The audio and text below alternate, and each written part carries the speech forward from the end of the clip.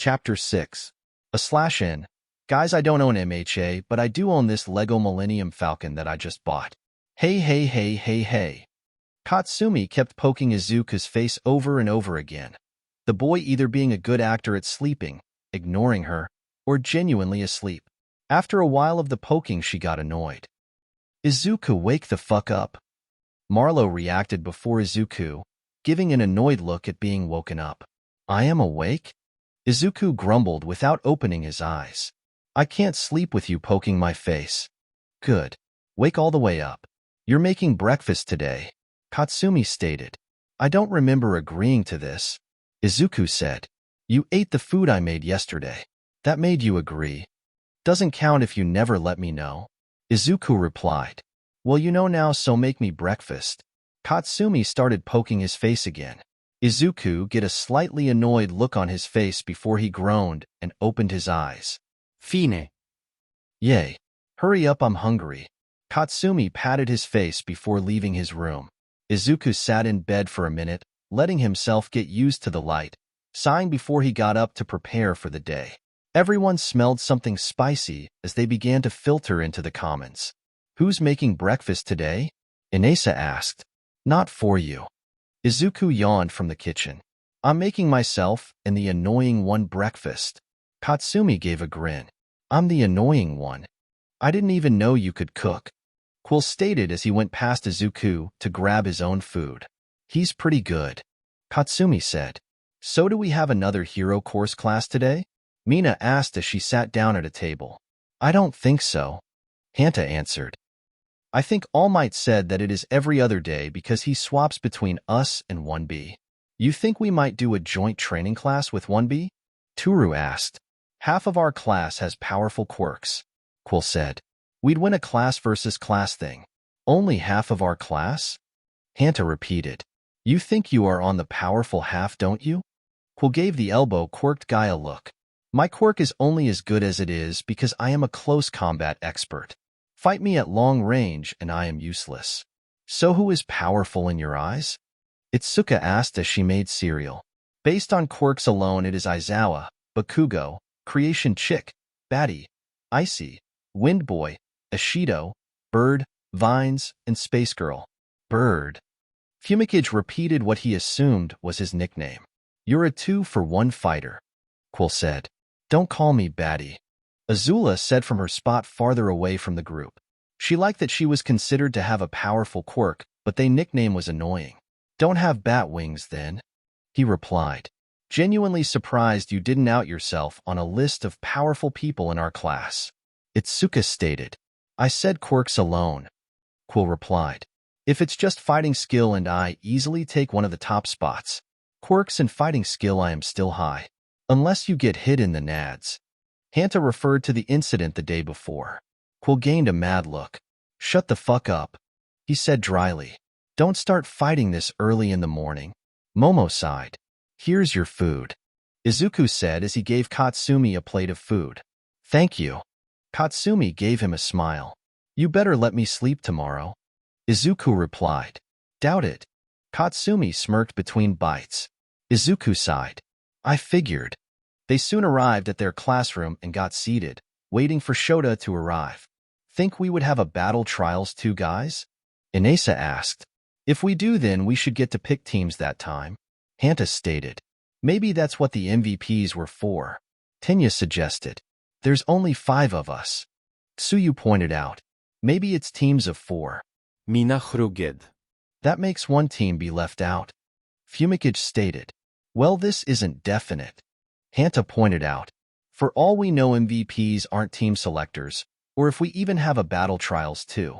If we did, however, I would guess MVPs do pick teams, Jiro said. Shota walked into the classroom at that point, still looking tired. Today, we have something to do before classes. Another test? Mina asked in fear. No. It has been a few days, so you all should know each other well enough by now. You are going to pick a class representative, Shota stated. I will let you guys vote however you want. Just tell me when you make your decision. With that, Shota got in his sleeping bag. Does your dad carry that everywhere? Turu asked Izuku. He's a smart man. Izuku nodded. thinking he should get his own. How do we do this? Shirhai asked. Let's all just vote on it. Whoever has the most votes is class rep and second most is class vice rep, Tenya offered. The voting system should have a rule though, Itsuka said. No one should be able to vote for themselves. As much as we all want to be class rep, we have to be able to think who is the most qualified. Hands is right, Quill said. People will just kiss their own ass. I'm surprised you're for it, Hanta said. Figured you would vote for yourself. I was planning on voting for someone else anyways, Quill stated. Let's all just write down the name of who we pick and have someone count them out, Katsumi said. That is agreeable. Momo said. Does everyone find these terms all right? Everyone agreed and pulled out a paper to vote for who they thought would be the best class rep. Izuku voted for Katsumi since she had good leadership qualities. Katsumi voted for Izuku because she knew he was a smart person who was responsible when he wasn't lazy. Quill voted for Izuku as well because Izuku out of everyone was a good head to follow. Azula took a second to vote, not knowing that many of the people she voted on someone she had come to respecting a little, Katsumi. Soon everyone had their vote passed to the front and Tenya had volunteered to count them, marking the board for every vote someone got. The votes are Quill for 1, Kendo with 1, me with 2, Azui with 2, Yaoyorozu with 3, Bakugo with 5 and Aizawa with 6. Tenya announced. Hey, we're leading the class. Katsumi turned to Izuku and smiled, very happy with the outcome. I quit, Izuku stated, and half the class looked shocked and the other half were not surprised at all. You can't quit, Katsumi huffed. Izuku, you are not quitting. Accept your election. Shota spoke. I don't think your mother would like to hear that you quit for no other reason than being lazy. But, Dad, Izuku wanted to argue. No arguing. You're a class rep now. Shota found it a little funny, but he hid the smile. In. Izuku groaned as he put his head against his desk. He pulled the mom card. Mina raised an eyebrow. Mrs. Aizawa is a tough woman, Katsuki stated, Shota nodding in agreement. Izuku, stop groaning and be a good leader. In, was the response Izuku gave. You can quit if you beat me in a spar, Katsumi offered. I'll take your spot and you'll take mine. I'm keeping my spot, Izuku said. I just don't like it. That's a great attitude, Quill commented. At lunch, the whole class had taken 2 tables with 10 of them at each. How much meat do you eat in a day? Ibra looked at Quill, who had a large plate of beef. I take every chance I can to eat. You never know when you can eat again, Quill said. How come half of what you say makes it seem like you had a rough childhood? Hanta asked. Quill made an irritated expression. Stop talking. Dude, relax. I didn't mean anything like that, Hanta said. I'm sorry. I just don't want to talk about that. Quill apologized. Wait, so he was right? Inesa asked. Quill looked a little annoyed again. I am not talking about it. He went to eating silently. Azula, and half the class, gave Quill a look of curiosity, wondering what happened to him. The winged girl wondered if it was like what happened to her. Itsuka decided to make everyone focus on something different. So Bakugo, you'll be doing most of the work between you two, aren't you? She motioned to the blonde and the green-haired teen next to her. I better not. Katsumi gave a glance to Izuku, who was silently eating as well. You decided to keep the job, so you gotta do something. I didn't even imply yet that I would do nothing as leader, Izuku said. Your NNN earlier suggested it, Katsumi stated. Who even voted for me? I've shown a lack of effort that wouldn't fit a leader, Izuku said. You've shown an unwillingness to put up effort, but you also still put in effort and are intelligent, Momo said. That's why I voted for you. Same here, Tenya agreed. I thought it would be funny to see you lead us in between naps, Katsumi admitted. You're petty for that, Izuku said. I used my vote with an actual reason. Who did you vote for? Katsumi asked. No. Izuku went back to eating. Don't give me a no. Tell me who you voted for. Katsumi huffed. Izuku smirked when he realized he now has something to annoy her with. No. Katsumi narrowed her eyes. I'll fight you. I'd like to see a fight between you two, Itsuka said. You both are really good with your abilities. We spar all the time, Izuku said. So you two should know each other's fighting style well. Inesa said, it would be a very interesting match. That decides it. Katsumi said, we're fighting after school. First one to give up loses. Izuku wondered how his way of messing with Katsumi backfired so fast. Without tools. He added so that they won't do too much damage to each other. I accept those terms. Katsumi nodded. An alarm suddenly went off, causing some of the students to flip out. What's that alarm for? Quill asked. That's the alarm for an intruder. A upperclassman panicked. The school is being attacked. Another student shouted. A majority of the students were rushing to the exit, pushing each other out of the way, the exit becoming a battle to get through. So we should start leaving too, right? Hanta said as he got up. Look at the exit. Katsumi pointed behind her. You want to go through that? Everyone needs to calm down. Momo stated. Azula was wondering why the school was being invaded, because it couldn't be her master. A person shoved past Quill who wasn't expecting it, and he fell into Azula, holding her with one arm, so she didn't fall over. He glared in the direction of the person. Watch where you are going, fuckface. Izuku saw a flash outside and looked out the window. It's the press. Just reporters who broke in. So we should get these fucks to calm down. Katsumi said. I got it. Izuku put a hand on his throat and used a shout, releasing a loud sound that got everyone in the cafeteria to look in his direction. You need to all stop. Leave in an orderly fashion. Yeah, you fuckheads. Katsumi added. This is UA. No time to act like little bitches. Could have used better language. Ibara commented. It's the press at the gate who broke in. Izuku spoke up, his throat being sore from the shout. Even if it were a villain attack, we would outnumber them and are all at a hero school. Acting like a bunch of bitches is disrespectful to UA. Katsumi added. Everyone leave in an orderly fashion now. Izuku said in a tone that suggested he wasn't taking any disagreements to what was said.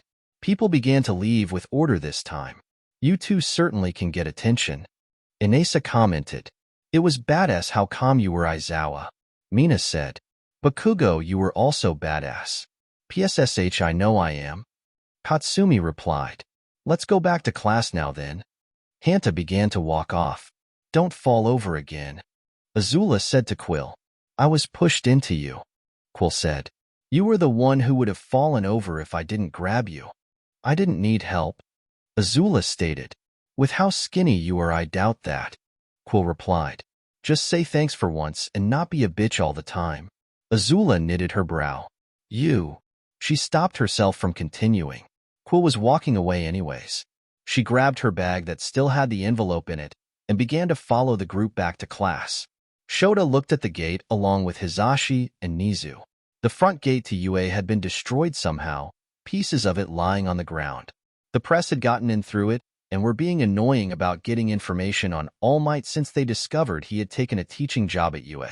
It is curious how the reporters managed to do this, Hizashi said as it picked up a piece of the gate. Was it a quirk? Shota narrowed his eyes at the piece Hizashi was holding. This was a powerful quirk. I doubt a quirk like this would just now be getting discovered if a reporter had it. Are you suggesting what I think you are, Aizawa? Nizu asked, on the same page as Shota. A villain did this. If I am correct, the level of the alarm that was triggered meant a person got into the building. None of the reporters got that far. Sekijiro, who had gotten closer as Shota was speaking, took that moment to speak himself. We have found no one in the main building, and we have searched the dorms as well. Whoever broke in is gone. What could they have been after? Shota asked. If I may, Nizu began.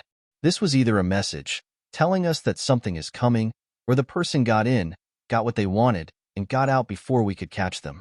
Shota knitted his brow, wondering what could have been taken. Soon the teachers all returned to their classes to make sure everyone was accounted for. Shota was glad to see his kids were all in their seats, even if the seats were moved and Quill had started playing cards with Hanta, Inesa, Mina, and Ijiro. Put the cards away for now, Shota said. We'll have the rest of classes continue now. Was the situation taken care of? Izuku asked, thinking it had to be more than just nosy reporters. Everything is being checked right now, Shota stated. You all are okay. Classes have just ended, and everyone had just left the main building. Now we fight, Katsumi said as she grabbed Izuku's arm and started to drag him towards one of the training buildings. Can't even put my bag back in the dorms? Izuku asked as he kept pace with the blonde.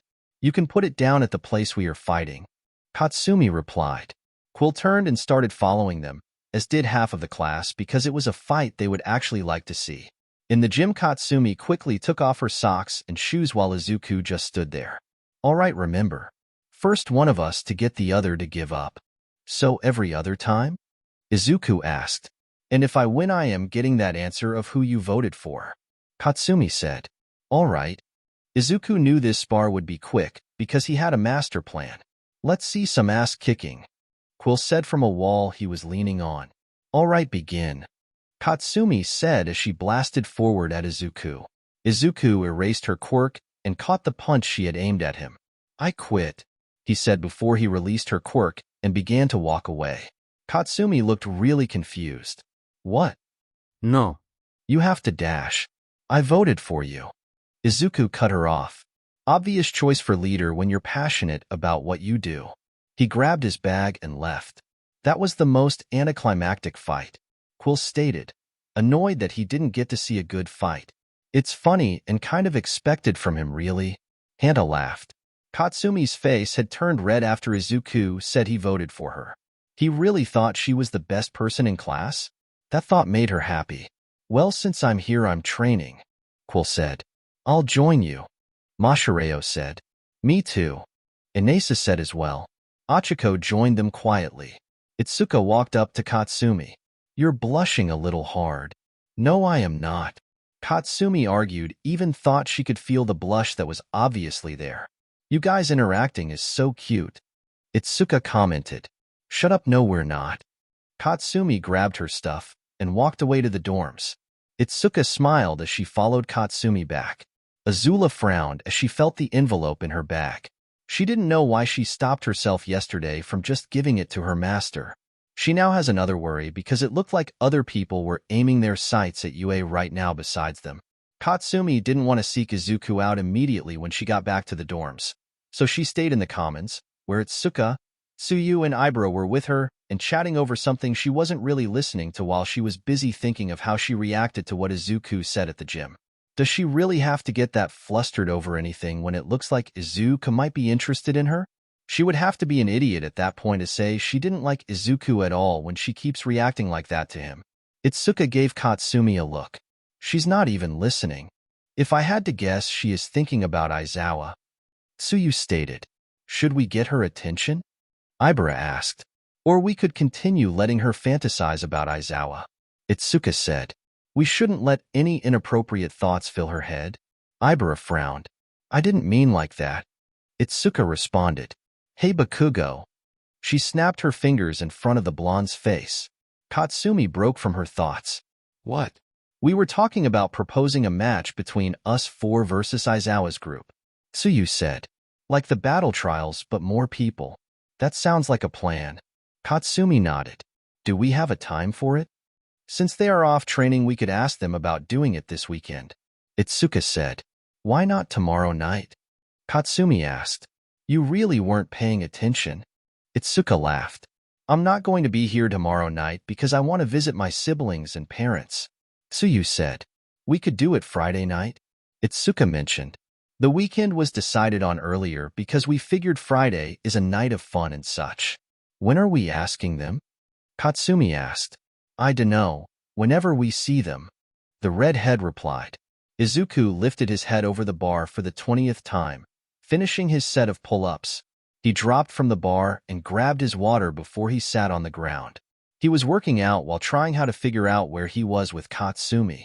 He obviously liked her, and he was confident she liked him back. He just didn't know how exactly to move forward when her reaction to everything was to get irritated with him, or get flustered and leave. Maybe he really should just wait until she sorts out her feelings, even if he just wanted to say something at that point. Something about her beautiful crimson eyes, or that smile she had when she was happy. Izuku for once didn't want to be lazy about something, but it looked like he had no choice at the moment. Later Quill and the others returned from training.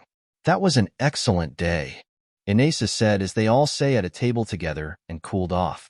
Definitely. Quill nodded. Tomorrow night you should work on your wind style shit. I'm looking forward to it. Inesa smiled. Hey fellas. Itsuka said as she approached them. Want to have a battle trial this weekend?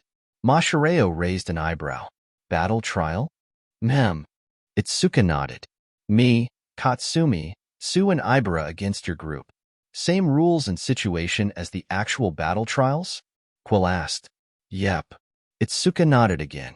I'm definitely in. Quill stated. It sounds fun. Inesa agreed. I'm in too.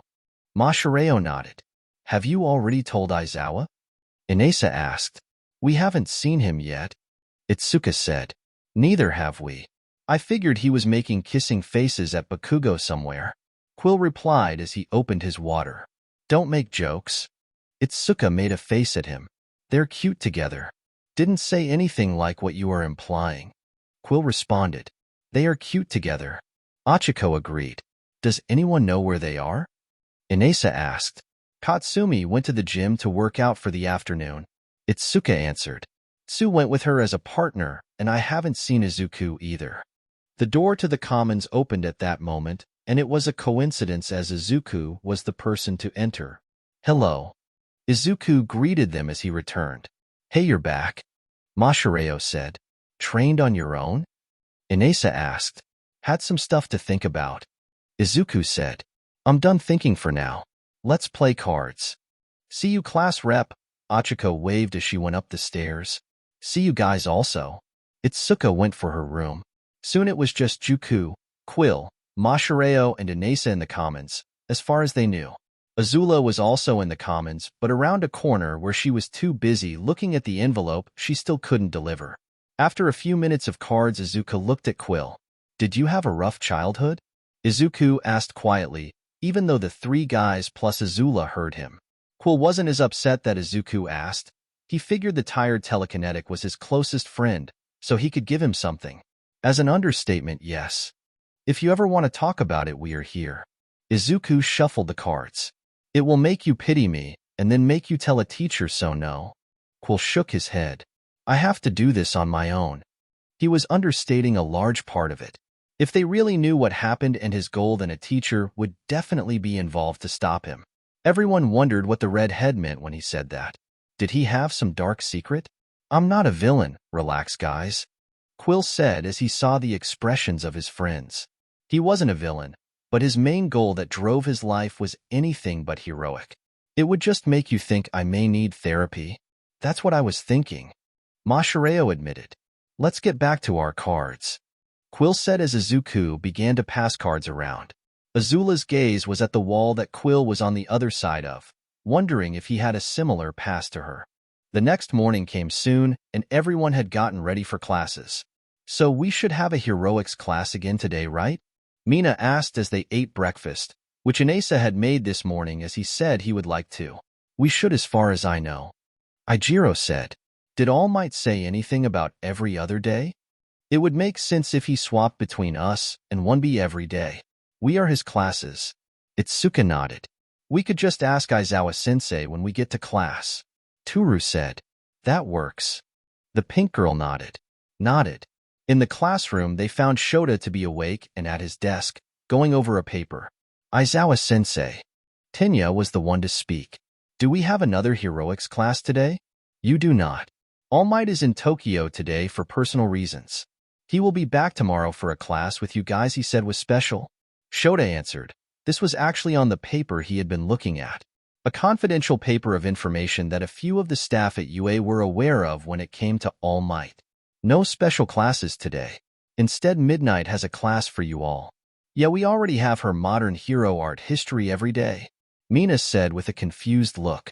He probably means she has a slightly different class today, Pinky. Katsumi stated. I did. Shota nodded. What is it? Hanta asked. Just wait. Shota sighed. You kids ask too many questions. We only asked 2. Toru said. That's a lot. Izuku agreed with his dad. It was now time for their class with Midnight, who was at the front of the room. All right, kiddies, today we are talking about something that should be made known to all of you. Their dark-haired teacher smiled. We are talking about goals and dreams today. Woo. Mina replied. She enjoyed Midnight's class the most. Are we gonna sit in a circle and start talking about our life dreams now? Hanta asked with a smile. Now we are. Namiri replied. Everyone move your desks out of the way and position your chairs in a circle. You had to ask. Kyoka gave the tape-quirked kid a dry look. Get to it, kiddies. Namiri clapped her hands with a smile. The kids all got up and moved their desks and chairs exactly how their teacher asked. Once everyone was seated, Namiri, who had not joined the circle but was sitting in her desk, spoke. Everyone who goes into hero work has different dreams and goals. Even if you have a goal like become a rich person through this work, it doesn't discredit the fact that you are still working a job that is about helping protect other people. It is always good to keep any goals right there in the front of your mind to guide you. Sometimes you will encounter a challenge that pushes you, and holding on to that goal can help you push back. Working with other people means you will both be working together towards your goals as a team, and so today we should go around and say at least on goal, or even your biggest dream that has guided you here so far.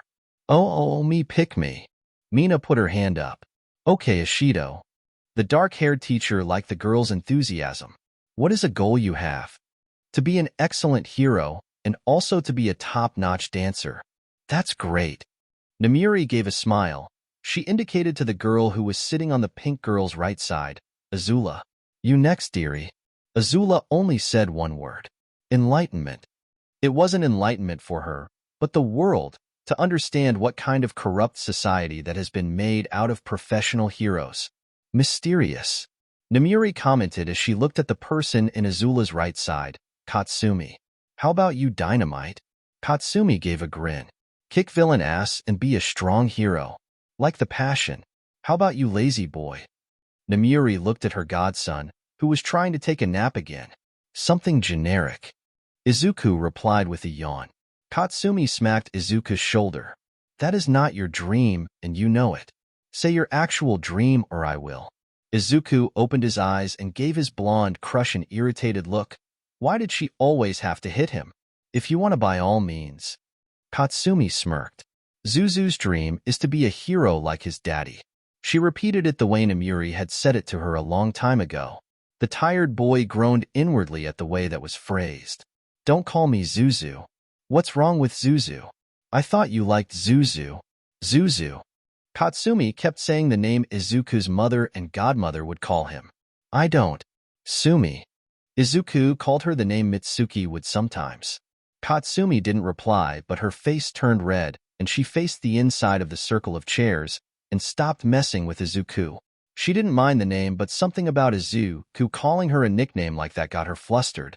As much as Namiri enjoyed that interaction of her favorite pair of kids, she turned to the next kid, Inesa. How about you, Yurashi? What is a dream or goal you have? I wish to be an excellent hero that will always have passion for what he does. Inesa shouted enthusiastically. Dude, not so loud. Mashireo next to him chuckled while holding his ears. Inesa looked embarrassed for all of a millisecond. I'm sorry, I got excited. Never apologize for passion. If you have even a little passion for anything, you shouldn't apologize about it. Namiri said. Stick to your passion and never let it die out.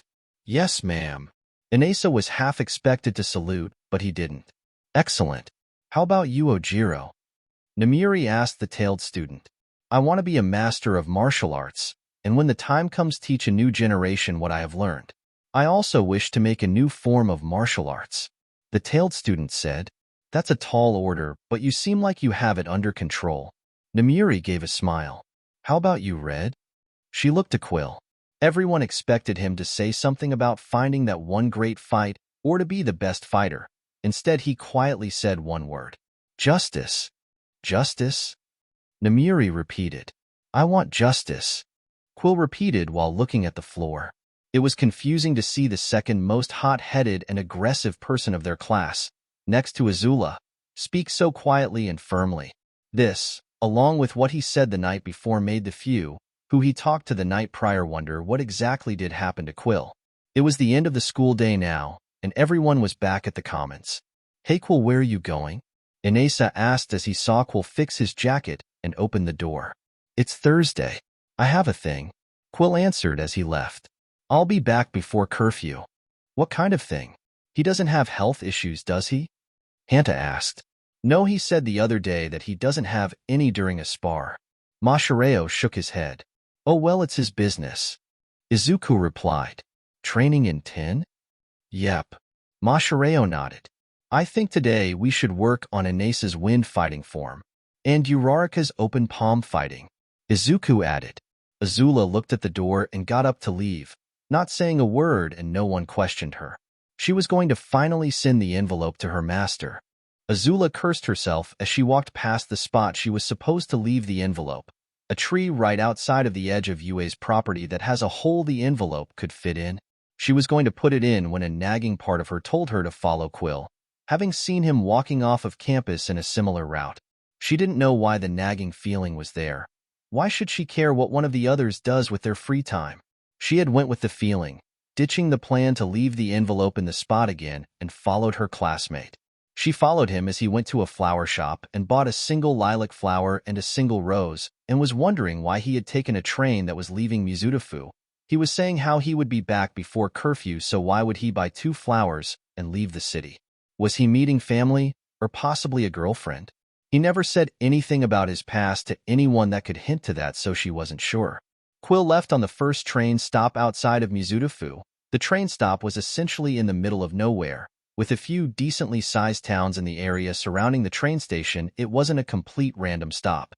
The town the train station was in wasn't his stop, however, and he walked out of the town on a dirt path that led into a forest. Azula was really questioning where he was going after a while of walking when she saw a house start to appear in the distance. The house looked abandoned and partially destroyed, like no one had been there in years. Quill didn't go to the house, but instead to 2 mounds of dirt besides it with rocks that looked like someone had crudely carved words into them. Azula realized they were supposed to be graves and watched as Quill placed the rose on the bigger grave. I haven't found him yet, Azula heard Quill say from her spot by the trees. Who hasn't he found yet? I promise that I will, and make him face justice for what he did. The red-headed boy placed the lilac on the smaller grave gently. I'm at UA now, so hopefully the search might go quicker. The pro-heroes there should know something about him, and when I think I am strong enough, I will get them to tell me anything they can. Was Quill's whole reason for getting into UA just for the ability to find someone? Azula frowned in confusion. What exactly happened, and who were the people in the graves? Were they his family? Quill didn't move for a minute, and Azula heard something. It sounded like Quill was crying. The sounds of who she thought was the toughest person in class crying bothered her to her core. She had an urge to go comfort him, but she resisted it. For one, she shouldn't be there, and that would make him mad for sure. And 2, she didn't know how to exactly comfort someone. Quill continued to cry for a few more minutes before he wiped his eyes on his sleeve. Turning to leave, he stopped. I promise that he will pay, he said to the wind as he began to walk away back the way he came. Azula stayed behind a tree and let Quill go past her. She decided to stay on Dreas the graves to at least get a little more checking information on this situation. Going to the graves, he read the names. They were carved crudely into the large rocks like a child did it. The grave with the rose said Hinata Okamoto, and the smaller grave with the lilac said Hanabi Okamoto. They were related. Were these Quill's family? Azula kept her frown and looked at the building. Maybe answers were in there. She went to the building and opened the door that looked like it had been broken off of its hinges and poorly put back on. Everything inside was covered in thick dust, making Azula think that Quill never came in here, or at least for a long time. Azula found a photo frame and picked it up. It had a picture of 3 people. A woman who was by Azula's opinion really beautiful and had rose-colored long hair and the kindest smile on her face. Her blue eyes, however, looked like they were hiding pain behind them. The woman had 2 kids on her lap. A boy with a head of spiky red hair and coal-black eyes with a big smile was holding a smaller child in his own lap. Azula realized that the boy was Quill when he must have been 7 or 8 by the look of it. It was odd to see Quill in any way have such a large smile and looking happy, as all he was for the most part was angry, or looked like he was angry. He was holding a girl who was around 6 or 5 who had lilac-colored hair and the most blue eyes of the 3, looking like pools of water. The 3 looked really happy. Azula opened the frames and held the picture to look to see if anything was written on the back. On the back it said Kuroda, 7, and Hanabi, 5. Was Quill's real name Kuroda? She looked farther in the building and gasped when she saw the blood that was splattered all over the place, like someone was killed there long ago. Azula didn't want to think it, but the most likely explanation was that Quill's mother and sister were killed, and Quill buried them himself. That would explain why the graves looked like a child did them. She didn't understand everything completely, but had to leave to get back to the dorms, keeping the photo unknowingly as she unconsciously put it in her pocket. Quill made his last stop before he went back to the dorms. Buying a cigarette off of an adult he always did on Thursdays, he went to the cemetery in town and visited the last person he always would. Stopping in front of the grave that read Daichi Akihide, using the lighter that was a gift to him years ago, he lit the cigarette and took a puff. I know you said to not waste things, but I wasn't one for smoking, Quill said to the grave as he placed the cigarette on the headstone. Never knew why you like these things. People told you they would give you cancer and kill you. Quill gave a weak laugh. You at least didn't get killed by them. Quill's eyes started to well up. I'm going to find him. For you, for Mom, for Hanabi. I'm going to find him and I am going to kill him. You know you two would be dangerous as a team? Izuku asked Inesa and Achiko with a breath. Really? Achiko asked. Yeah. Mashireo nodded. I'm assuming Aizawa, us talking about your quirks together in a fight would be devastating. Izuku nodded as well. You can make things weightless while Inesa can make them travel through the air that much fast before you just drop the gravity back in the object, and that impact would cause damage on whatever it hits. That's a great idea for a team-up move. Inesa stated. We should all have team-up moves. Let's finish your fighting style before we work on team-up moves. Mashireo sighed. Inesa was a good friend at this point to the tailed boy, but he had too much enthusiasm to learn more instead of finishing what he was on. Right. Inesa chuckled. Let's do that. I'm done for now. Izuku yawned. I want food. He began to walk for the door to the training room. We can pick up tomorrow, Inesa, don't worry. Mashireo replied. Will Quill join us tomorrow? Achiko asked.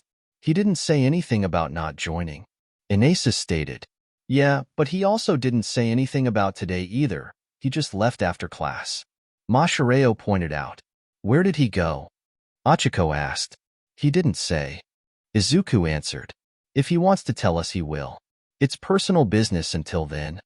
It was now dinner in the dorms, and everyone was at the tables except for Quill. Azula had returned minutes earlier. Is Quill still not back? Tenya asked. He said before curfew. Hanta shrugged. He has an hour. He is fine so far, Izuku said as he drank some water. A few minutes later the redhead came back, everyone turning when they heard the door to the building open. Hey, he's back, Katsumi said. We all got pizza again. Quill, who had made sure to show no signs that he had cried earlier, turned to them. Oh, neat. What were you doing? Hanta asked. You left without a word. None of your business. Quill responded with a slightly dirty look. What's the options for pizza? We have just cheese, 1 left with pepperoni and 2 left with sausage. Itsuka answered. I'll take sausage. Quill replied as he sat down and was past the box so he could get his own slices.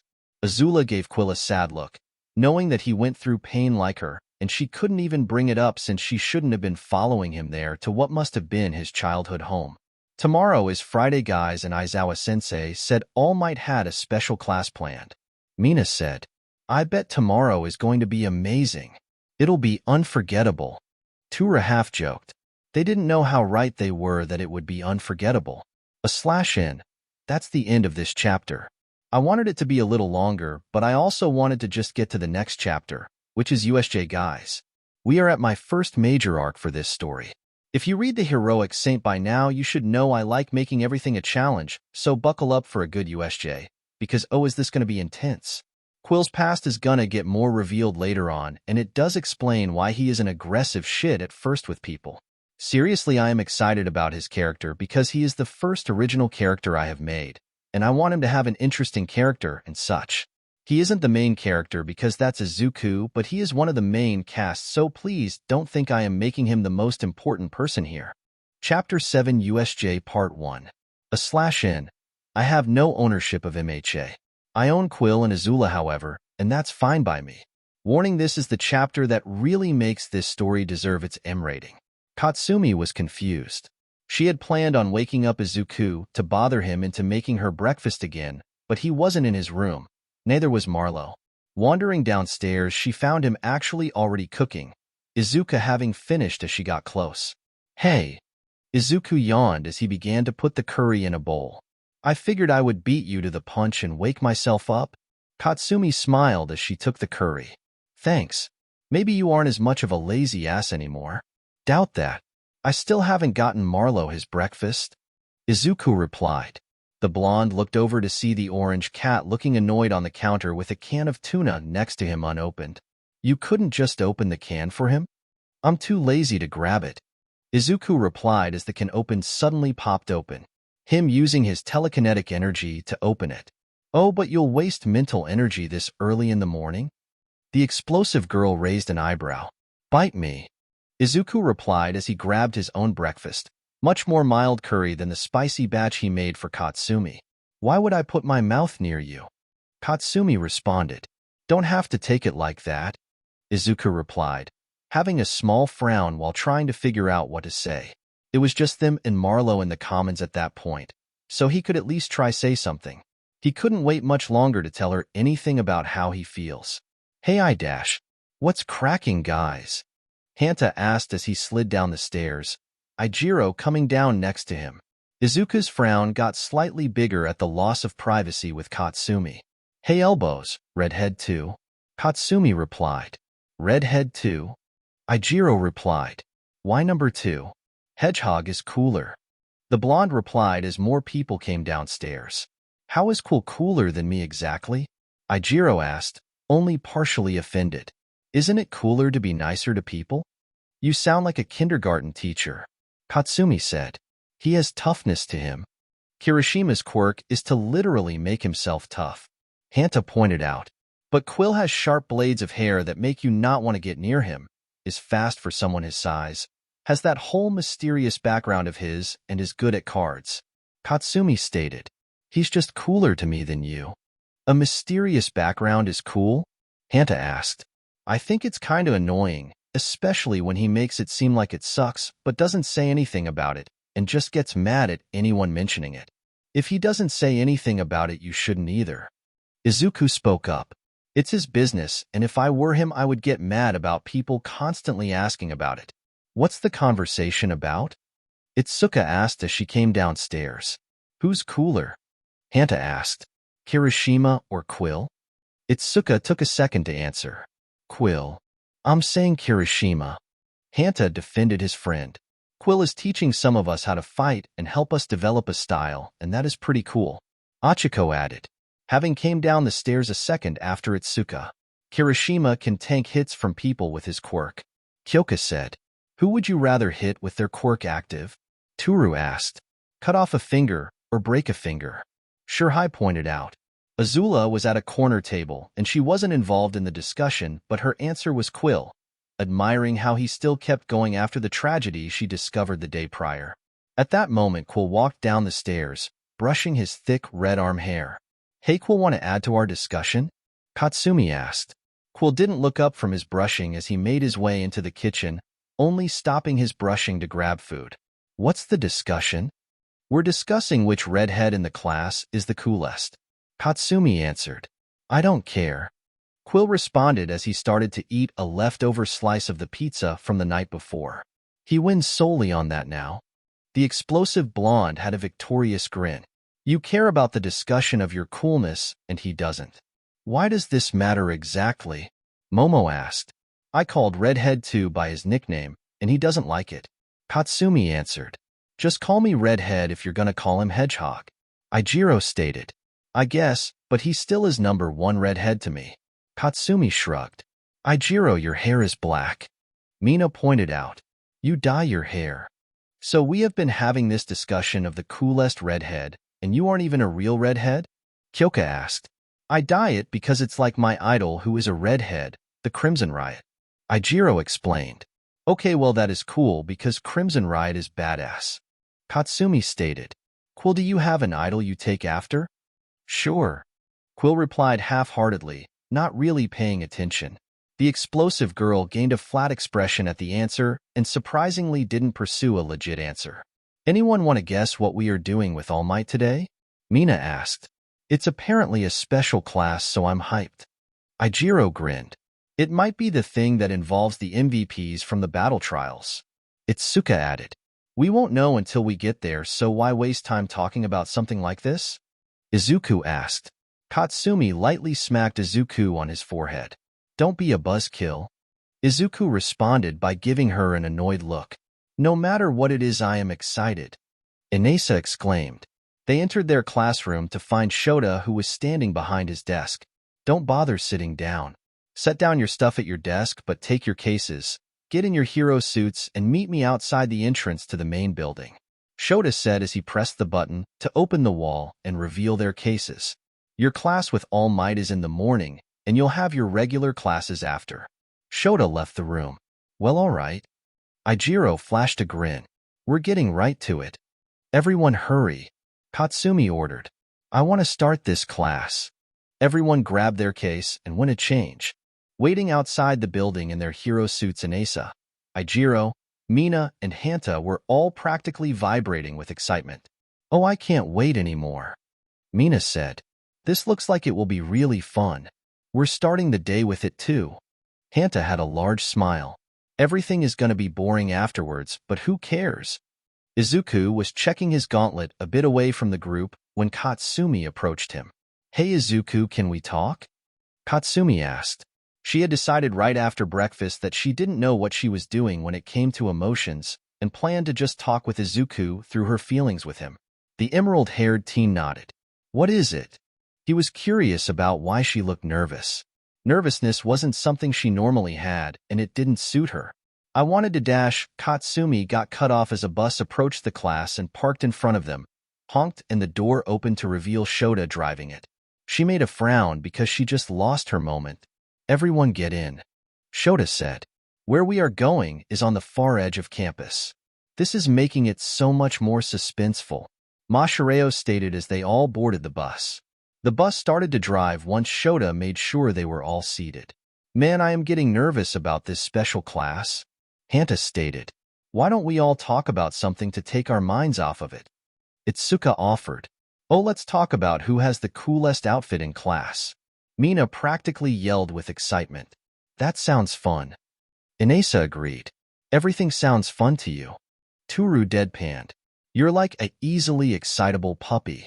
Yeah, but he makes everything a little funner with his attitude. Mashireo defended his friend. Back to outfits. Hanta said, eager to talk about this. Overall, I want to give it to Aizawa. His gauntlets, the goggles, his throat piece, and how he wears the jacket open to show how he is actually jacked is cool. I don't leave my jacket open to show off my muscles. I have pockets on the inside. Izuku stated. I agree with Shiro. Momo said. He gives off energy of being a strong guy. Her words made Katsumi give her an unseen dirty look, not liking that split second where the other girl was looking at Izuku's muscles. I like Korwaro's outfit, Toru stated, making the black teen gain a blush which was gray in color.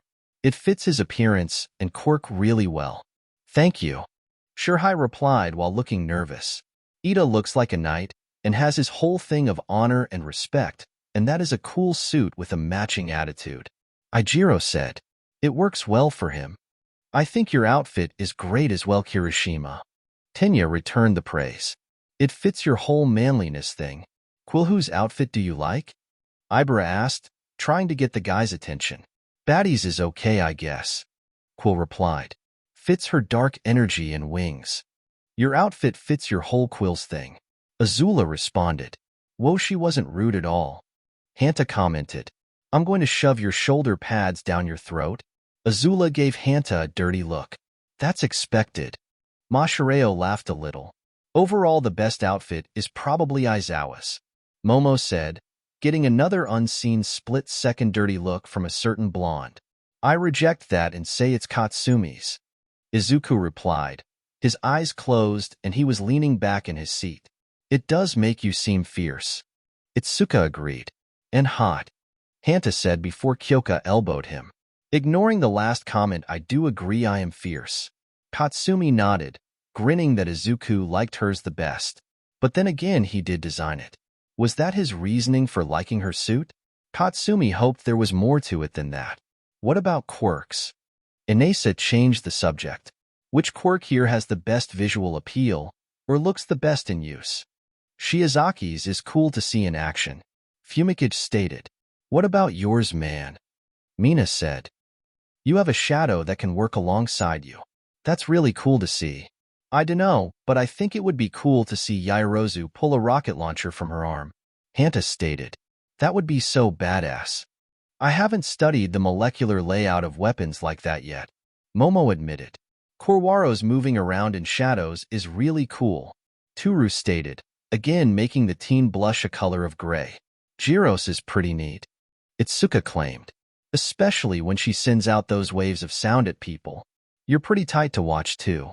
Kyoka replied. Amane's shadow balls, or whatever they are pretty cool. Katsumi said. Especially since they apparently hit like a truck. I can confirm they hit like a truck? Hanta added. Felt like someone filled a giant bag with bricks and swung them at me at 100 kilometers an hour. Azula didn't reply but had a smirk from the praise of her dark energy attacks. We're here. Shota announced as he stopped the bus. Welcome to USJ. Universal Studios Japan? Hanta asked in excitement, before half the class looked at him with a dumbfounded expression. It's the unforeseen simulation joint. Our special class is in the unforeseen simulation joint? Achiko said with Inesa levels of excitement. Yep. Aizawa almost jumped at how excited the girl became. Now let's go inside and not waste time out here. They entered the massive building to see multiple smaller, but still huge areas. They could see what was easily a medium-sized lake with a decently sized ship on it. What appeared to be a small city area in a dorm that was dumping a storm inside of it. There was a second city area in a dome that was red this time, so it could be assumed there was fires inside instead of a storm. There was also an area that was a giant mountain. Another area was also mountainous somewhat, although not as much, and looked like a landslide hit it. The final area looked like a city area that was in ruins. In the center of all of the areas was a park-like area with a fountain in the middle of it. Dude, this place is nice.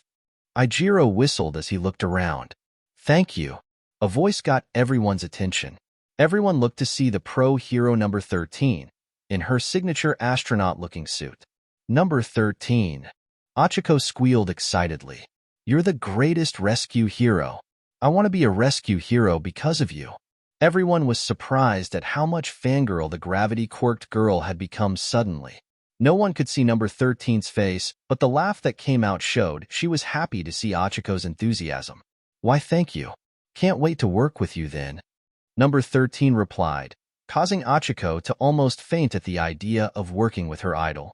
Anyways, Aizawa wanted to bring the class back to focus. He looked around. Where is All Might? Number 13 held up 3 fingers, which went over the heads of the students. He has to deal with some problems from yesterday. He overdid things. Number 13 said to Aizawa quietly. He will be here soon. Aizawa sighed. That man is the height of irrationality sometimes. Number 13 turned to the class. Hello, students. She waved and Achiko waved back with energy that everyone thought only Inesa was capable of. Today you will be doing practice rescue operations and simulated disasters here at the Unforeseen Simulation Joint, or USJ for short. I built this place myself after many rescue operations to help train younger heroes and heroes in training to be prepared in every sort of disasters. Is that city on fire? Kyoka pointed to the red, domed section. That is the conflagration zone. During a large-scale villain attack, most heroes will have to spend their time evacuating civilians while others subdue the villains, or a large-scale fire like the ones that can happen in dry areas. Number 13 explained, clearly proud of her work. So the blue one is for hurricanes or villains that have water quirks? Momo asked. That is the downpour zone, and yes. Number 13 nodded. Can anyone tell me what is expected of you all today? Tsuyu raised her hand. To see how to use our quirks during rescue operations, because not all quirk uses are always straightforward. Mina nodded. Like how my quirk is acid. I would have to be precise in rescuing people trapped just out of normal reach. So we should learn how to implement our powers as controlled as possible, that way we don't hurt people, because our powers can help people, but if we lose control we could very well just make the situation worse. Izuku added, like how my quirk could probably only be used in rescue situations to carefully cut through debris, but that might be a stretch. Quill said, I'm probably the least helpful with my quirk in a rescue situation. Number 13 liked this class. They were doing the lecture for her. She turned to Aizawa while the class talked. They are a bright bunch. Aizawa actually smiled lightly, surprising his fellow teacher. They think well, even the ones that you wouldn't think would. Number 13 called everyone's attention to her. You all actually went over most of what I wanted to say. Especially quirk control. Some quirks can be extremely dangerous if control is lost. For example, my quirk, black hole. It allows me to replicate a black hole suction effect from my fingertips. The suction is very powerful and not even light can escape it. Anything sucked into the black hole is disintegrated into dust. If I lose control, I could very well accidentally pull and disintegrate civilians. Like how Uraraka could send someone into space if she doesn't stop her quirk, Fumikage said. Or Dark Shadow could be sent into a rage that I couldn't control. Or Yurashi could easily launch a person into a wall or the ground if he isn't careful with his winds. Itsuka pointed out. Or I could harm someone with my explosions if I'm not careful. Katsumi added. Number 13 liked how they didn't need her to guide them all the way through her lessons. They would be great to teach. Exactly. Always know your limits and the risks of too much. It could cause harm to you and to others. So we should never go past that limit? Then what's the point of the saying plus ultra? Kyoka asked. There are times when limits should be crossed, as long as it is in the name of good and you can handle the risks. Number 13 felt like asking Aizawa if she could teach the class from time to time. She was liking how they try to think everything over. Before we begin the exercise today, I should only have a few more things to say. Before number 13 could finish, everyone saw a swirl of black mist appeared below the stairs at the central fountain. It looked solid in an area like a portal almost. What's that? Shurhai asked as everyone saw a hand appear in the mist, and soon a body followed it out. A man with placed skin and cyan-colored hair stood there, covered in several severed hands, the most noticeable being the one covering his face. Aizawa narrowed his eyes at the person. Who were they? Could they be the group that broke into Yue before?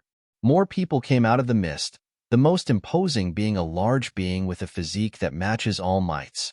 The being had black skin, a beak-like mouth that was twisted into a grotesque expression, and its literal brain was exposed to the air around it. It stood almost like a statue next to the man with the severed hands all over him. I see two teachers, but no All Might. The man with the severed hands said as he scratched his neck. The schedule we stole said he would be here. I guess we can waste time killing this class until he gets here. Azula paused at that. So another group was after Yue besides her master, and they stole a schedule? This made her realize she still had the papers she stole in an envelope back at the dorms. Aizawa grit his teeth hearing that comment. These were the people responsible for the break-in yesterday. Aizawa would be damned if he would allow harm to come to his students or his son. 13 Protect the kids. Aizawa rushed down the stairs. What's going on? Hanta was confused. Those are villains. Momo said shocked. We actually are under attack this time, Izuku stated as he put on his goggles. He tried to make his way down to join his father. Number 13 put her arm in front of Izuku. I'm taking you all out of here. But my dad dash. He can handle himself? Number 13 said. She smacked the headset she had on. Damn, my signal is out. They must be jamming us. I will evacuate you kids and get help for your sensei. He is buying us time. Number 13 tried to lead them to the exit. It didn't sit well for Izuku to leave his father behind. He had to fight his own instincts to actually follow number 13. He knew his father was a capable man, but something didn't sit right with Izuku about that villain with his brain exposed. Before they could leave through the door, more black mist appeared and blocked the way. What looked like a person made out of the mist with yellow eyes and a piece of metal below the eyes resembling a collar or brace spoke. Greetings. We are the League of Villains. I do apologize for the intrusion, but we took it upon ourselves to enter UA and engage All Might. We have come here today so that the symbol of peace may draw his last breath. The person spoke. He turned his head to scan the people in front of him. Where is All Might? Not here, so fuck off. Quill shouted as the hairs on his upper body stood up on end, and he rushed the person. He made himself a promise to never hesitate again and would keep that vow. Striking the villain's midsection, but falling through him like the person was made of fog, Quill rolled to stand back up. Everyone else tensed up at seeing their classmate not be able to hit the man. Was his body not able to be hit? Don't do anything else rash. Number 13 ordered the students. Please don't be so rude. We are just here for All Might. The mist guy narrowed his eyes at Quill. If you all can just tell us where All Might is, we can let this matter resolve peacefully for you. I seriously doubt that.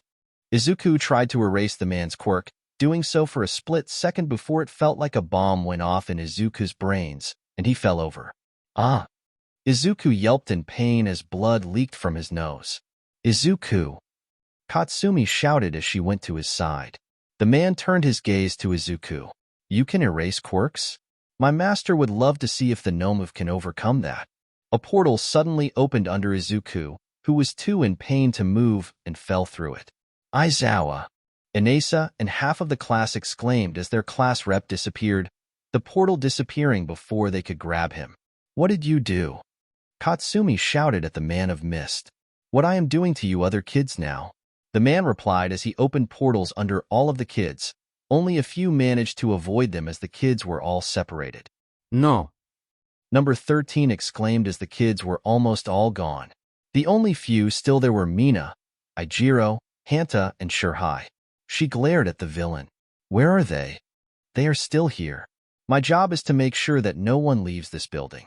They are merely in your precious zones with some of our allies. The man answered. Number 13 froze for a second.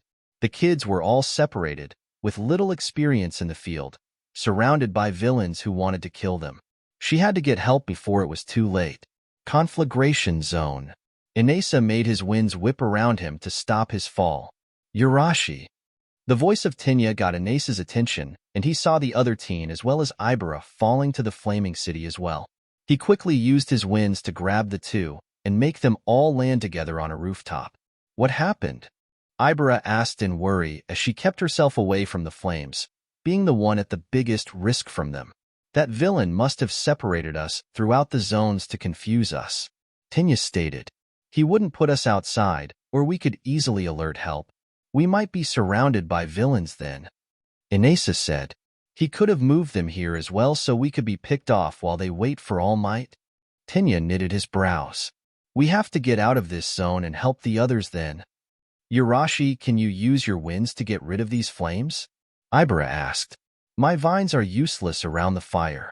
Inesa used his quirk to try to extinguish the flames, but any flames that would get extinguished would just pop back into life. Number 13 must have made these flames be relighting to add to the danger of the rescue training. Inesa said with a frown, this would make him using his winds more hazardous for the time being. We have to get moving though. Tenya had a frown.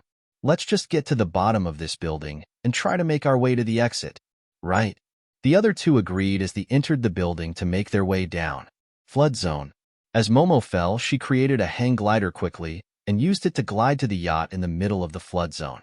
She had seen Tsuyu and Fumikage, who both had landed in the water close to the yacht. Tokoyami. Momo yelled to get his attention as she ran to the edge of the yacht and tossed a rope into the water to him. Grab the rope. Watch out. Tsuyu shouted as she kicked a shark-like villain that was about to attack Fumikage. She grabbed the bird boy and jumped onto the boat with a single jump. You have my thanks, Fumikage said to Tsuyu as they shook off some of the water. Are we the only three here? Momo asked. From what I saw, yes. The frog girl nodded. They separated us, and if I had to guess, more villains are after the others. Why aren't we being attacked right now? Fumikage asked as Dark Shadow popped out and looked around for them. They're in the water, Dark Shadow said. Watching the boat. They must not know our quirks, Momo stated. Why else would they send Azui here to the flood zone where she would be best? That means they are in their best place, but don't know what we can do for sure yet. Tsuyu reasoned. They must be waiting in us since they have us surrounded. We don't need to fight them. Fumikage said. Yaoyorozu, can you create anything like a jetpack? Momo nodded. I can. Do you think you have enough cells to make one for each of us? Fumikage asked. We can use those to fly to the entrance and make sure we can leave for help. Or cut through that wall over there. Tsuyu pointed to the wall closest to the flood zone. They might be guarding the door. I don't think I can make packs for all three of us and make a tool to escape as well. Momo felt a pit in her gut saying that. Go without me. Fumikage stated. Tokoyami no. Both girls exclaimed. We won't leave you behind. Tsuyu got mad that Fumikage would even suggest himself staying with the villains. I have Dark Shadow, Fumikage said. I have backup with him. I will be fine. You two go get help for everyone else and don't waste time arguing with me. I'm not leaving you here. Momo said. We're all going or none of us go. Fumikage slapped Momo. Not hard, but definitely enough to get her to be quiet. I appreciate the camaraderie, but save that energy to save the whole class. If all three of us go, then the villains will just follow. I will stay and keep them here. I will be fine. Fumikage, they want to kill us. Tsuyu was getting madder that he was so willing to just throw himself at danger like that when he could just go with them in a different way. Fumikage sighed. He had made his decision and wasn't changing it. Dark Shadow, throw them. On it. Dark Shadow quickly got large and picked up the two girls. Tokoyami. Both girls shouted as they attempted to get out of Dark Shadow's hold. Stop. Tsuyu argued. You can't dash. Go get help. Fumikage stated as Dark Shadow threw the two girls with force towards the wall of USJ. Tokoyami. Both girls shouted again, hating the decision their classmate had just made. Fumikage let out a breath as he watched the two girls look back at the flood zone from the distant edge that they were at. He knew that no doubt they were glaring at him angrily over his decision.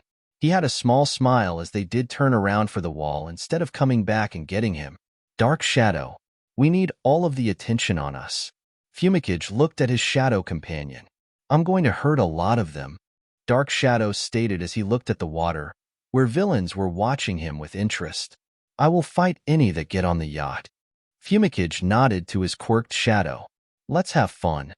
Dark Shadow had a devilish grin as a villain jumped at the shadow from the water. Landslide zone.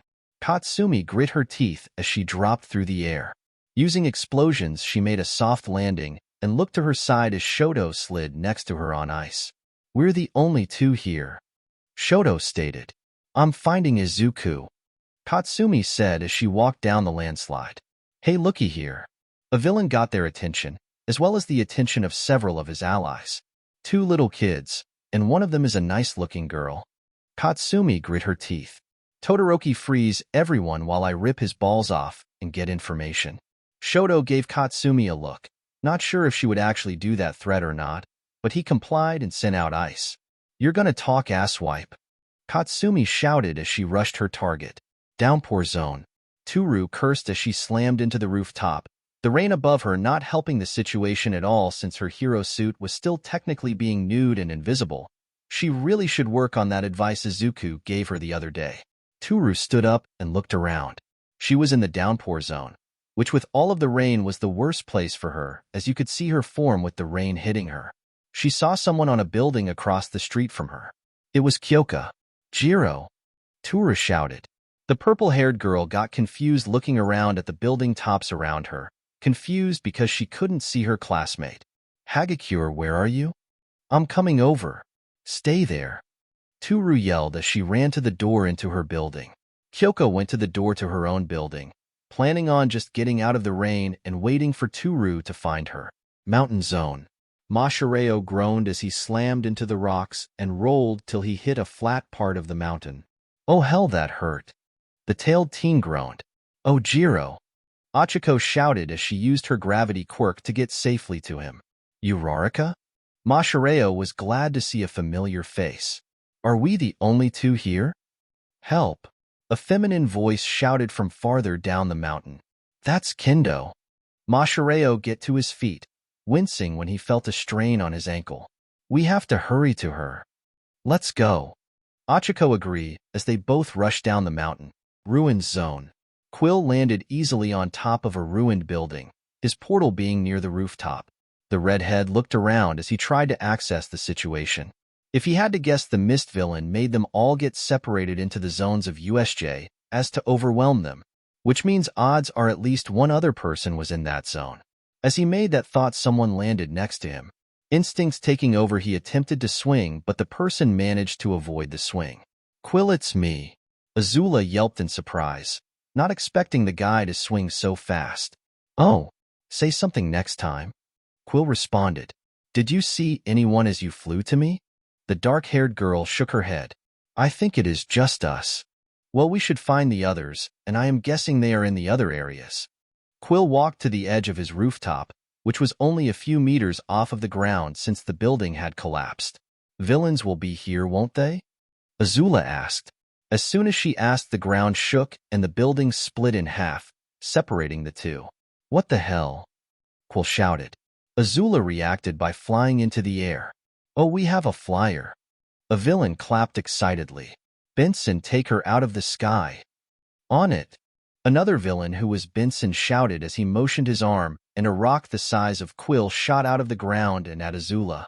The winged girl reacted and throwing shadow balls at the boulder that sent it away from her. Provide air support while I take them out down here. Quill shouted as he jumped off of the building and slammed a heavy fist into the villain Benson below him, shredding the villain's face with small cuts from his quills. We have a tough guy here. Another villain with silver lines up and down his body laughed. Get his head out of the clouds and down to reality, boys. Quill slammed his fist into the first villain to come at him, not using quills since he went for the throat. Come at me, fuckers. Azula threw a ball of dark energy into a villain and knocked him out. Someone get her down here. The silver villain yelled. I got her. A villain shifted as he pointed his hand at the girl, a hole in his palm beginning to glow intensely. Amain, watch out. Quill shouted as he tried to get to the villain with the weird arm. He couldn't since two others blocked his path. The villain shot a ball of orange energy with lucky aim and Azula fell from the sky. Amain. Quill shouted in frustration as he slammed the two villains' heads into each other and leapt at the villain with the arm cannon quirk, cutting it with his quills harshly before the villain can shoot Quill. The silver-lined villain smirked as he walked over to where Azula fell, Quill too preoccupied fighting off the other villains to notice. Entrance. Number 13 prepared her quirk, not wasting any time to get the man who just teleported 16 of the kids under her care into danger. I am going to give you kids an opening. Someone needs to get outside and go for help. Number 13 said. We can get you out, Mina. You are the fastest. Hanta said. Mina didn't like the idea of leaving everyone else behind to go get help, but of the 4 students left, she was the fastest with her quirk. You shouldn't say your plan right in front of your enemy. Gives them the chance to fight it. The man of mist said. You won't get the chance. Number 13 activated her quirk, pointing her index finger with the black hole at the mist, sucking it in. Ah yes, your black hole quirk. The man said. You are quite the famous rescue hero. However, a portal opened in front of the man and another right behind number 13. You have no combat experience. Number 13's quirk went into the portal, and she ended up ripping the back of her suit up and destroying her own back. Which means you didn't see the gaping hole in the logic of using your quirk against me. Number 13 collapsed forward onto the ground. The 4 kids were in shock at how quickly and effectively this villain just incapacitated their teacher. Now let's hope you 4 provide a bit more challenge. The man faced the students. Plaza. Izuku fell to the ground with a thud. Izuku? Shota gasped as he dropped his heel on a villain's head and knocked him out. What are you doing here? His son couldn't be here. They were supposed to be evacuating. Izuku stood up and Shota saw the blood leaking from his nose. Dad, a villain blocked our exit. He must have teleported everyone else by now. The man with hands covering him raised an eyebrow. Why would Kurogyri send the boy there? Did he call Eraserhead his dad? Eraserhead, I never knew you had a son. I can only imagine he has a razor like you. Both Aizawas made a face at the villain. He must have done research to know about Shota's quirk. This is perfect. A test for my weapon once I find out how your skill set works, Eraserhead Jr. A villain tried to attack Izuku, who retaliated by launching his chain right into the villain's gut. Everyone tire out the Eraserheads. The man with hands ordered his subordinates. Not you, Nomu, he said to the large bird-faced person with his brain exposed. Dad. Izuku started. He had a bad feeling about the one called Nomu. I know. Shota replied as he used his scarf to swing a villain around into another villain. Conflagration zone.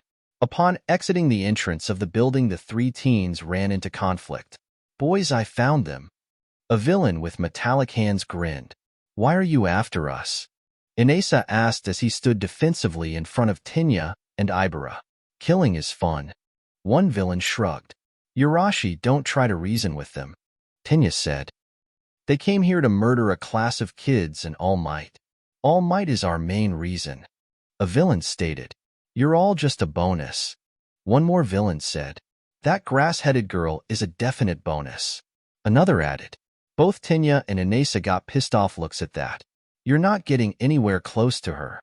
Tenya grit his teeth. Inesa looked at the fire next to the villains and got an idea. The fires are ever going, so why not make a wall with his flames?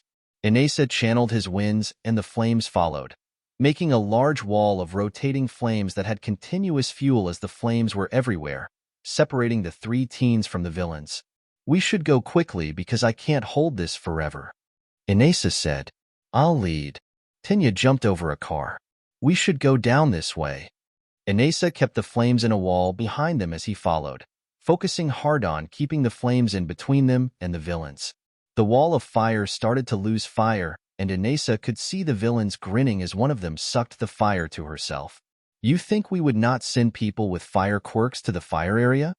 A villain laughed as the first villain pointed his metallic hand at Inesa's chest. Suddenly a shot rang out, and Inesa fell over. Yurashi! Ibara shouted. Flood zone. Fumikage ducked underneath the swing from a villain with arms made of steel, slamming his elbow into the man's side. Dark Shadow, I need assistance. Fumikage shouted as he dodged a swipe from a villain who had knives. Dark Shadow responded by throwing the shark villain he was holding and punching right into both villains. Thank you, Dark Shadow. No problem. The Shadow responded as he headbutted a villain hard enough to crash that villain through a wall of the yacht. Let's just sink the damn thing. A villain grit his teeth as the teen and his quirk were making them look like jokes. On it. Another villain shouted as he prepared to use his quirk. Dark Shadow stopped them from sinking it. Fumikage said. If he lost the boat, then he lost his only thing preventing him from being overwhelmed by the villains. On it. Dark Shadow extended himself and went over the edge of the yacht to find and stop any villains trying to sink the boat. Now you're outnumbered, brat. The shark villain grinned evilly as the 5 villains on deck all got ready to attack Fumikage.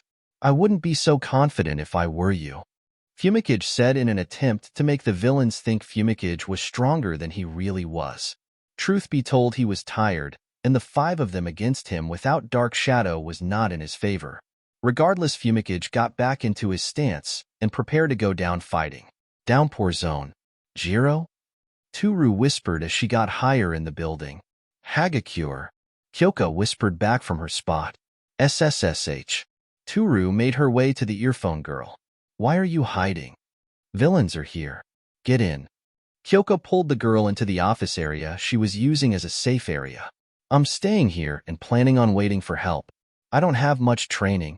I set some traps, but they aren't that good. What about the others? Toru asked. I'm not being selfish by staying here. Kyoka responded. The others are tough. They will be fine. We both aren't that strong, so our best bet is to play defense. I guess. Toru agreed. I hope everyone is doing fine, she said as she helped Kyoka move a desk. I hope so too, Kyoka replied. It ate her up inside, but there were a lot of villains outside from what she could hear, so they had to do this. Get ready, some are coming. Mountain zone. Kendo. Mashireo yelled as he jumped over a small hill, seeing the orange-haired girl. I'm here. Itsuka shouted as she swung her enlarged fist into a villain. She was in a sitting position because her leg had broken when she fell from her portal. Villains had surrounded her. Get away from her. Mashareo shouted as he slammed his tail into a villain and sent the villain into another. More kids to play with. A villain with 4 arms laughed. Uraraka, help Kendo? Mashareo said as he began to fight 3 villains at the same time, them not expecting the boy to be so bold in his attacks, giving him the advantage. Achiko quickly tapped Itsuka and the orange-haired girl started to float up. Uraraka, tie this to you. Itsuka untied her mask and handed one side to Achiko. This boy has skill. A villain grinned as Mashareo took out all 3 villains he was fighting. I pride myself on it. Mashareo stated as he hid the wince he got from putting pressure on his ankle. Let's see who has more. The 4-armed villain challenged Mashareo. Mashareo didn't hesitate to attack the villain, dodging many of his strikes since Mashareo had the speed advantage. Itsuka was now floating by Achiko like a balloon tied to the gravity girl, using her enlarged hands to keep villains away from them, while Achiko began to use her quirk on most of the enemies to make them float up and away. I'm going to drop them all soon, Kendo, so be ready to fall. Achiko said as she tapped another enemy. Okay. The martial artist nodded as she rotated in the air so she wouldn't land on her broken leg. Ah! Mashareo yelling got their attention as he was slammed into the side of the mountain. You're good, kid, but you don't have nearly enough skill. The 4-armed villain remarked as he grabbed the downed kid by his tail. This does make you have a unique style, however. The villain swung Mashareo by his tail into the ground. Oh, Jiro! Achiko exclaimed. Uraraka, let me go. Itsuka yelled. Maybe I should make you no longer unique? The villain contemplated ripping the boy's tail off. Get away from him. Kendo jumped at the villain with her one good leg and slammed an enlarged fist into the man's face. Mashareo broke out of the man's hold, rolling away and weakly getting up. Thanks. Mashareo coughed blood as he stood next to Itsuka, who was standing on her one good leg. I should say that to you. Itsuka replied. You got here before they could get me. I'm not done yet, brats. The 4-armed villain shouted as he got up. Mashareo and Itsuka both slammed a fist into the guy's face, not realizing how Mashareo's limp tail was within reach of the man, who grabbed it as he fell over a small cliff of the mountain from the blows, taking Mashareo with him. Oh, Jiro! Both girls yelled as they moved to the edge. Entrance. Shirhai was freaking out. Their teacher got taken out with her own quirk. Oh, you bet we are enough of a challenge. Ijiro said as he shot at the villain with a striker wad. That won't work on me. The Mist Man said as he opened a portal in front of and behind himself to have the boy go past him. Good thing I wasn't planning on the first move working. Ijiro grinned as he stood up. His whole plan was really to spur the others into action. It worked as Hanta shot out tape at the villain's neck brace and yanked the villain towards him. His metal thing is the weak spot. Shirhai snapped into action. His ability was to control anything black and enter them. This guy looked like a walking dark shadow. Shirhai jumped at the man and disappeared into him. Wo Korwaro, are you controlling him? Ijiro asked. Ashido, go. Shirhai shouted as he struggled with the man for control. Mina nodded as she ran to the door, not bothering to open it, but she burned through it with her acid and was gone as soon as possible. I'll be back. Restrain him. Shirhai yelled to his classmates as he struggled for control in a losing battle. Before the others could do anything, the man managed to rid himself of Shirhai, throwing the boy into the ground head first with force. That was unexpected. The man remarked as he cursed his situation. I must take my leave now. He had to report that a kid got away to his master. The 3 students blinked as the man disappeared. What do we do now? Ijiro asked. More people might come this way for safety. The others are here in USJ, and we have to stay here to make sure no villains get in or out. Hanta said. I don't feel so good.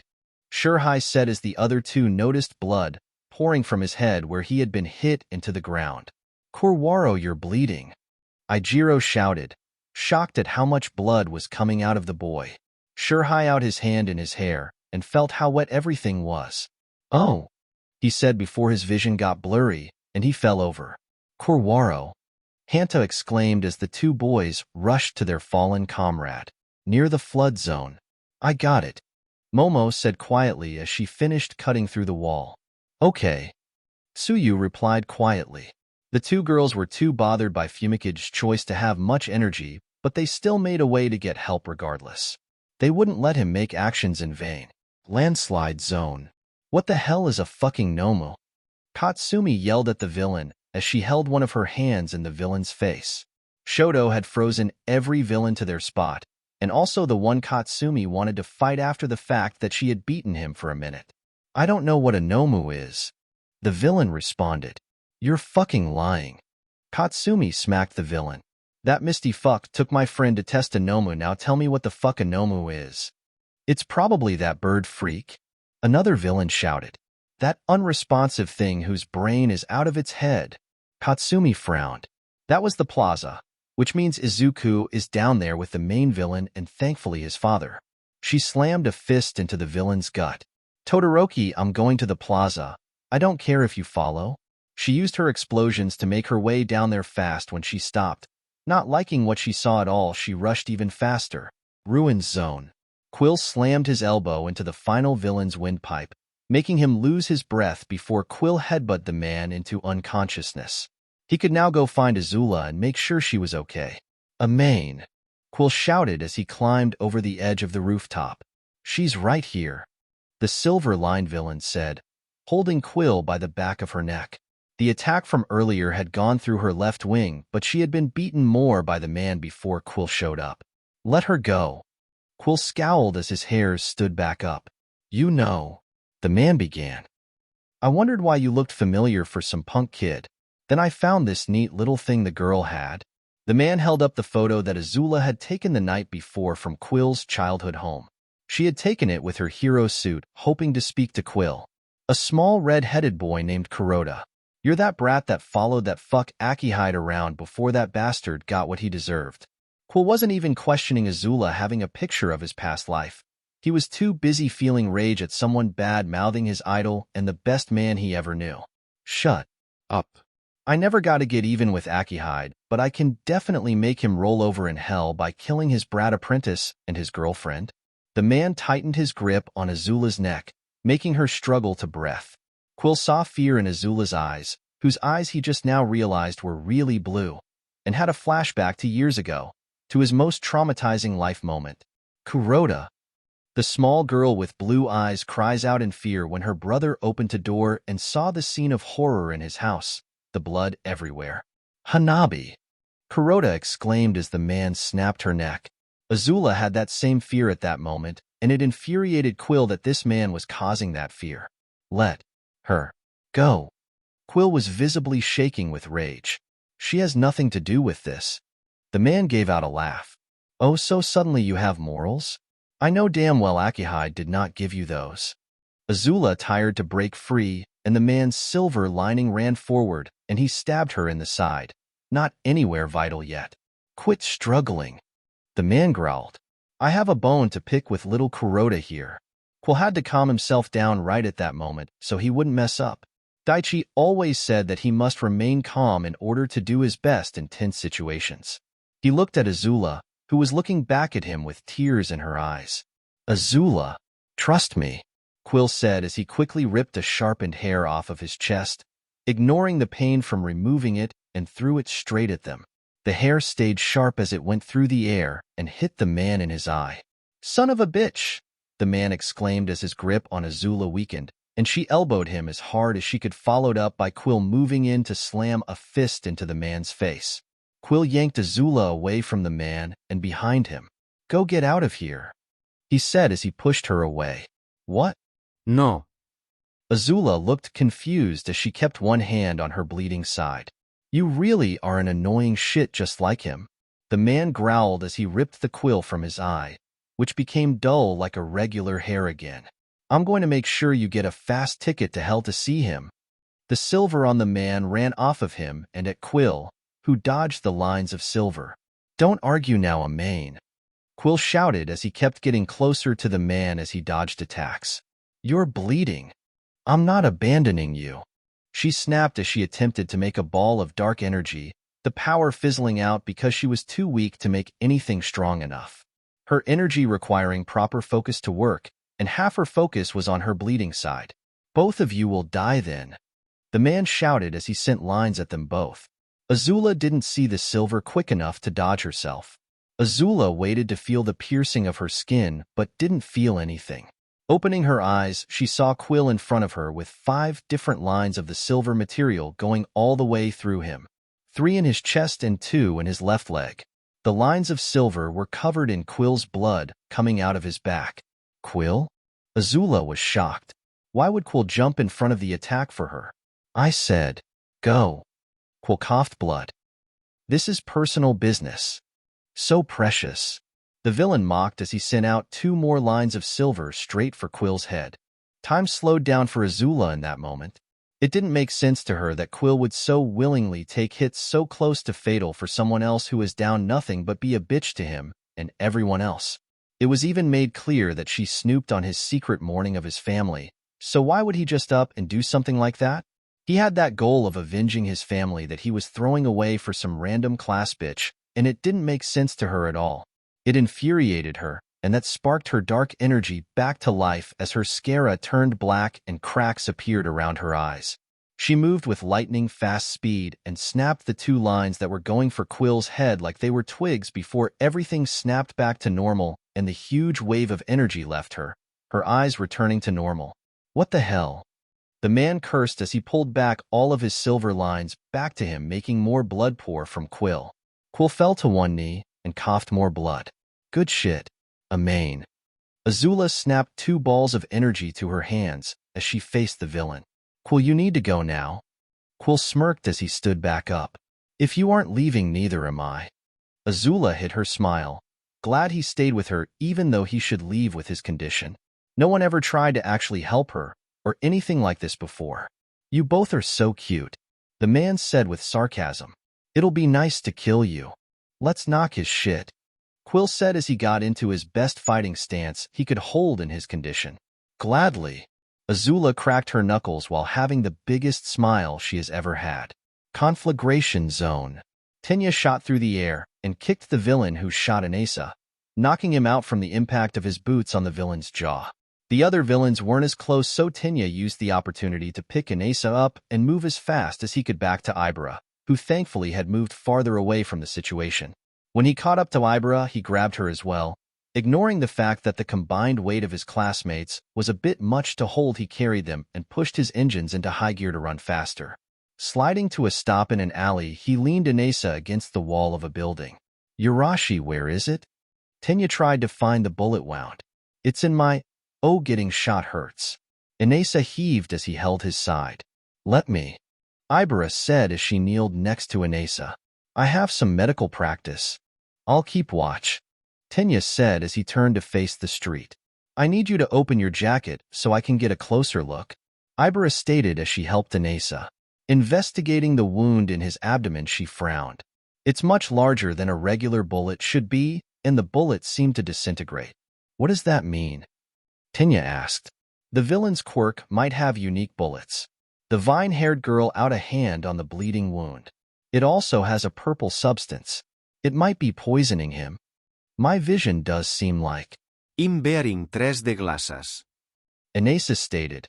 He was burning up and everything was starting to feel blurry and slowed to the wind user.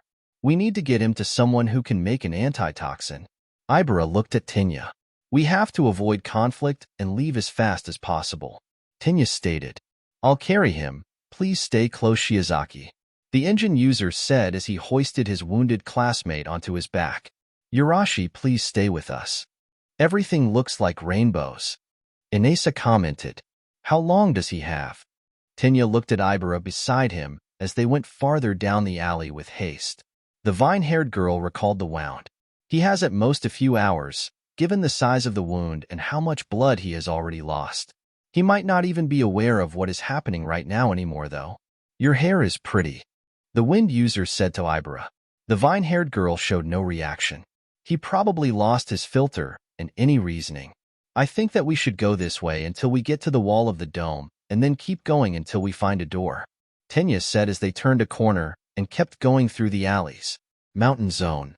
I found him. Itsuka yelled happily. The 2 girls had ran down the mountain. After Itsuka made a splint to deal with her broken leg, and searched for their fallen teammate. Mashireo was on a pile of rocks, and it looked like he was out cold, his blood having covered the ground around him in a pool.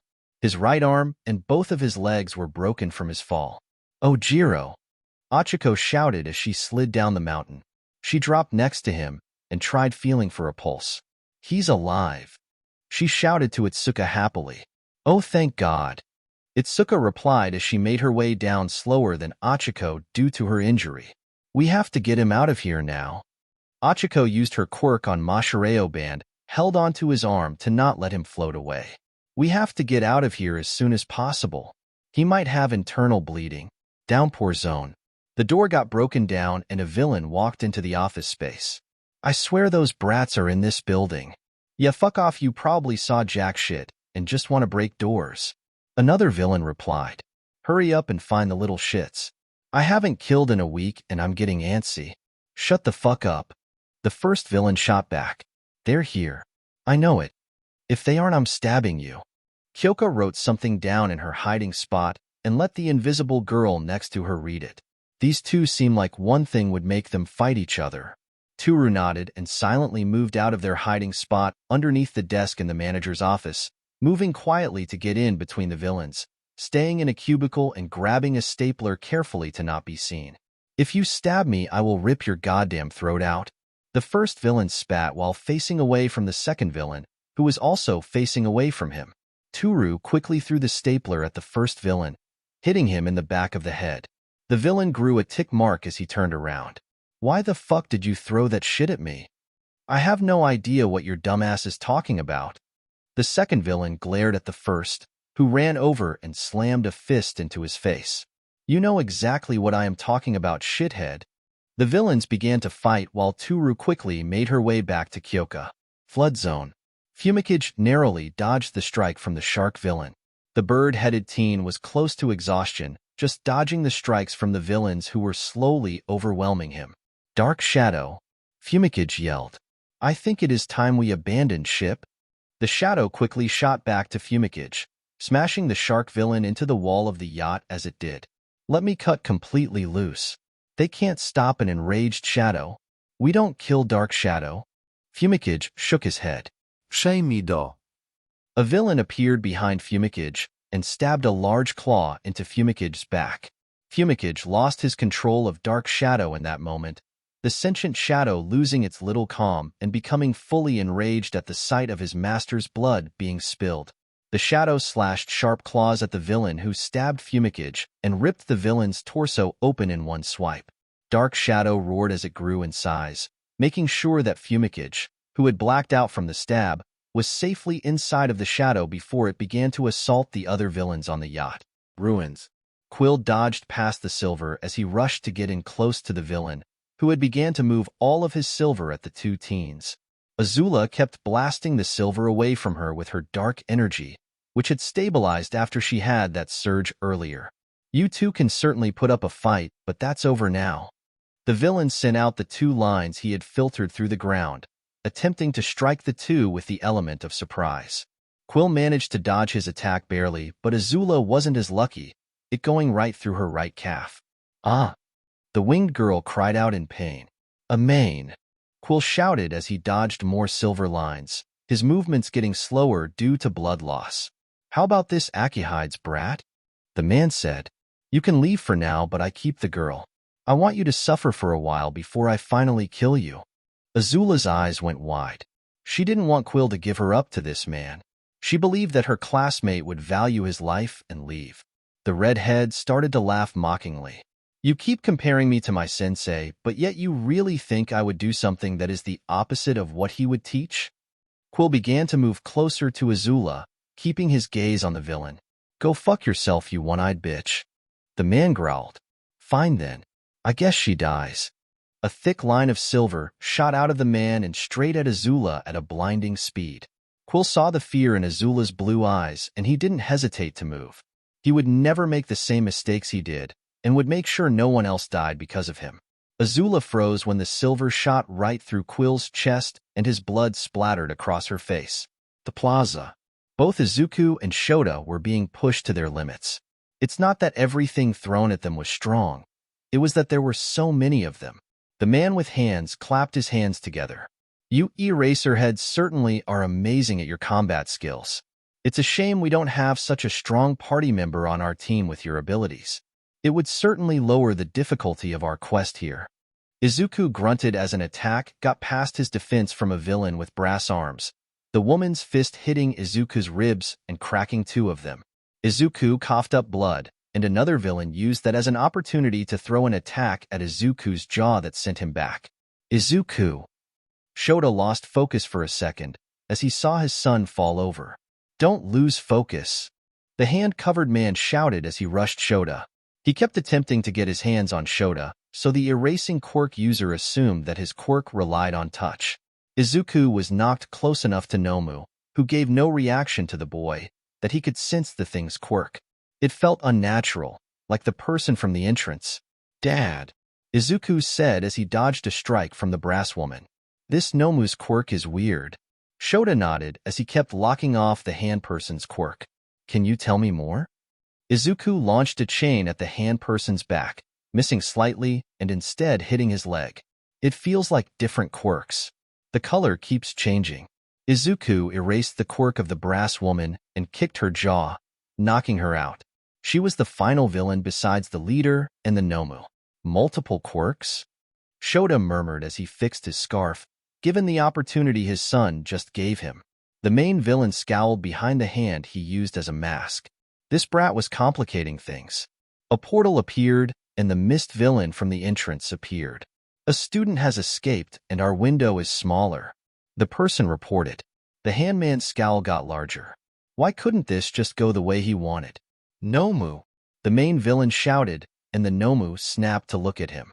Break your Eraserhead while I get his son.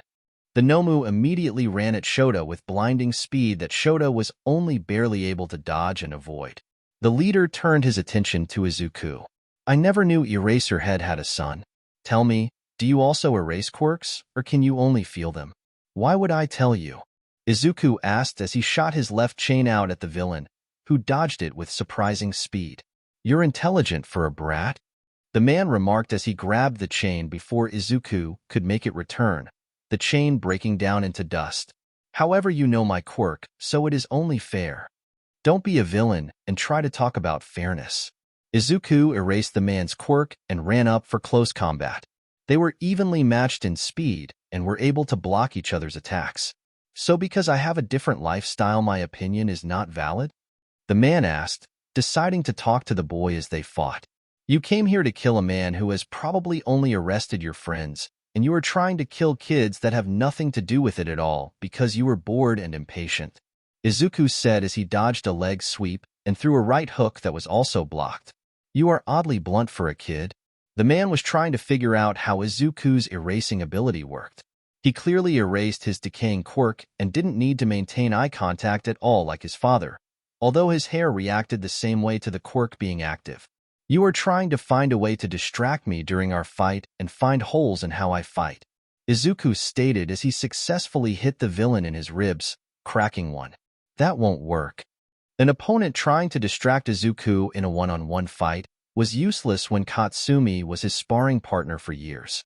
Her abrasiveness and beauty were distracting to Izuku until he found ways to focus in fights.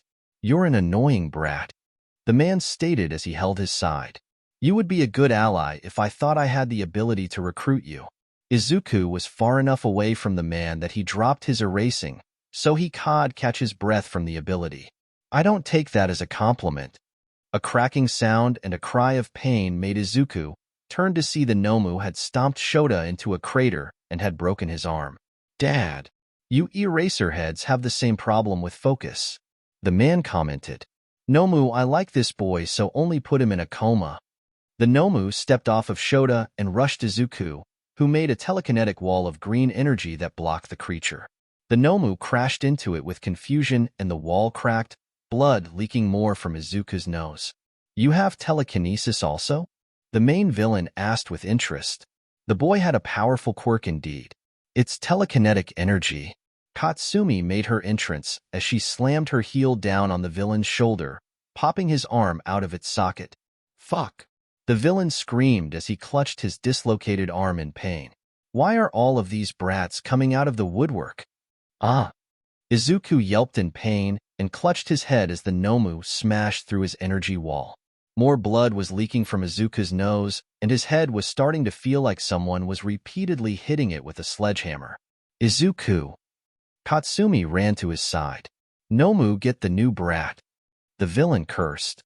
The Nomu ran at Katsumi, who froze when she saw the large brute flash towards her and swung his fist. Izuku ignored the pain in his head and acted fast.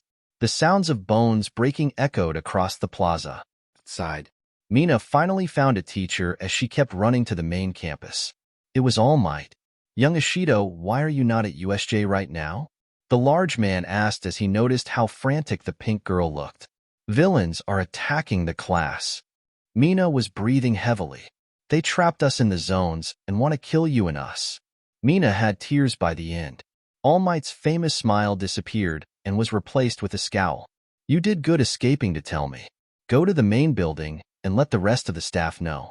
I will save the class. All Might immediately launched off with full force. Ruins. Blood was pouring out of Quill's chest at a rapid rate where the silver pierced his chest, going right through his left lung. Why? Azula asked in shock. Why are you defending me so much? Tears were streaming down her face. No one had ever treated her with kindness in years. Why was this guy throwing his life away for her? I made a promise. Quill coughed as he walked forward towards the villain, actively pushing himself further onto the silver that impaled him. The villain was in shock that the kid was still going at this point. Any normal person would just stop after being stabbed through the chest like that. Quill ignored the pain as the silver was still stabbed through his chest. That I would never let anyone die because of me? The villain actually felt fear as he saw Quill's coal-black eyes that he recognized from a villain he encountered years ago, the amount of rage and barely hidden insanity that they held.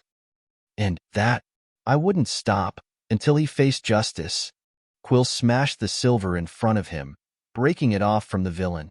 The villain snapped out of his stupor and sent more silver at Quill, who somehow had energy still to dodge the silver, pulling the thick broken bar out of his chest in the process and throwing it at full force at the villain, who wasn't prepared and got pierced through the heart with it, killing him almost instantly. Azula stared in shock at Quill, who was a bleeding mess littered with holes, breathing heavily. The sheer amount of willpower he had at that moment was massive just to keep standing. His willpower caved at that moment, and Quill fell over. Quill! The winged girl shouted as she limped over to the downed boy, rolling him onto his back. Quill! The boy was slowly getting a foggy look in his eyes. He hated how everything felt at that moment. The weightlessness was just unnatural to him. Can I see the picture? Azula nodded as she grabbed the discarded picture from his childhood, handing it to the redhead. Quill, you're going to be fine. She didn't believe her own words. His wounds were too many to let him even last an hour or two unless someone like Recovery Girl was there. Quill ignored her as he looked fondly at the picture. He also doubted he would make it past the day. No matter how much he needed to, he couldn't believe it. A tear fell from his eye. I wanted to avenge my family. Make him face justice for killing them. Amain, please find Shiraishi and make him pay for me. Quill closed his eyes for what he believed was the last time. Azula didn't move for a solid few seconds. Why was the man Quill was after her master? Her master said he had never killed before, that he wasn't that kind of villain. What was going on? Once she snapped out of that, she shook Quill. Quill, get up. You have to keep your promise. She kept shaking the boy before she tried to get him to sit up on her own. Quill, come on. She began to sob as she tried to pick him up, but he was too heavy. She had to get him to safety. She kept trying to lift him because she couldn't let the first person to show her kindness in years die. Plaza. Katsumi had frozen in shock. The Nomu was a second from crushing her under his strength, but Izuku had gotten in the way. The leader of the villains was in shock at the speed the boy had just used. Was that a bonus from his telekinetic powers? Why didn't the boy use that speed earlier against him? Could he not use his own telekinetic powers and erase quirks at the same time? Izuku had used his telekinetic powers to make him block the attack for Katsumi, using it in his right arm to brace for the impact. His attempt wasn't perfect, and the Nomu's punch had shattered every bone in the boy's right arm. Blood was leaking out of his nose and now his mouth. "You are not touching her as long as I am standing," Izuku said coldly, locking eyes with the Nomu. While he did admire the boy's defiance, he still had to get rid of the brat. "You heard him, Nomu. Make sure he can't stand anymore." The Nomu slammed one fist into Izuku's right thigh, breaking the bones there before it kicked into his right calf and broke those bones as well. Izuku cried in pain, but the Nomu didn't stop there as it slammed another fist into Izuku's ribcage before the boy could properly brace for the attack, breaking several of his ribs and sending him a few meters away, barely moving where he fell. "Izuku!" Katsumi shouted in shock before she turned to the main villain in anger. "I'm going to make you regret that." The villain laughed. "I'm quite sure you mean to do that, but trust me, girl, we are out of your league. Nomu, get rid of her." The Nomu didn't waste time in attempting to attack her. However, a ball attached to a chain shot at the Nomu with blinding speed and bashed part of its brain in. Everyone in the area followed the chain, which led back to Izuku, who by all means shouldn't have been standing like he was. Izuku had used his telekinetic energy to lift himself up and also used the gauntlet on his broken arm. Everyone could see the blood that had soaked through his clothes, as well as the clearly broken legs in his leg and the blood pouring out of his nose, mouth, and ears, caused by him pushing his telekinetic powers to their limits. It was a testament of his willpower that he was standing. "I said." Izuku breathed heavily. "You are not touching her as long as I am standing." Izuku's head was pounding and his body was begging him to just drop, but he wouldn't let them harm Katsumi as long as he breathed. The villain, with hands covering him, began to scratch his neck. He was liking this kid's grit, but also hating how annoying he was. "Izuku." Katsumi wanted to tell him so bad to stop. She could see how straining it was for him to just stand there. "Nomu, make sure he doesn't get back up," the main villain said as he continued to scratch his neck. The Nomu rushed Izuku again, but Izuku was now ready. He dodged the attack with ease thanks to his telekinetic energy, but it was still causing him head pains. He didn't care about that as long as there was a threat to Katsumi. He swung his one good arm at the Nomu's chest, and to everyone's surprise, thanks to his telekinetic powers, fueling his movements, the strike broke apart the Nomu's side into bits. The Nomu keeled over in pain, but got up just as fast as his body rapidly healed. "Master Shigaraki," the mist person said to the person with hands covering him. "This kid seems to be quite gifted." The leader, now known as Shigaraki, scratched his neck. "He's being an annoying brat. Kurogyri, get rid of him." Hell no. Katsumi shouted as she jumped at the mist person faster than he could prepare for and grabbed his neck brace. "Touch him, and I will blow you to hell." "Not very heroic of you to make a threat like that," Shigaraki said to try and get in Katsumi's head. "Never said I was trying to be heroic with it." Katsumi scowled. She knew he was trying to throw her off and she didn't care. Shigaraki attempted to grab Katsumi, but a wall of ice shot in between them. "You won't be doing that easily," Shoto said coldly as he looked at Shigaraki. "Nomu," Shigaraki shouted. "Get rid of that brat and then these two." The Nomu began to try and attack Izuku with renewed vigor. Tenya, Inasa, and Ibara had escaped the conflagration zone successfully and ran into the plaza to find that scene laid out in front of them. "Dear Lord." Ibara covered her mouth with a hand. "We have to help them," Tenya said. Ibara stopped the engine user from moving. "You take Yurashi to safety. I will help them." Tenya nodded as he ran for the entrance with the poisoned wind user on his back. The Nomu almost got Izuku before vines erupted from the ground and yanked its arm to the ground. "You shall not harm my classmates anymore," Ibara said calmly as she made more vines pull the Nomu to the ground to restrain it. "Hell yeah!" Katsumi yelled happily at the new arrival. Shigaraki scowled as he scratched his neck with more ferocity, hating that more brats kept popping up. "Nomu!" Shigaraki shouted with anger. "Get rid of the brat on Kurogyri." He needed his escape guaranteed if anything. The Nomu suddenly broke out of the vines and tried to rush Katsumi.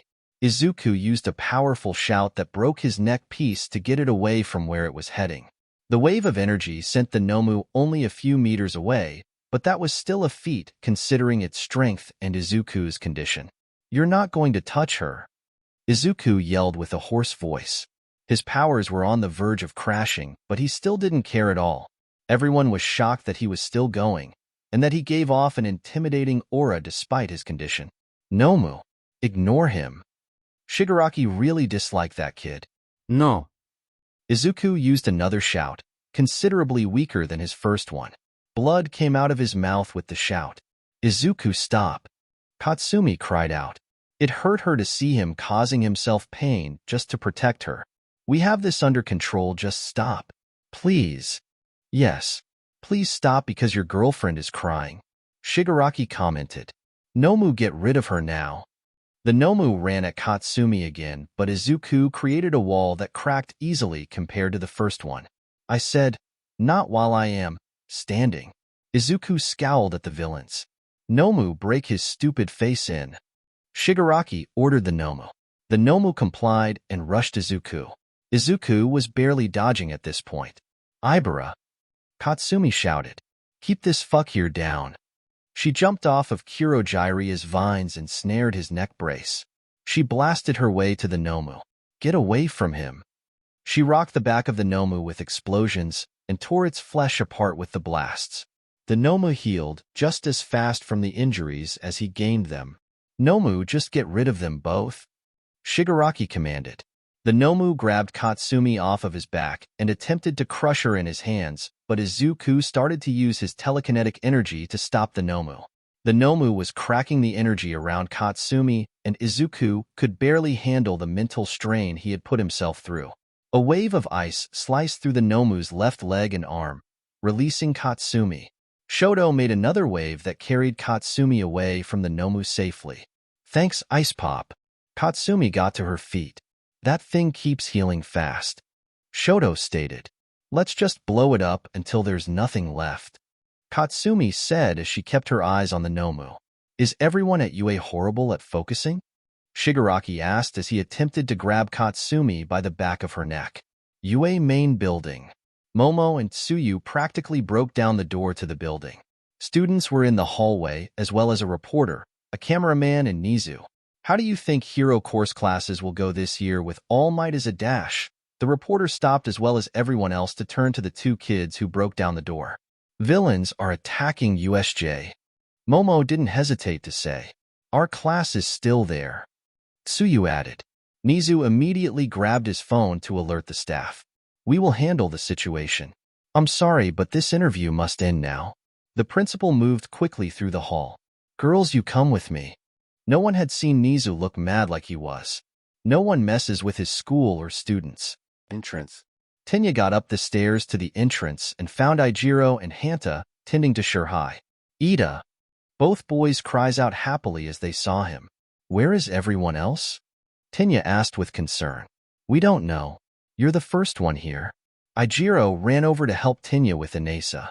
What happened to Yurashi? He got shot with a poison bullet. We ran away from the conflagration zone. Those villains are still there. The engine user answered. Was anyone else with you? Hanta asked.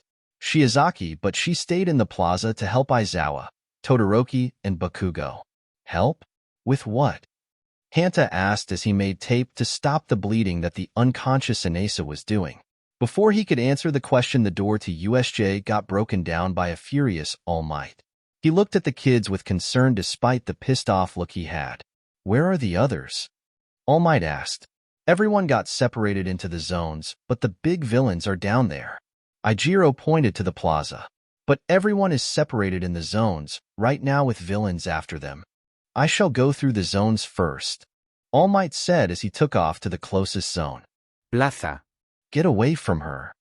Izuku slammed a punch into Shigaraki's jaw, the blow sending him away from the girl. The Nomu saw the strike as it was about to happen, and its programming to protect Shigaraki kicked in. Moving faster, it smashed its fist into his side, breaking his ribs even more and sending him away, skipping across the ground like a rock. Katsumi aimed her gauntlets at the Nomu. You bastard. Nomu, fucking kill those brats. Shigaraki snapped as he held his broken jaw. The Nomu tried to bring its fist down on Katsumi, but again a ball and chain shot and smacked into its jaw. Everyone turned in surprise to see that Izuku was standing again. The difference was this time he didn't have his telekinetic energy active, the powers not working as Izuku drained them. He was standing solely with his willpower, leaning on his one relatively undamaged leg, using his broken arm's gauntlet still by propping it up with his unbroken arm. Izuku was breathing heavily and had a few ribs exposed to the air from the attack now, blood covering a majority of his body and clothes. I said, "You're not touching her while I can stand."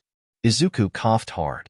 His classmates were in awe of how much of a beating Izuku had taken, and he kept going just to protect Katsumi. Nomu fucking kill him. Shigaraki really hated that kid now. Couldn't the little fucker just die, or stay fucking down for a minute? The Nomu grabbed the chain before Izuku could reel it back in and yanked it hard, pulling the boy towards it as it slammed a punch into Izuku's face, shattering his goggles on the right side of his face. The other kids gasped at the action and saw Izuku fall to the ground, all hoping he would show his tenacity and get back up. Sadly, they didn't see the slightest movement from the boy. Katsumi had a shocked expression as Izuku bled and didn't move from his spot on the ground. She couldn't believe how much he kept going to protect her. The length he went just for her proved he liked her, and it made part of Katsumi mad that she didn't get the chance to tell him how she felt. She turned to the Nomu with a scowl. "I'm going to blow you to fucking hell." /N. I really wanted to fit all of USJ into one chapter, and I also wanted to stop this chapter earlier at like so many points. So many things happened that were worthy of being chapter-ending moments to me, but that moment at the end was something I've been thinking about for this story for a while.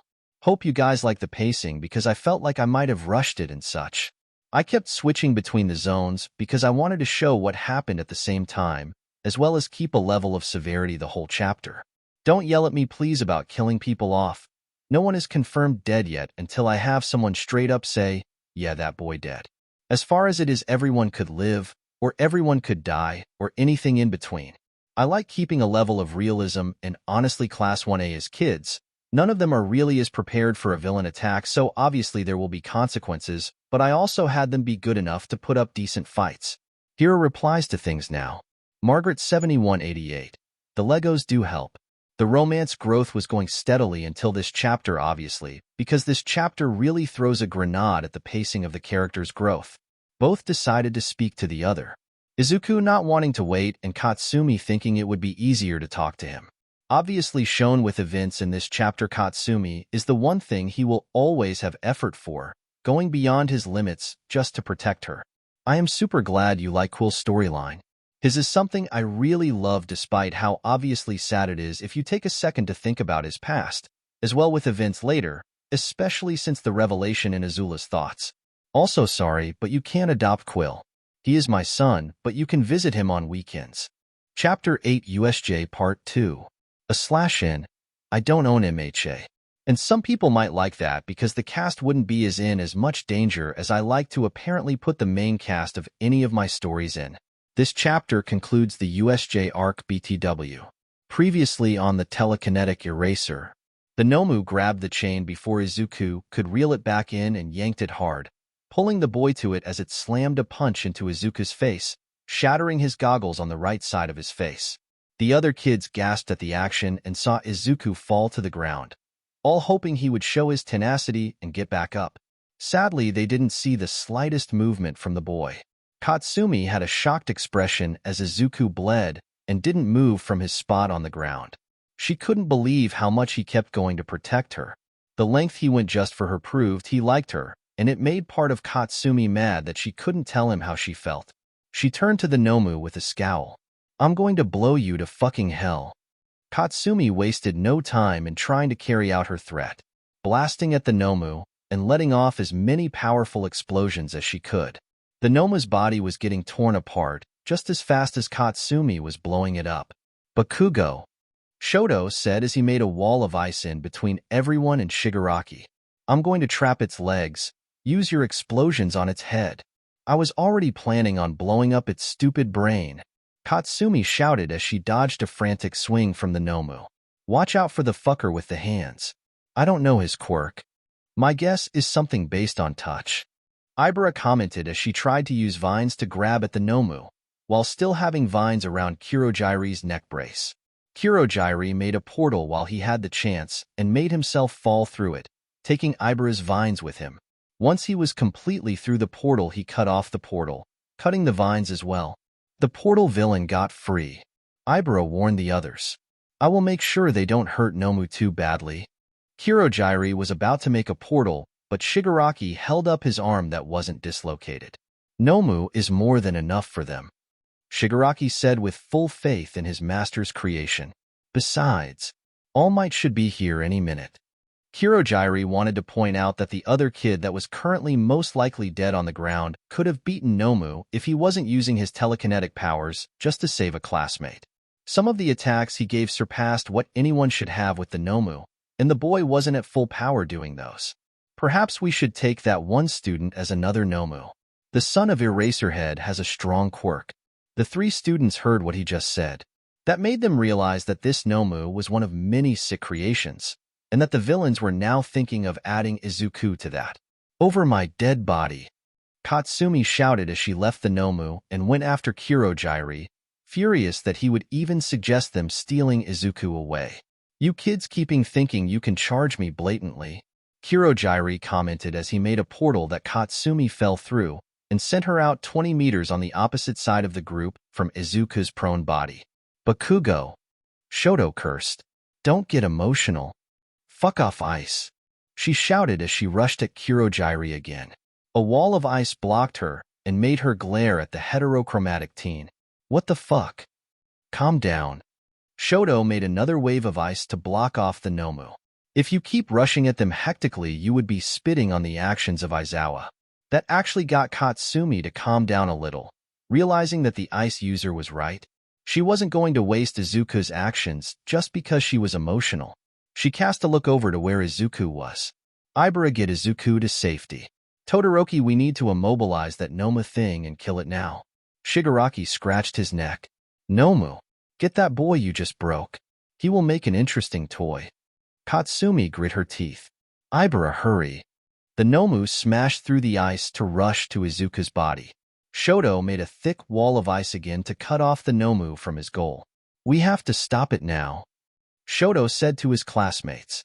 Ibara was rushing to Izuku, vines already moving ahead of her and carefully picking him up. Kurogiri made a portal in front of the vine-headed girl. You're not leaving with him. Before she fell through the portal, the sound of a powerful engine went off. Recipro burst. A blur shouted as it shot at the portal creator, and an impact was heard as Kurogiri get knocked over. The blur stopped, and it was seen as Tenya, who had just launched a powerful kick at the mist villain in his neck brace. Ida. The three other students were glad to see him. The heroes are here, so you villains are done, Tenya said calmly. Shigaraki scratched his neck with a scowl. So many damn annoying kids. Do you really think you're a real hero? Not yet, but he is. Tenya pointed behind him towards the Nomu as another large blue appeared and smashed it over the head into the ground. It was All Might. All Might. The other kids were now really relieved. Don't worry, students. I am here, the powerful hero said as he assessed the situation. He could see Shota over in a crater with serious injuries, but the man was still breathing, just unconscious. What bothered All Might was seeing the boy Izuku not moving in a pool of his own blood. Get your teacher and classmate. I will deal with these villains. The Nomu has multiple quirks and was made to fight you, Katsumi warned the man. At that moment, the Nomu healed from the attack All Might had just dished out on it and stood up to face All Might. Finally, the final boss. Shigaraki clapped. All Might, meet Nomu, the one who will kill you. The blonde hero raised an eyebrow at the being whose physique matched his. Is that so? It's not a person, it's a ghastly creation, and they planned on taking Aizawa to make into one, Ibara said. All Might suddenly realized that these Nomus were tied to his rival. That man was still alive because of his weakness, and now it has affected a class of innocent children. That won't happen while I can say something about it. Nomu, kill the #1 hero, Shigaraki ordered with glee. Kurogiri, get my new toy. The mist villain nodded and set out to get Izuku while the Nomu began to trade blows with All Might. Ida, Katsumi shouted. You deal with the fog fuck. Ibara, get Izuku out of here, and Todoroki, help wherever you can. She cracked her knuckles as she faced the Nomu. All Might Sensei, can you put him in a hold? I can indeed get the thing in a hold. All Might nodded as he continued to fight the Nomu, each of them throwing powerful blows at each other. Great. Katsumi grinned. Be ready to hold him still. Kurogyri, deal with her. Shigaraki didn't even want her to get close to whatever plan she had if she was as crafty and annoying as the Aizawa kid. On it. Kurogyri replied as he started to watch the blonde girl for an opening. Tenya revved his engines and launched himself at the mist villain, aiming another kick at the neck brace. A portal opened up and Tenya couldn't stop himself from going through it, ending up high in the air. I don't know why you all keep thinking to rush me in such a fashion. Kurogyri commented. Eat a swap with me, Ibara said as she grabbed Tenya from the air, safely with the vines. Pulling him to her. Take Aizawa and go. You're faster. He could just teleport me back to him, Tenya pointed out as he held his damaged classmate carefully. Not when he has to deal with vines. Ibara commented as her plan went into action. A vine she had placed under the ground and moved to under Kurogyri shot out of the ground at a rapid rate and yanked Kurogyri by the neck brace to the ground with force. Go, Ida. Protect Aizawa. He's still alive, but he needs medical attention immediately, so get him out of here. Be careful holding him. The teen nodded and kicked his engines into a higher gear as he ran up the stairs to the entrance. Bakugo, I have it. All Might announced as he managed to grip the Nomu's arms behind it and force it to its knees. Whatever you have planned, make it quick. This thing is not playing nice. To prove his words true, the Nomu attempted to struggle out of the hold. Katsumi made her way to the Nomu fast, Shoto making more ice to block the other villains from getting involved. That thing heals fast and can take your hits. So to stop it, you need a massive attack to its brain, so destructive it has no brain left after to work with. She aimed both of her gauntlets at the oversized brain of the creature and grabbed every pin she could. Might want to close your eyes, All Might. The pro hero nodded and understood her thinking. Do it, young Bakugo. No. Shigaraki protested as he tried to use his quirk on ice to intervene. Nomu, get out of that hold. The Nomu struggled more, but All Might put more force into the hold. Hurry, Bakugo, I can't hold it much longer. Katsumi nodded as she set off every stored powerful explosive in her gauntlets. Have fun in hell, bastard, she said as the explosions went off with force. No one could see the outcome for a second, but once the smoke cleared, they could see the damage. True to what the explosive girl said, the Nomu was dead. No trace of its brain or even its head was seen. All Might dropped the body and wiped some of its blood and soot off of him. Good work, Bakugo. Shigaraki scratched his neck furiously. That Nomu was meant to be so strong it could kill All Might, and instead a fucking high schooler just defeated it. He grabbed the vines that were tied to Kurogyri with both hands, and they started to decay rapidly. Kurogyri, get us out of here. He broke my hold. Ibara alerted the others as she prepared to get rid of the decaying vines before the decay reached her. Shoto solved that issue first, however, by sending sharp ice at the vines and cutting them off. All Might rushed at the villains attempting to escape and was inches away from grabbing them before they disappeared. Damn it. All Might scowled as the leaders of this attack got away. Is it over? Shoto asked. Guys. Ibara called their attention as the unconscious villains in the area started to wake up, soon surrounding them. Well, this isn't a good situation, Shoto commented, letting out a cold breath as he was almost at his limit of his ice. Looks like we have our chance to kill All Might, a villain stated. He tried to take a step towards the famed hero, but a shot rang out and all of the villains fell to the ground with a bullet holes in one of their knees. You aren't trying anything? A voice got everyone's attention from the entrance, and they saw the pro hero Snipe holding his signature firearms. With him was every single member of UA's staff, all ready to fight the villains. It would be best to surrender now, Present Mike said with an angry expression, not happy when he just had to go past his gravely injured godson a moment earlier. We don't plan on being gentle. The villains all put their hands up. They had no other choice really when their leader abandoned them. They lost their escape route and had a whole group of pissed-off teachers right there. It's over now, kids. All Might stated to the three near him. They all let out a breath and Katsumi immediately ran for the stairs. Fuck! Shigaraki cursed as he threw a chair across the bar. Kurojairi ignored the actions of his charge and continued to wipe a cup clean. Of all things, why was it two fucking brats that ruined my plans? He threw a table over onto its side. We underestimated them, Kurojairi said. Next time will be different. Before Shigaraki could respond, a screen on the wall started beeping, signaling a call. Kurojairi answered it, and they both heard the voice of Shigaraki's master. The news is already reporting an attack at UA. I take it that it went well? The sinister voice spoke. All Might wasn't killed, Shigaraki said with obvious agitation. The Nomu got beaten by some brats. The man on the screen was quiet for a second. That is intriguing, however, this isn't a loss. I have been keeping my eye to the press, and it seems that one of our cannon fodder had been killed by a kid. The press has already begun to paint this as showing of a future villain. Tell me about the ones who killed the Nomu.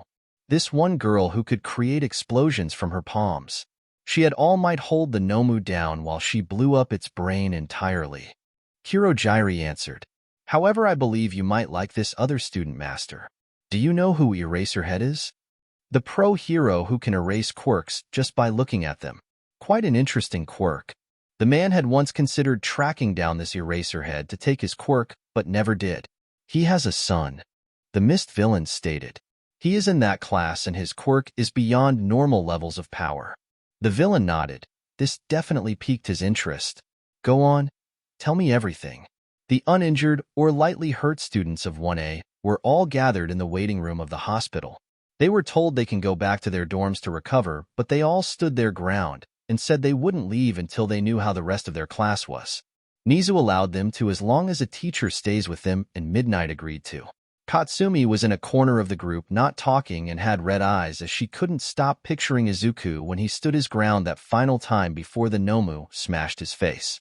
She couldn't get to Izuku earlier because he, along with Quill and Mashireo, were all rushed into the ICU to make sure they would all make it as they had the worst injuries of everyone. Are they going to be okay?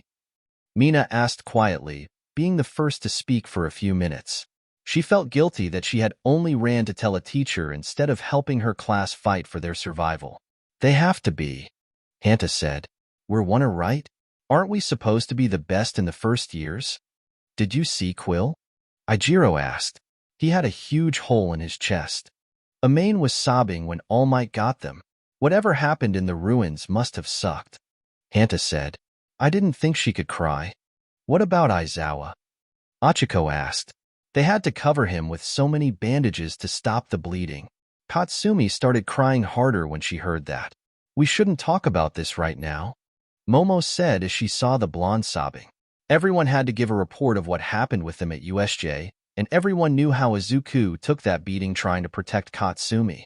It became easily clear to all of them that Katsumi was close to falling apart if good news didn't come soon. They'll all make it, Toru said, hoping to cheer everyone up. We're one, right? Like Siro said, we're the best. They certainly are, Ijiro said. Those guys were badass taking on the villains. A nurse walked over to the class and looked at Namuri. The less severe cases in rooms 7 to 8 are able to be visited. Namuri nodded. What about the Aizawas? She was panicking on the inside, waiting to hear how her close friend and godson were doing. The nurse looked at her board. Shota Aizawa is currently resting, but he will be fine. The only thing he has is a scar under his right eye at this point from what we can tell. What about Izuku? Katsumi asked quickly, her voice cracking and the girl not trying to hide how worried she was. The nurse shook her head. He is still in surgery. He had the worst injuries and will be in surgery for the remainder of the day. We might have to follow up tomorrow with more, but we can't tell at this moment. Katsumi started to tear up more and Namuri pulled her into a side hug. It's okay, he will be fine. Why don't we see the others right now?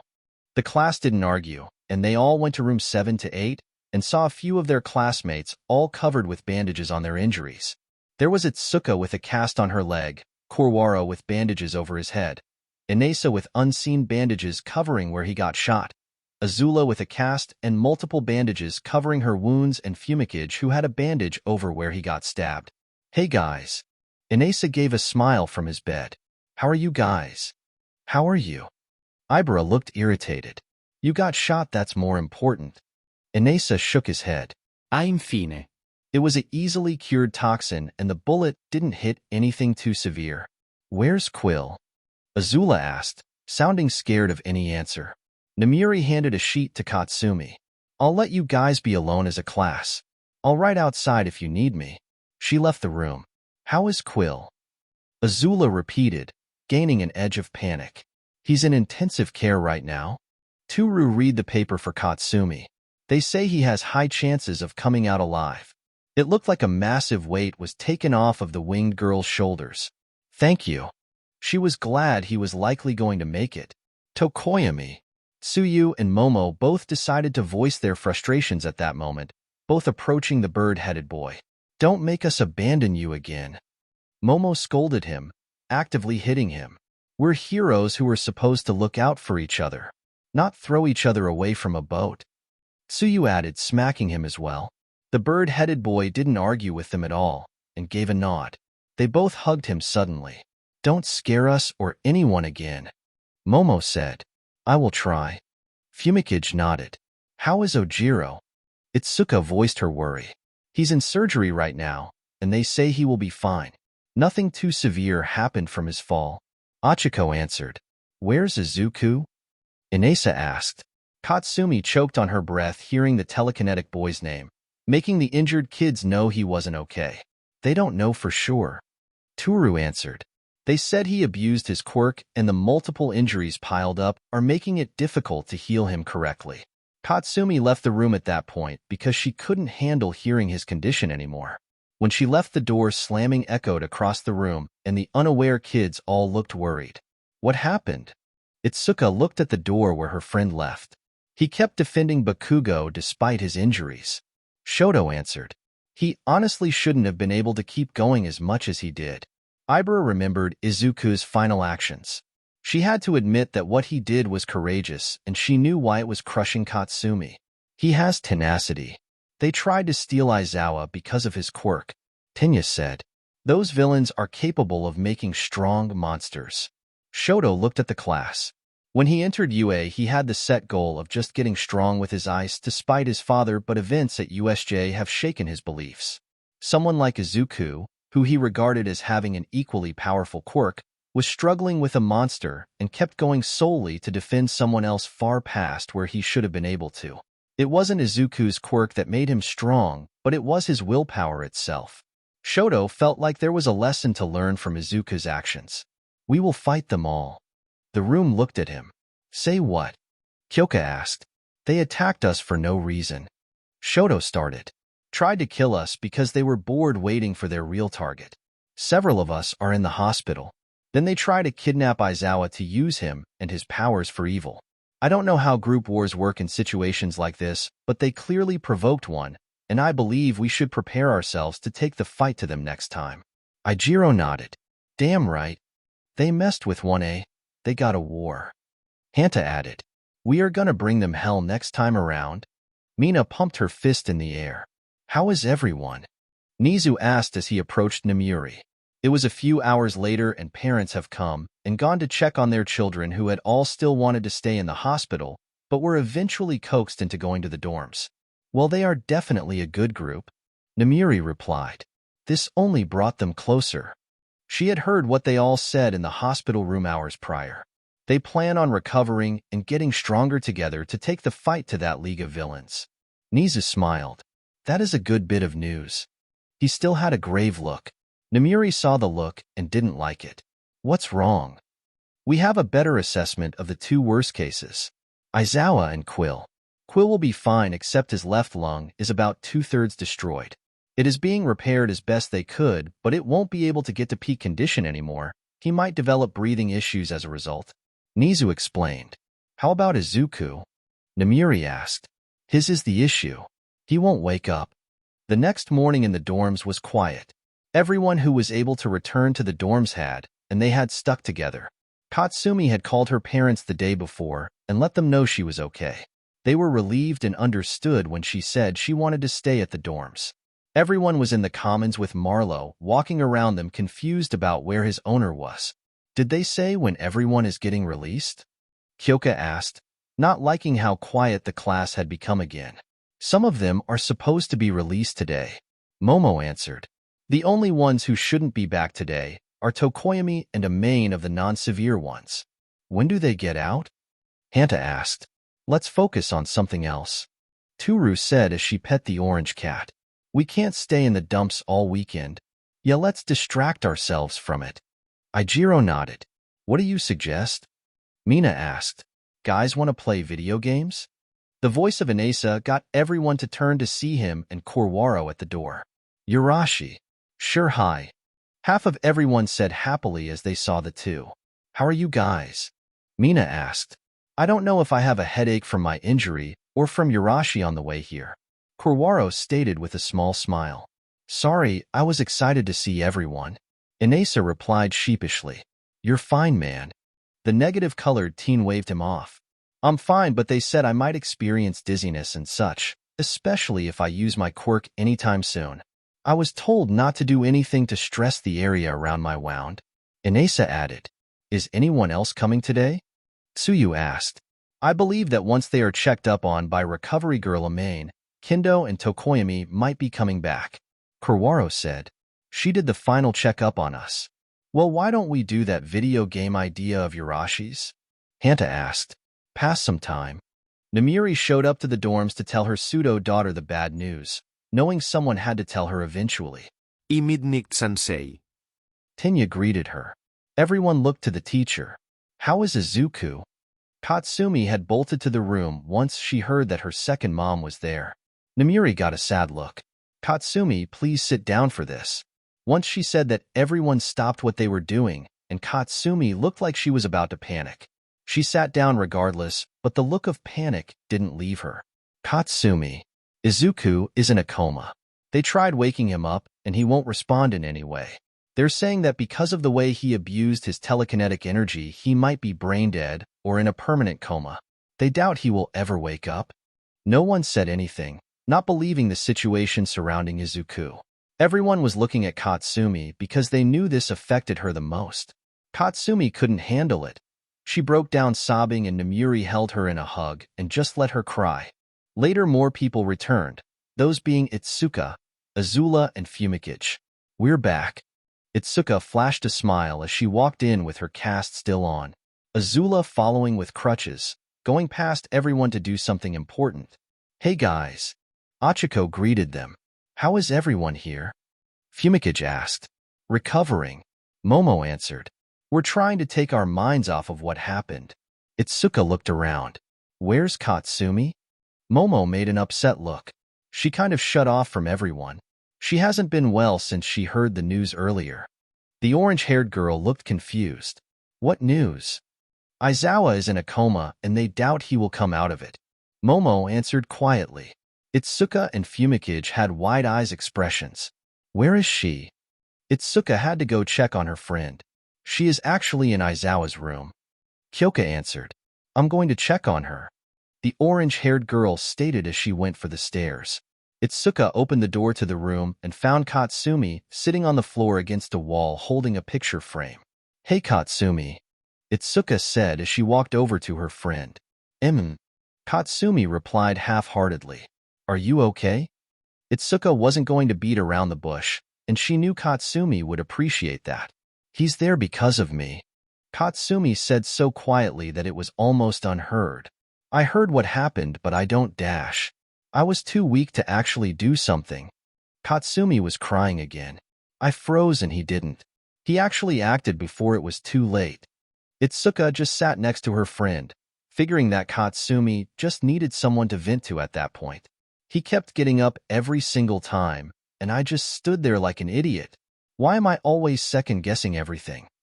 Why can't I be more like him and actually have confidence instead of just talk? She didn't say anything for a minute. Why did he keep getting up when he knew he would get hurt again? Katsumi felt like she knew the reason, but she didn't want to accept it because he couldn't like someone so weak. Itsuka had heard from the others what happened in the plaza. She was also amazed by Izuku's actions there, but she didn't know why he kept getting up. He likes you. I don't even think that fits. If anything, it's at the level of love for you. Katsumi started to cry harder. She knew he did. She felt the same, but part of her couldn't just let it happen because she felt that her hesitation at USJ made her not deserve it. Why? I haven't known you guys that long, but you two just click. Itsuka said. You bring out the best in him, and he loves you for that.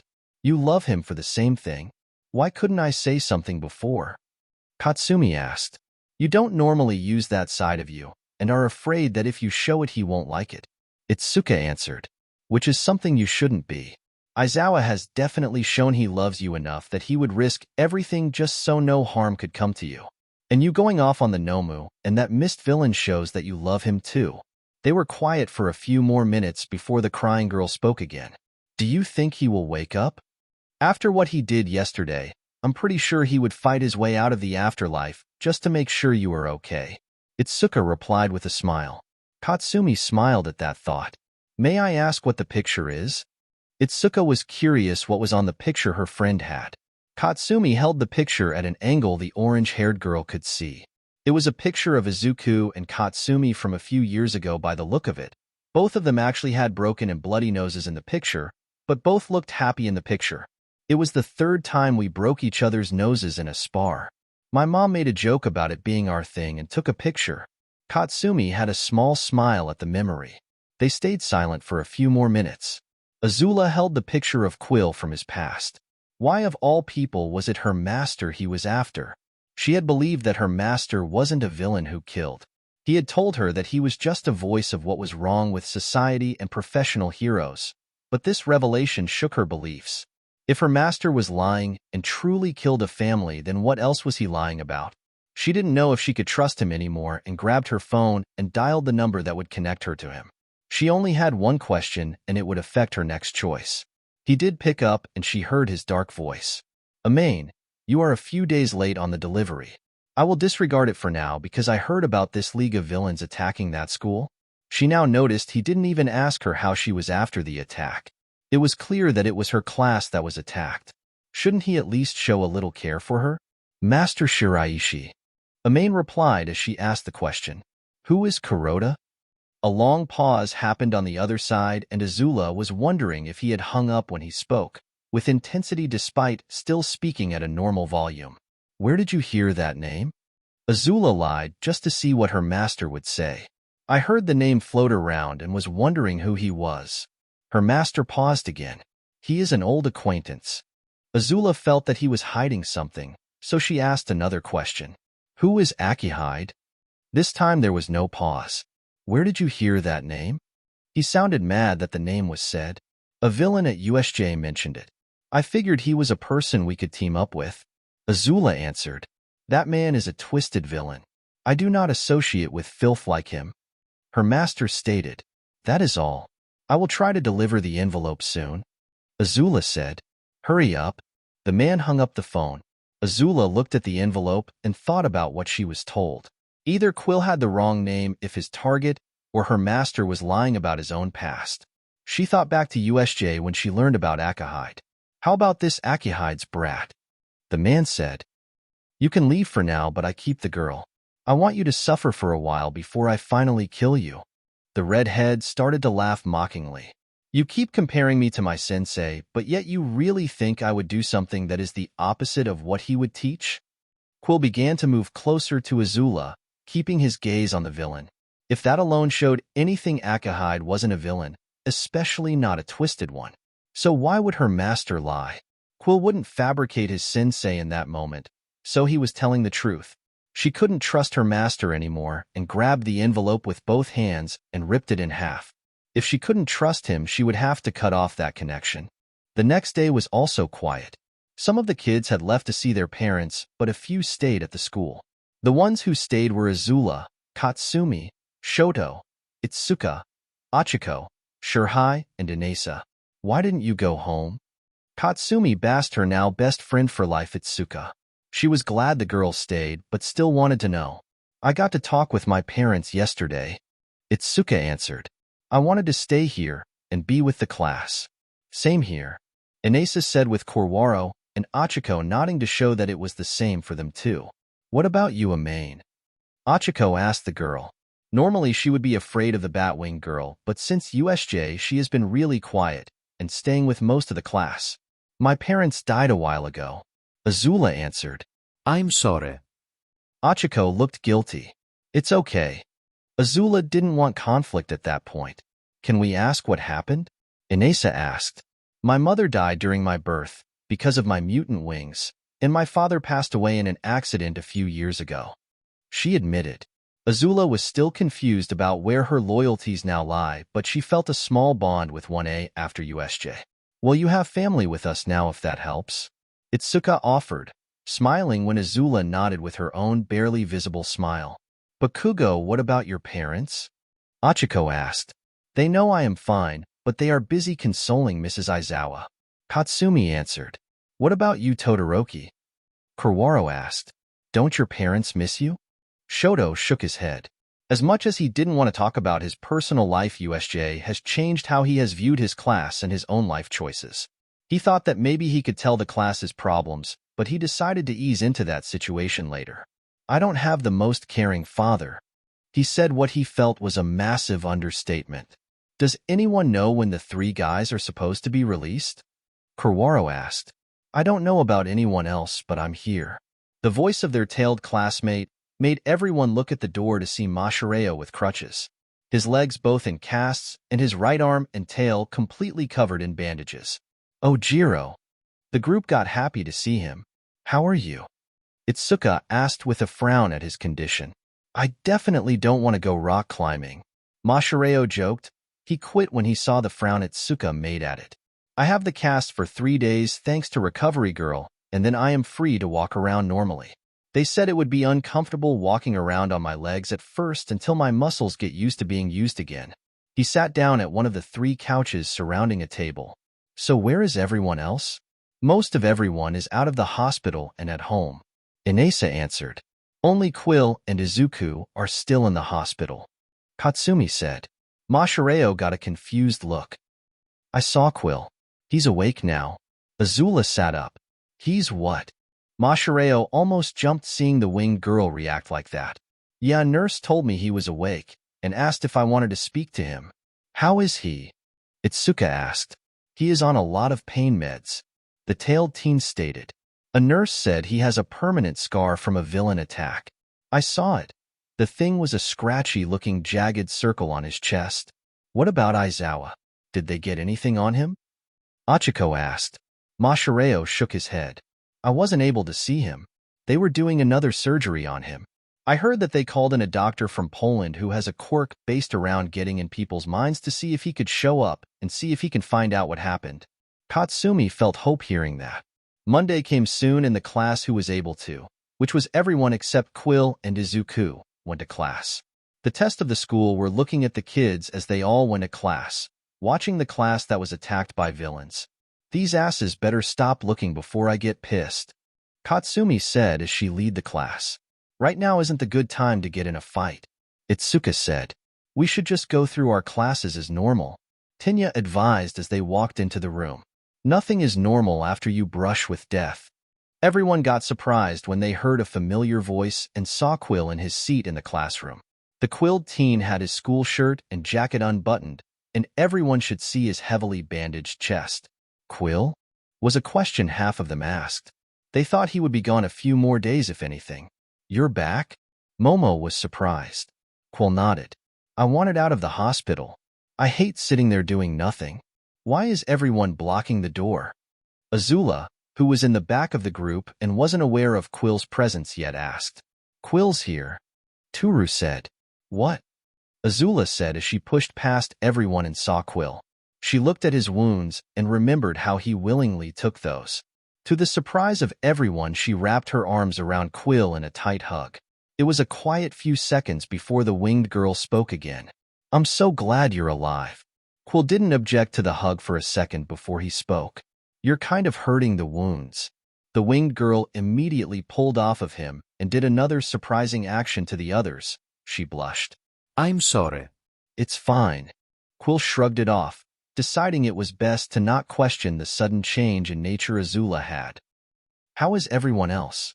How are you? Hanta asked. Dude, the ruined zone is the only one that wasn't reported because you were both in the hospital getting fixed. What happened? What's your damage? Mashareo asked as he sat down at his desk. A villain thought he could beat me and a main and got shown how wrong he was. Quill said. We saw that part. Ijiro said. Dude, the media is trying to paint one of us as a possible future villain because a villain was killed in your area. That guy thought he could trash talk and threaten our lives. Quill said. He took out my lung, so I took out his heart. Badass. Hanta commented. Pretty metal. Kyoka agreed. So you don't have a left lung? Toru asked. Ido. But I don't have a full left lung.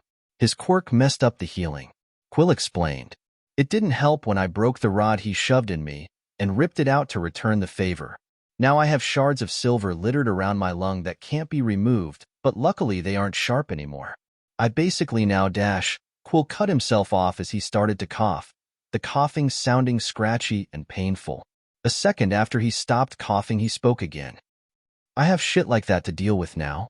Do you now have asthma? Hanta asked. No. But pretty much. I have this thing now. Quill held up small metal gadget. Like an advanced inhaler to jumpstart my left lung if it acts up. Damn, you got it rough. Mashareo commented. I'd go through it again, Quill said. A teacher walked into the room at that point. It was Hisashi. Hey kids. While Shota is out, I will be covering his classes with you guys. The pro hero said. How is Aizawa-sensei? Momo asked. He is up and well. Hisashi answered. He is on leave for a few days. Hisashi wasn't going to say the reason being that Shota was not handling his son's condition well at all. Hisashi was shoving himself into his work to avoid dealing with his own feelings about his godson. Let's get into everything then. At lunch the class still had a few people looking at them, but they ignored it. Quill. Azula started quietly. They were both on the edge of the table, so she figured things could be more private that way. Quill looked up from his food. Azula handed him a picture, the picture of his family to be exact. She had it upside down so no one could see the picture. This is yours. Quill was quiet for a second, as he looked at the picture before putting it in his pocket. Thank you. Quill dash. She was about to apologize for following him the week before, but he cut her off. Even though I should be upset, I'm not. Quill replied just as quiet, so their conversation can stay private. It felt nice to finally speak about it for the first time in years. The redhead admitted. You're off the hook, though. What? Azula was caught off guard. The request I made when I thought I was done for. Quill explained. I'm still kicking, so you're off the hook. No. Azula said a bit loudly and got others to look at them. You are not going to? Ugh. She didn't like that her reaction was to get pissed at the redhead. I owe you, so no matter what I am helping you. Quill had a flat expression before he gave a small grin. I guess I can't stop you. Azula nodded, even though she knew in the back of her mind she was beginning to walk a very dangerous thin line between Quill and her technically ex-master now. It was now the end of classes. Present Mike had one final announcement. Due to events at USJ, Nizu is allowing you guys to not participate in the sports festival 2 weeks from now. Hisashi stated. It is still up and going because Nizu wants to show that villains can't stop good people from moving past events. Well, if he wants to show that, I am going to prove that point. Quill said. A hole in my lung won't stop me. Right. Inesa shouted. The sports festival can show that 1A doesn't take hits and lie down. Yeah. We get back up and keep swinging. Mashareo added. Damn straight. Ijiro got pumped. Hisashi smiled at the kid's words. He liked how instead of groveling or trying to just sit there and heal from their injuries, they still wanted to keep going. If they were the future generation of heroes, then the world was in good hands. You kids have a good afternoon, he said as he left. You can't be serious about competing, Quill, Achiko said. You're one of the most injured. I'm proving a point to myself, Quill stated. He also planned on hoping that bastard saw him when the event was televised, so he would know Quill was out there still, and come to Quill so he can give justice to his family. It's like Wind Boy's passion. My drive has to be strong for my goal. But you're injured. That's like if Ojiro competed also. Itsuka said. I plan on competing in the sports festival. Masahiro stated. What? Itsuka had a concerned and annoyed look. Oh, Jiro. No. Kendo, it is their choice. Kyoko pointed out. It will show any heroes who are looking at the sports festival for an intern that we have strength. Fumikage nodded. Yeah, let's get to the dorms and get a plan going, Toru said as the class went to the door. Opening it, there was a crowd outside of the room. Move out of our way, please. Achiko asked. Why are you even blocking our room? Hanta asked. The sports festival, Quill stated. They want to see the real competition. Because we have actual experience now, Masahiro said. No matter what now, anyone watching the sports festival will be watching us more just because of USJ. Katsumi really didn't care about these people and just wanted them out of the way. At the sports festival, they also re-evaluate the students. A lilac-haired guy said. He had a tired expression as he spoke. If someone from general studies does well enough to prove they deserve a spot in the hero course, taking a spot from someone else. That got one A's attention. Isn't there still a guy in the hospital? That looks like an easy spot to take. Everyone got pissed when he implied taking Izuku's spot in the hero course. Of course, Katsumi got beyond pissed and actually tried to punch the guy in the face, but Tenya and Itsuka got in between the two and held Katsumi back. You don't even compare to him. Katsumi spat to the boy, who only looked minimally worried by the action. We'll see, the boy said as he walked through the crowd. Infine. Let me go, Katsumi said to her classmates. So we are definitely going to kick his ass at the sports festival? Quill asked. I am, Katsumi stated as she left. Shota normally was a man who held his calm, no one seeing anything much past his neutral and tired expression. However, now all he had was an expression where you can tell he was being crushed by stress and panic. He was sitting outside of the hospital room where his son was in surgery and couldn't relax even in the slightest. Inko had fallen asleep next to him, but Shota couldn't sleep. It was his fault that his son was even in the situation that happened. He should have been more careful with his actions the other day. The door opened and a doctor came out. It was the specialist from Poland. A short man with black graying hair and a stubby nose that held up large thick glasses. Mr. Aizawa? We can begin my test, and it's fine for you to be in the room. Shota didn't hesitate to gently wake his wife, who also rushed into the room once she found out they were ready. How does your quirk work exactly, Dr. Nowak? Inko asked as the small man moved over to the unconscious boy, putting his wrinkled hand over Izuku's forehead where bandages weren't covering him. If he isn't truly brain dead, I can project his thoughts visibly right above him. If his thinking is strong enough, we could even see words describing where his thoughts are at that moment. The doctor explained. Normally, whatever is seen with my quirk can be helpful in waking people up from such a state. I shall begin now. The doctor's hand gave off a pink glow that went onto Izuku's forehead. More pink light appeared above his hand, and the doctor gave a smile. The fact that it is above my hand means his mind is healthy. The pink energy suddenly became like green, just like Izuku's, and the doctor looked confused. It has only changed color once before. The doctor stated. What does that mean? Shota asked. The other person changed it from link to almost white. I believe it means that mentally they are strong. The fact that he did this so suddenly means he isn't just healthy, but possibly the strongest person mentally I have ever seen. The green got bigger and everyone saw Izuku's thoughts. It wasn't in words like the doctor said, but actually they saw USJ, but through Izuku's eyes. They saw him get beat down again and again, but keep getting up and fighting the Nomu away from Katsumi. The final thing they saw was when the Nomu hit Izuku's face, but Izuku had his eyes on Katsumi still before everything went black and the memory replayed. This is new. The doctor never thought it would be possible to find someone so strong mentally that he saw their memories.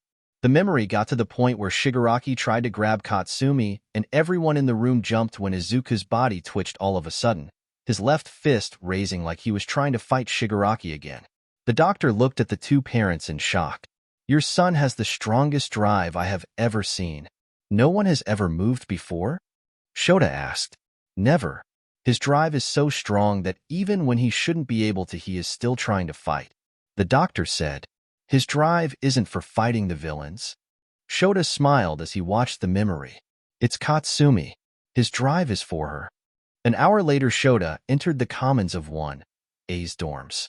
Everyone looked at him and got happy. Aizawa-sensei. Mina waved to the teacher. How are you, sensei? Tenya asked. Where is Katsumi? Shota asked. Right here. Katsumi rushed out of the kitchen hearing his voice. How's Izuku? Come with me. Shota didn't want to waste time. He turned around and made his way back to the hospital. He heard that Katsumi was getting depressed over the situation and knew this would make the girl feel better.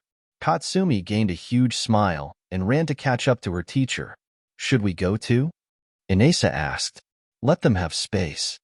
Itsuka suggested, and a lot of the class agreed quickly. Give them 5 minutes.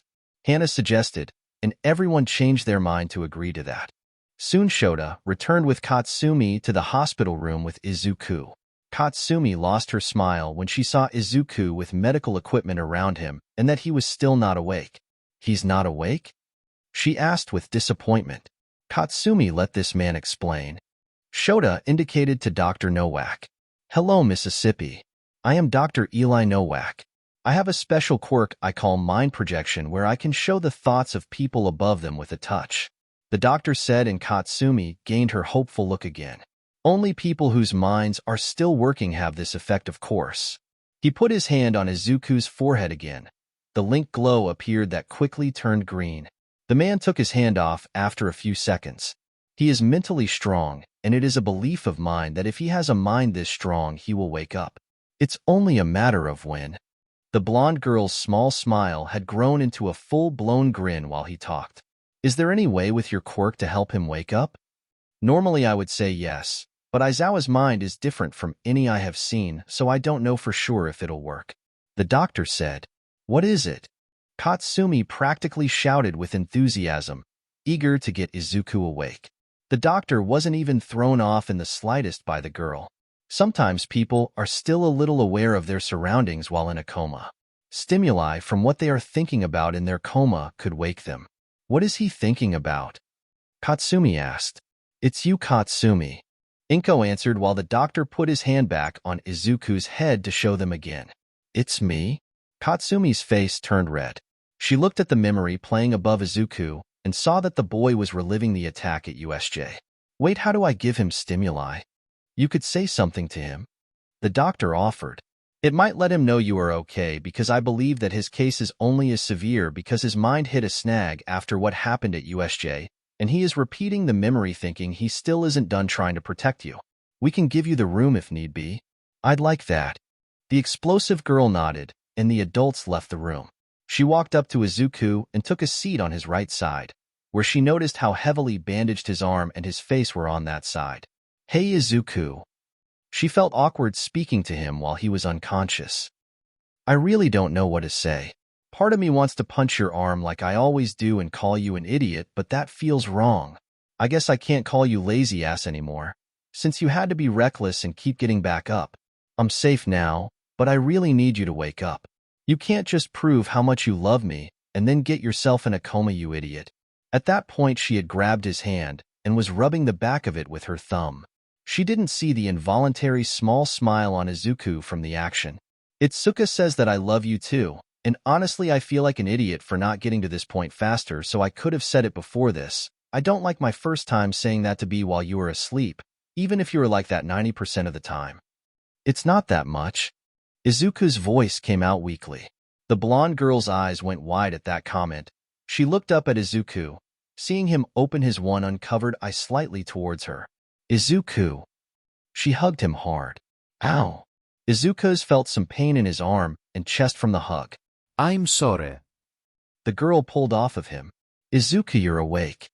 How long was I asleep? Izuku tried to sit up, but Katsumi stopped him. Izuku no. You just woke up. For fuck's sake, just lie down for once. The blonde said. It's been 3 days. Are you okay? Izuku asked. Idiot, worry about yourself. She hit his shoulder on impulse. Shit, I'm sorry. You have an odd way of showing love, Izuku stated as he rubbed his right shoulder. Katsumi's face turned red. You heard that? She felt so embarrassed. Katsumi. He had a deadpanned expression. I replied to you speaking. She turned red when he pointed that out. It's nice to know we are on the same page emotionally now, though. What? Katsumi asked. I love you, stupid. Izuku looked into her crimson eyes with his one emerald eye. You can't just wake up from almost dying and start professing your love to someone like that. You were saying that to me while you thought I was in a coma. I was trying to get you to wake up. Well, I am awake, and it doesn't change the fact that you confessed your love for me while I was in a coma. You woke up, so it doesn't count. You thought I was asleep when you said it, so it does count. Shut up. You're annoying. You're annoying. I didn't ask you to get yourself into a coma fighting for me. I would do it again if I have to. I did that because I love you. I love you too. At that point, the two stopped arguing and began to kiss. Man, I can't wait to see Aizawa, Hanta said as the class walked down the hospital hallway. Dude has the downright most badass story from USJ. Quill got shot through the lung and used the villain's quirk against him. Ijiro argued. Let's not discuss who was coolest during their whole fighting for their lives situations. Itsuka said as they walked around a corner and saw the Aizawa parents talking to a small doctor. Aizawa-sensei. Mina said as they approached their teacher. Hello.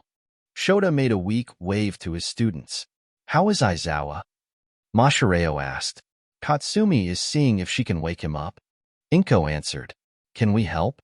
Toru answered, reaching for the door, being the closest to it. I suppose it might help. The aged doctor answered. Go on in. Toru opened the door and immediately shut it. If she wasn't invisible, everyone would have been able to see her blushing really hard. What's wrong? Ijiro asked. Either Aizawa is awake or Bakugo has a really weird thing for guys in comas. Toru moved away from the door. Either way, I am not opening that. Shota got confused and opened the door to find his son and Katsumi making out with the blonde on top of his son. What the hell? Both kids jumped and looked at the door with eyes as big as dinner plates, their faces turning dark red really quick. Eat that. Izuku didn't face his father, finding the ground so much more better to look at. He's awake now. Katsumi said, completely flustered. /in. I wanted to add more, but damn if that isn't a nice and funny way to end a chapter. Hooray, the two finally said their feelings to each other. This ends the first major arc of the story, and you can see how I set up a few future plots. Quill is finally letting someone into his past. Azula is questioning her loyalties. 1A is a closer group, and All for One is now aware of Izuku and his OP quirk. Things are only going to get more interesting as this goes on. Since I got the main pairing almost completely together now, that means I might have more side pairings go into motion, and I will give a shout out to whoever can successfully name each one I threw a hint out to. Chapter 9. /in. Sorry guys, but MHA belongs to Horikoshi, and he is doing great with it. I have Quill though, and I think I am going good with him so far. I'm glad everyone liked the ending to the USJ arc, because I was laughing about it while typing it. This chapter here is going to have some major stuff revolving Izuku, and that thing I have been pushing off being what I am doing with OFA, which is going to be explained here. By the way, hi Grandma. My grandma reads this and loves it. Previously on the Telekinetic eraser, Shota got confused and opened the door to find his son and Katsumi making out with the blonde on top of his son. What the hell? Both kids jumped and looked at the door with eyes as big as dinner plates, their faces turning dark red really quick. Eat that. Izuku didn't face his father, finding the ground so much more better to look at. He's awake now. Katsumi said, completely flustered. Shota kept his look of shock at the two for a few seconds. Everyone else had similar looks peering in from the hallway. It might help if you get off of Aizawa. Mina had a smirk. Katsumi realized she was still on top of Izuku and quickly got off of the boy, turning incredibly red still as she avoided eye contact with everyone. So should Hanta was about to say something, but got cut off by his teacher. Everyone go back to the dorms. Shota stated, I need to talk to my son. The students didn't question him and began to leave. Katsumi tried to shuffle out of the room. Katsumi, stay. The girl got a worried look and stopped walking. Shota closed the door, leaving just Katsumi, Izuku, Inko, and himself in the room. Dr. Nowak had chosen to stay in the hall. Both kids left in the room, stayed silent, and continued to stare at the floor, waiting for Shota to yell at them. After a few seconds, Shota waved his hand to Inko to let her go first. The woman clapped her hands together and had a huge grin. It finally happened. Huh. Both kids looked up at the same time, confused at Izuku's mother. While we should be more upset that you woke Izuku up, and instead of letting anyone know he was awake, you decided to do that. It is uplifting that he is awake and healthy enough to do that. Shota explained. So are we in trouble? Izuku asked without looking up at his father. No. Just don't wake up from a coma and immediately do that again before letting anyone know you are awake. Shota answered. You made the class leave, and we thought that meant trouble for us. Katsumi said quietly. You two were making out in a hospital bed right after Izuku woke up from a coma, the tired man said bluntly, making the two kids get redder. Those kids would have made it more dramatic. So why did you make me stay? Katsumi thought he would lecture them. I'm establishing ground rules. The man said, I am not banning you two from this, but you will not let any problems affect your training. You will be responsible about this and absolutely no underage actions. The two kids got even more red if that was even possible. But if you do, use protection. Inko added, and the kids did find out they could get redder. Moving past the awkward part, Izuku, we do need to tell you about your injuries. His father said as he looked at the bandages covering the right side of his son's face. The worst injury for sure. There were permanent ones, weren't there? Izuku asked as he finally looked up his father. Izuku, you are blind in your right eye now. Shota stated. When the Nomu struck your face, it broke your goggles and several shards cut through the area as well as your eye. Izuku didn't verbally give a response as he felt the side of his face through the bandages. Is that all? Recovery girl said after the first surgery in your chest, the stress you put on your broken body with the telekinetic energy usage made the muscles strain themselves, and you might encounter chest pains for the next few weeks if the area is put through too much. You came out better than recovery girl thought you would except for your eye. I got lucky. Izuku replied. They didn't succeed in their goals at least. Katsumi tried to brighten the mood. All Might wasn't killed like they wanted. Katsumi defeated the Nomu and the leaders got away. Overall, this wasn't a defeat, but not a win. They're gonna be back, Katsumi stated. They wanted Izuku's quirk to make another Nomu. I will get better so they don't get the chance. Izuku stated. If they can make more things like that, then I will make it a goal to make sure to stop them. Izuku, try to just recover first. Inko lectured her son. They aren't going to wait around for me to get healthy. They might be after my quirk at this minute, so I have to make sure they don't ever get it. Izuku responded. Shota smiled. I have no doubt that Katsumi here and the rest of the class share that sentiment about getting stronger to stop those villains in the future. Hell yeah. The explosive girl nodded. We're curb stomping them next time. When do I get to leave here? Izuku asked. Aizu, it shouldn't be much longer, especially since you had all of your surgeries already and recovery girl did an excellent job healing you. Inko answered. Can we make it faster? Izuku asked again. We can ask. Shota went for the door and Inko followed, leaving the two teens by themselves. The two teens stayed quiet for a minute before Katsumi spoke. I'm sorry you're blind because of me now. Not your fault. Izuku shook his bandaged head. I hesitated. Katsumi responded. If I ask you a dash. Katsumi, my choices were my choices. He cut her off. I accepted it as it happened and I accept it now. I would go through it again if it meant you stayed safe.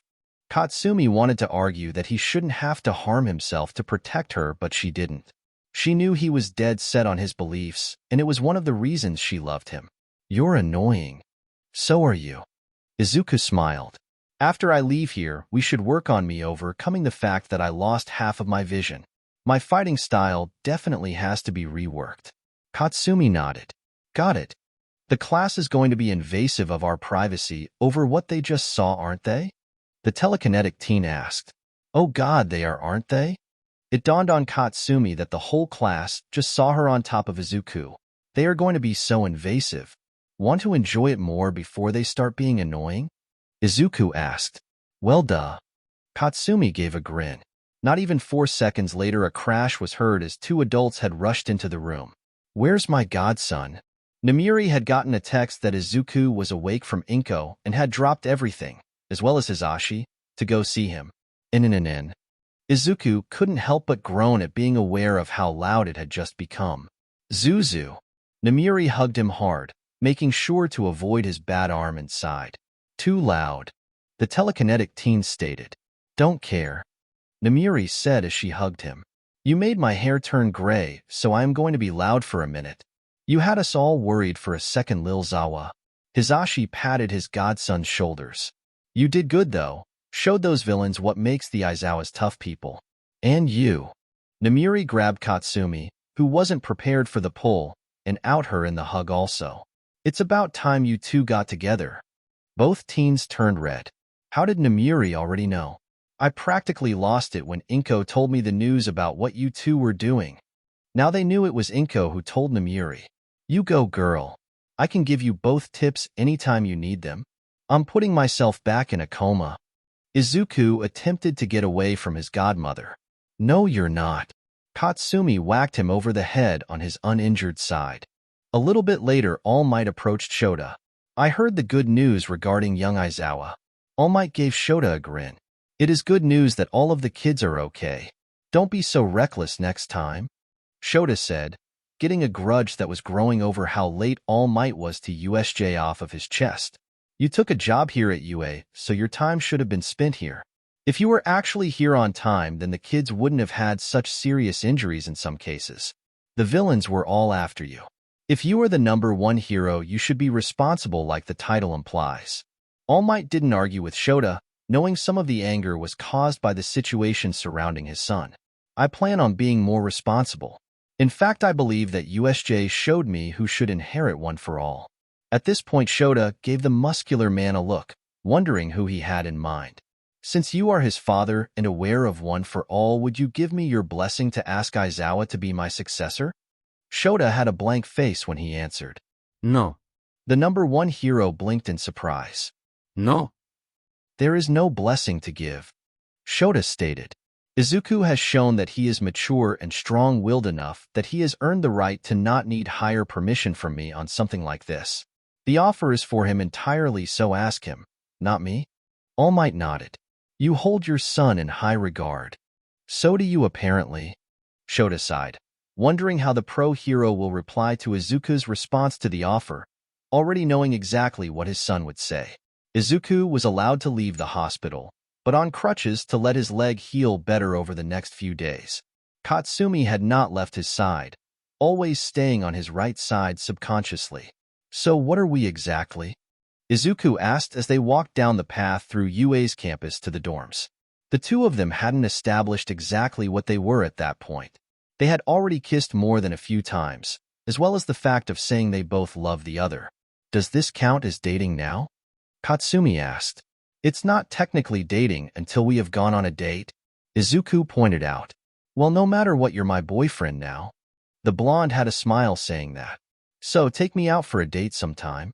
I already have a few planned, Izuku replied. A few? The explosive teen gave the cycloptic teen a raised eyebrow. This fast? I've been thinking about it for a bit, Izuku admitted. So I am in for a treat. Katsumi nodded. I can't let you put more into this than me. This is an equal relationship, so I am gonna pull my own weight. Don't say I don't have to, or I will fight you. Izuku smiled at what she said. Hello, young Aizawa, young Bakugo. All Might got their attention as he approached them. I see you are up and about now. I'm okay thanks to Recovery Girl, the telekinetic teen replied. She is an amazing doctor. All Might nodded. Young Aizawa, I would like a word with you in private. She's going to bug me for what we speak about. Izuku indicated to Katsumi, who nodded in agreement. Whatever it is, I am sure she won't spread it around. I probably don't care enough to spread anything, but I want to know now, Katsumi added. All Might looked at the girl. While he would prefer this secret to be as unknown as possible, he supposed that these two did share a strong bond, and Izuku would inevitably tell Katsumi no matter what. It is quite all right if she comes too. However, this is still behind closed doors matters, so please come with me to my office. The two kids followed him without a word. All Might sat at his desk and waited while the two kids sat down on the other side of it. Young Aizawa and Bakugo, what I am telling you is a massive secret, so please keep it here between us. He gave them both a look to make sure the teens understood how serious he was, glad when they nodded. Aizawa, I want to make you my successor. As an apprentice for your #1 spot? Izuku asked in disbelief. Not of the offer, but of disbelief of that being the thing that this was about. Not my spot, but more my quirk. You showed at USJ that you have a truly heroic spirit and will fight with every bit of breath that you can just to protect what or who you believe in. From what I heard, you inspire your classmates as well, and that only makes this much more clearer to me that you are deserving of my quirk. Say what? Katsumi asked in confusion. Since when can quirks be passed on? My quirk is a unique quirk called One for All, a power stockpiling quirk that can be passed on, growing stronger with each inheritor as long as 2 requirements are met to pass it on. I willingly pass it on, and through DNA. Aizawa, I believe that you are more than worthy of taking in and being the next wielder of One for All. What do you say, young Aizawa? Do you accept this offer? Katsumi looked at her boyfriend in surprise and pride. Of course, he was definitely worthy of getting such a powerful quirk. Even before USJ, he was worthy. The cycloptic teen was quiet for a second before he said a single word. No. The 2 other people dropped their jaws in surprise, and their eyebrows practically went into their hair, and their jaws hit their legs. All Might actually coughed blood and suddenly became malnourished looking and practically a skeleton in appearance, losing all of his muscle and body mass like it never existed in the first place. No. He asked in shock. What the hell just happened to you? Katsumi had jumped out of her seat to point at All Might. I took a wound some years ago that had weakened me severely, the now skeletal man explained. Using One for All makes me have my public appearance, but I can only use it for so long during a day, and that has been slowly on the decline. He turned back to Izuku, who looked bored waiting to speak. Why do you say no, young Aizawa? Yeah, why the hell? Katsumi wanted an explanation from her boyfriend. I am the worst person to give it to right now. Izuku stated like it was the most obvious thing in the world. I just became blind in one eye, and am a step down from my real power because of it. That League of Villains wanted to take me to turn into a Nomu for my quirk. They obviously would still want to, and on the chance that they succeed giving me another 8 my quirk to have would just give more ammunition to their side if they make me a Nomu. You should give it to Katsumi if anyone. She has the same values as me and deserves it more. Fuck that. Katsumi made an X with her hands and shook her head hard. You deserve it more than me. I am not taking it. You would have more practical use for it than me. You're more close range than me. No. I can't take a giant battery.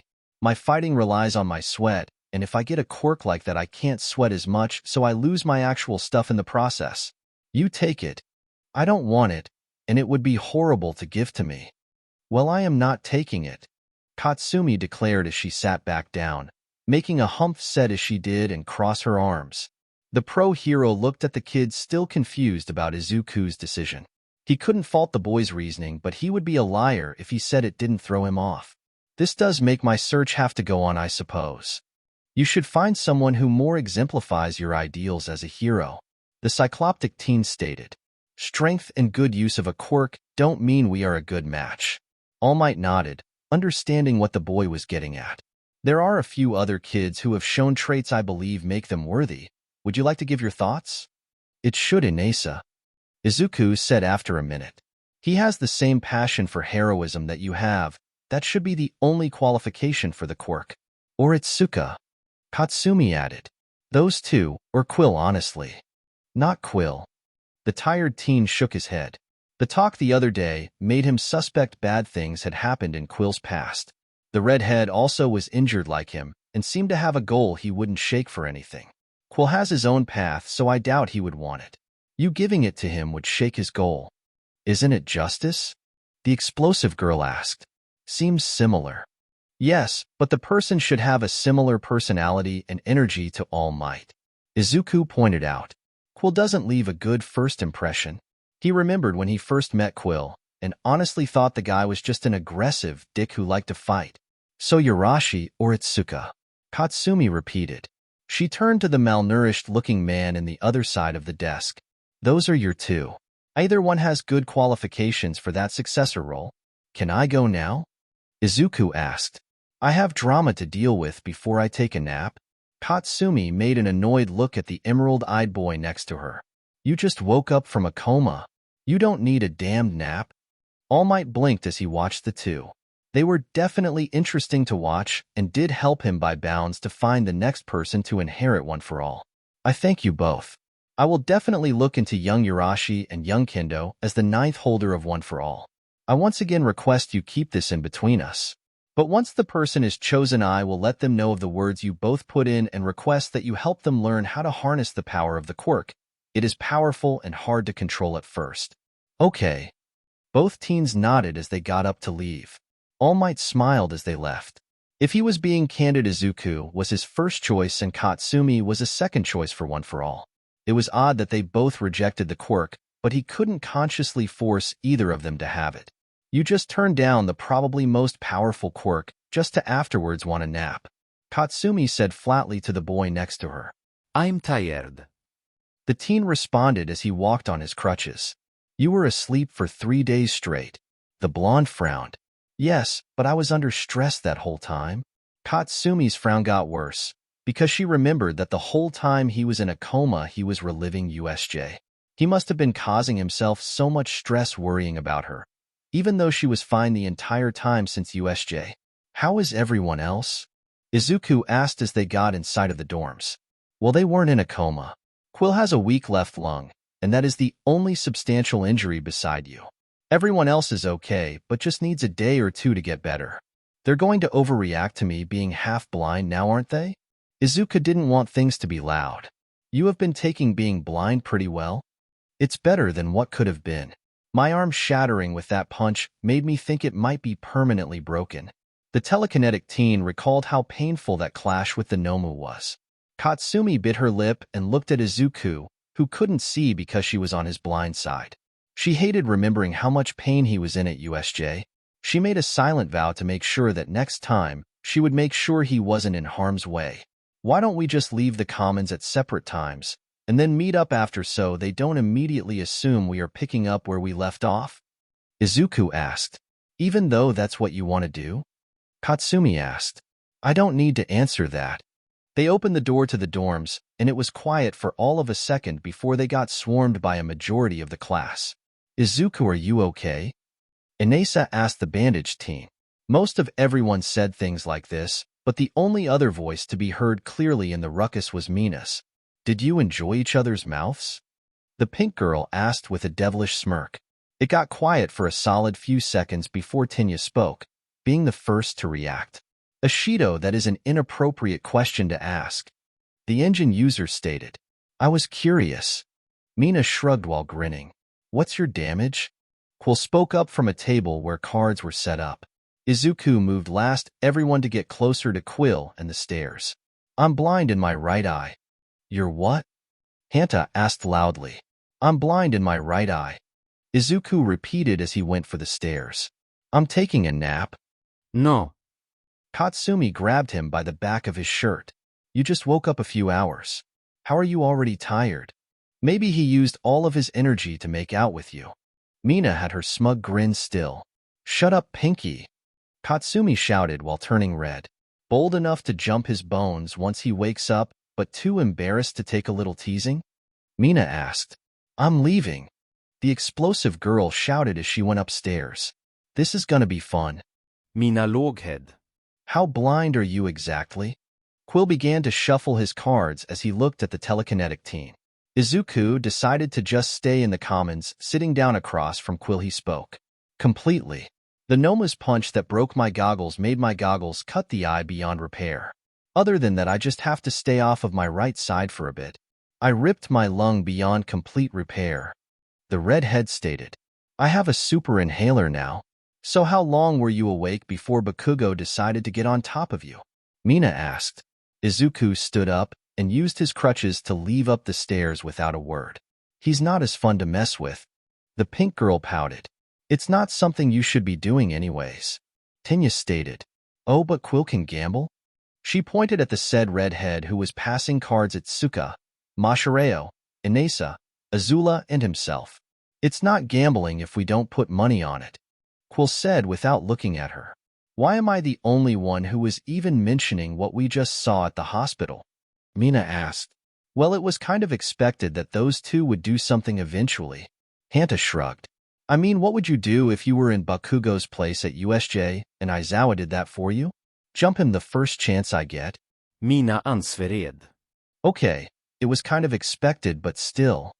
Maybe we all just don't care as much, Mashireo said. I for one support them because he clearly likes her, and she definitely needs her spirits lifted after the last few days. As long as they don't do the four-legged dance on these couches, I am fine with it too. Hanta tossed his ball above him, while he laid on a couch with his feet over the side. The next morning, everyone came down to the commons for breakfast, and this time it was Tsuyu who had made food, but for everyone. So how have classes been changed? Izuku asked as everyone ate their pancakes. We had present mic covering our classes because Aizawa-sensei wasn't in, Tenya answered. The sports festival is taking place the Monday after next still, Momo said. That, and we now have a war with the general studies classes because they see it as since some of us are injured they can take our spots because of the re-evaluations done at that time. Ijiro added. I'm kicking that insomniac fuck's throat in, Katsumi stated. Who? Izuku thought she meant him for a second, since he always tries to sleep. This one guy with purple hair who looks as tired as you do. Itsuka explained. He mentioned taking your spots since you were still in the hospital. None of them are taking our spots, though, Azula stated. It was still a bit surprising to everyone that since USJ she had been becoming more and more open and taking part in the conversations. We are 1A, and they can't break that. Hell yeah, we're 1A. Hanta nodded with a grin. We are going to kick some ass at the sports festival. Most of the class nodded in agreement. Izuku didn't even need to ask about the sudden mood of 1A being closer because it made sense to him, and he was glad to be a part of it. He still added to the conversation since he was the leader of 1A. We'll be showstoppers. In class, they all saw that Shota was back. The stress from the day before gone completely, and he had a faint smile.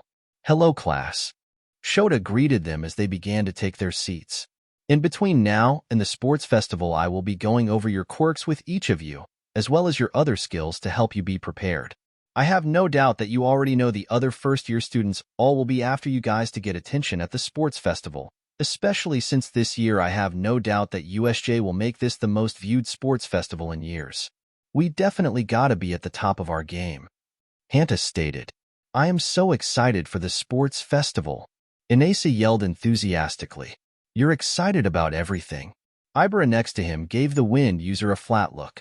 But this is so exciting. The wind user exclaimed. Dude, it is, but at least say it at a room-level volume. Ijiro chuckled. I apologize. Inesa rubbed his head while holding a large smile. I'm assuming you are going to work with those of us who have injuries in order to help us find ways around those injuries? Quill asked Shota. The tired-looking teacher nodded. Yes, I will. I also did look at the police reports of what happened in the zones at USJ, and I, along with the new assistant teacher of this class, will be using that as guidelines for some of you. Wait, we now get an assistant teacher? Momo asked. Who? Achiko asked. Hello, kids. Their questions were answered as none other than number 13 entered the room.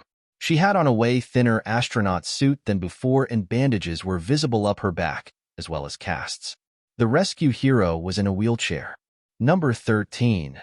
Achiko gasped at seeing her idol. You're our new teacher? Toru asked. I am. The black hole user nodded. USJ is being rebuilt, and I can't sit at the hospital when I got the urge to do something. You kids left an impression on me, so I offered to help you all after what happened, so I can make up for this all happening at my building. Try not to overwhelm her. Shota said to the class, but was looking mostly at Achiko, knowing the girl was a huge fan of the rescue hero. She will be helping half of you while I focus on the other 10. The groups will have similar assignments and things to work on. Quill raised his hand to speak, and was about to when he had a bad coughing fit. Once he was good, he spoke. Will we have some sort of test before the sports festival to see the improvements? Shota nodded. We figured that you kids might like the spirit of competition, so the two groups will have a tournament of sorts after the sports festival actually. We don't want you to tire yourself before it. How will we be split? Azula asked. Class rep and the vice rep will go down the class picking the 10 on each side. Number 13 answered. We have a similar schedule for both sides, so too is fine, however it is split, and this adds to the fun for you kids. Katsumi wanted to curse since she wasn't on Izuku's side no matter what now. Do we pick now? Izuku asked. We figured we would let you two talk it over and let us know by the end of the school day. Shota answered. At lunch the class was all talking excitedly, too happy to care about the other people in the lunchroom. This is awesome. Ijiro grinned. We get the sports festival and then another whole tournament just for us. Who do you two have? Tenya asked the two class leaders. I wrote down who I wanted. Izuku pulled out a piece of paper. I figured we should be fair to both sides. Katsumi grabbed the paper to read it. You just picked people I wouldn't argue for. Is that a problem? Izuku asked. Yes. The blonde shouted. You just didn't want this to be an argument. Clearly I failed. The telekinetic teen sighed. We are going one by one down the class picking people now. Katsumi stated. As much as she would like having the best people on her side, she wants her side to be well-earned and not just give to her because Izuku was lazy. A main. Izuku said his first pick, shocking a few of the people. Really? The wing girl was surprised she got picked on the first half at all. You and Katsumi together is not something I want to deal with. The cycloptic teen stated. Fine, then I am taking Quill from you. Katsumi stated. Neat. The redhead replied as he ate. Yaoyorozu. Izuku said his next pick. Bird Brain. Katsumi said her next pick. Inesa. Icy Pop. Shiozaki. Itsuka. Mashireo. Tsu. Ashido. Elbows. Kirishima. Headphones. Ida. Kirby. Kurwaro. Invisible Girl. Should I be offended more by her not knowing my name or being picked last? Toru asked. Your name is Hagakure. You gotta earn your real name. Katsumi said. These are interesting teams. Tenya said. That was also really fast for starting over. Kyoka added. Both Izuku and Katsumi's phones went off at that point at the same time. They both looked and saw a text from an unknown number, but it was the same for them both. Aizawa and Bakugo, will you please bring Yurashi and Kendo to my office after classes? Izuku looked up at the blonde. Did you? Yep. She nodded. He might just ask them both and let them decide. What's going on? Mina asked. Nothing, Pinky. The explosive blonde responded. Just because we are now in two teams in the class, we shouldn't let it become a rivalry. Momo said. Not with my boy on the other team. Hanta shook his head. Ah shucks, I'm your boy. Ijiro grinned. Hell yeah, man. The tape user nodded. I am honored. The hardening user grinned more. This is definitely not a rivalry. Mina said. No competitiveness. Toru nodded. But we should all respect each other, and when the time comes give it our all. Inesa shouted. You should start ending everything you say with a "Can I get a hell yeah?" Hanta laughed. I will try it. Inesa grinned. Can I get a hell yeah? Hell yeah. Ijiro, Hanta, and Mina all said while laughing. I love it. Toru laughed. You guys all share a brain cell? Quill said, even though he found it funny as well. At the end of classes, Izuku handed his father the paper with the teams. Your team will be with me, Izuku. Shota stated. That way I can help you deal with your blind eye. The teen nodded to his father. Okay. Hey, Wind Boy. Katsumi grabbed Itsuka while getting Inesa's attention. Come with me. Okay. The large teen nodded and followed. Before Izuku could follow them out of the class, Shota stopped him, waiting to speak until the others left. How did All Might take it? Shota asked. You knew? Izuku asked, although it made sense that the staff at UA would know about All Might's secret if he was in the premises all the time and would look drastically different while not using the quirk. He asked me for permission to ask you. I told him it was your decision. The man explained. I said no. I'm half blind and the villains from that group want to make me a Nomu. Shota nodded. It pissed him off beyond comprehension when he found out that those villains tried to kidnap his son to make into a monster. I don't blame you for your reasons at all. I said Katsumi should have it. She yelled at me. Shota chuckled as he pictures that scene. Of course Katsumi would get mad when she believed Izuku deserved that quirk. I don't doubt that. All Might actually wanted us to take the others we recommended to him right now. The telekinetic teen replied. I'll leave you to it. Shota patted his son on the shoulder. Your mother wants you home one of these nights, just for a few hours. Tomorrow? Izuku asked. That works. The father nodded to his son. You know she'll want Katsumi there. But she will be that kind of mom. Izuku groaned. He loved his mom, but she would definitely be overbearing about Izuku and Katsumi's new relationship. The man nodded. Not just her. He also had plans to mess with his son. I trusted you. Izuku gave his father a look of betrayal. It'll be fine. Shota patted his son's head while smirking. Izuku had entered All Might's office partway through the pro-hero, explaining the secret to the two kids who had agreed to keep the secret. After the man had finished, the two looked at him for a minute before Inesa spoke. So you are giving it to one of us four? No. The man shook his head. All Might had dropped his muscular form for credibility. It is actually between you and Kendo. Aizawa was my first choice, but he heavily disagreed and said Bakugo should have it. And I said he should have it. Katsumi added. Which made us both not take it. Izuku stated. We both said that you two were deserving of it. I am honored, but I don't think I can live up to it. Inesa said. I don't deserve it. Itsuka said. All Might blinked, not expecting 4 kids in total now to not accept the quirk. This was a new experience for the man. So you both decline? I'm worried I will fall short of expectations. Inesa said with a serious tone, which was foreign to the others used to him sounding always excited. Ojiro deserves this more than me. Itsuka stated. Young Ojiro? All Might raised an eyebrow. He deserves it more than me. Itsuka repeated herself. Take me out of the running and give my spot to him. No. Inesa frowned. Kendo, you definitely deserve one for all. Take me out for Mashireo. All Might sighed. Couldn't one kid just take it? I shall think on it for a few days. Tell no one, and I will let you kids know when I make my decision. The 4 kids were dismissed from the office. Yurashi, why would you do that? Both girls yelled at him at the same time. The wind user looked startled by their outbursts. I'm sorry, but I don't believe I have what it takes to live up to All Might. Izuku out his bandaged hand on Inesa's shoulder, which was above Izuku's own head since the telekinetic teen was a lot shorter than the wind user.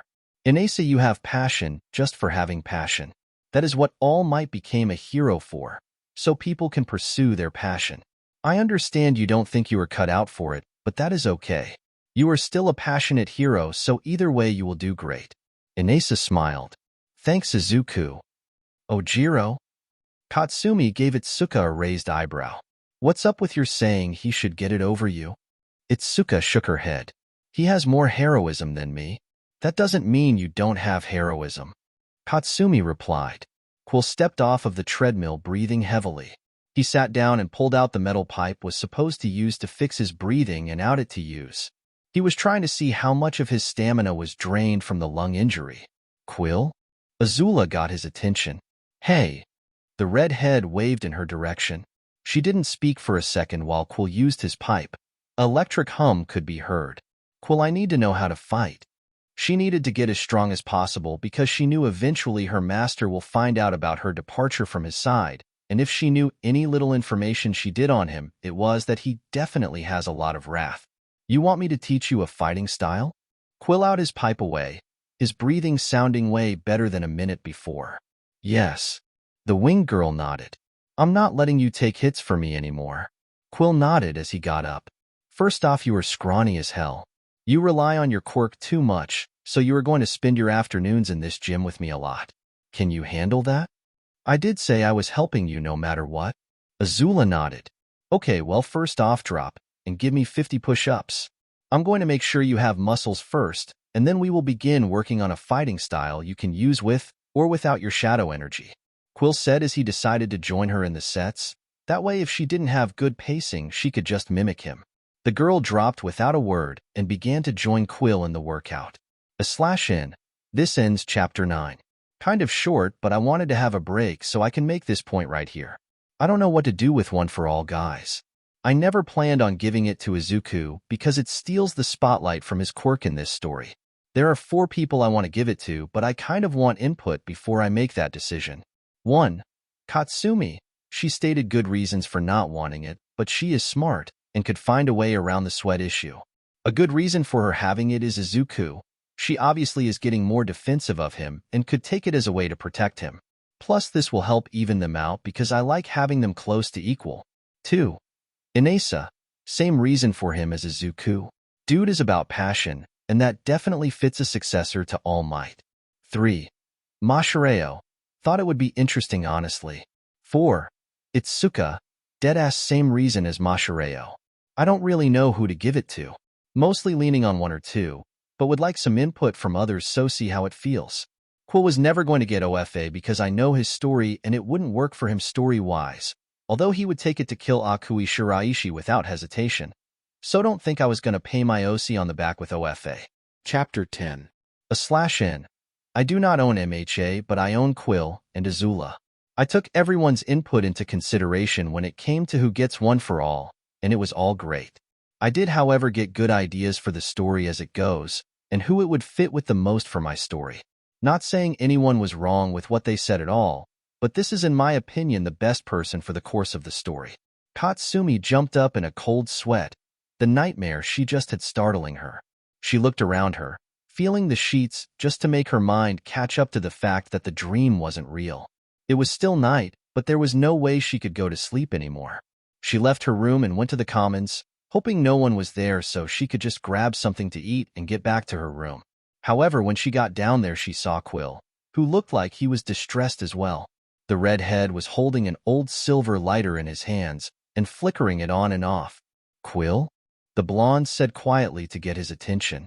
She was surprised to see him, especially when he was also in his school clothes already. The redhead looked up. "What are you doing up at 3 in the morning, Bakugo? What are you doing up?" Katsumi gave him back his question. "Sleep isn't really friendly with me," Quill stated as he started the lighter again. "You smoke?" Katsumi looked at the lighter. She honestly wouldn't doubt it with Quill since from what it seemed like he didn't really have a fun childhood. No.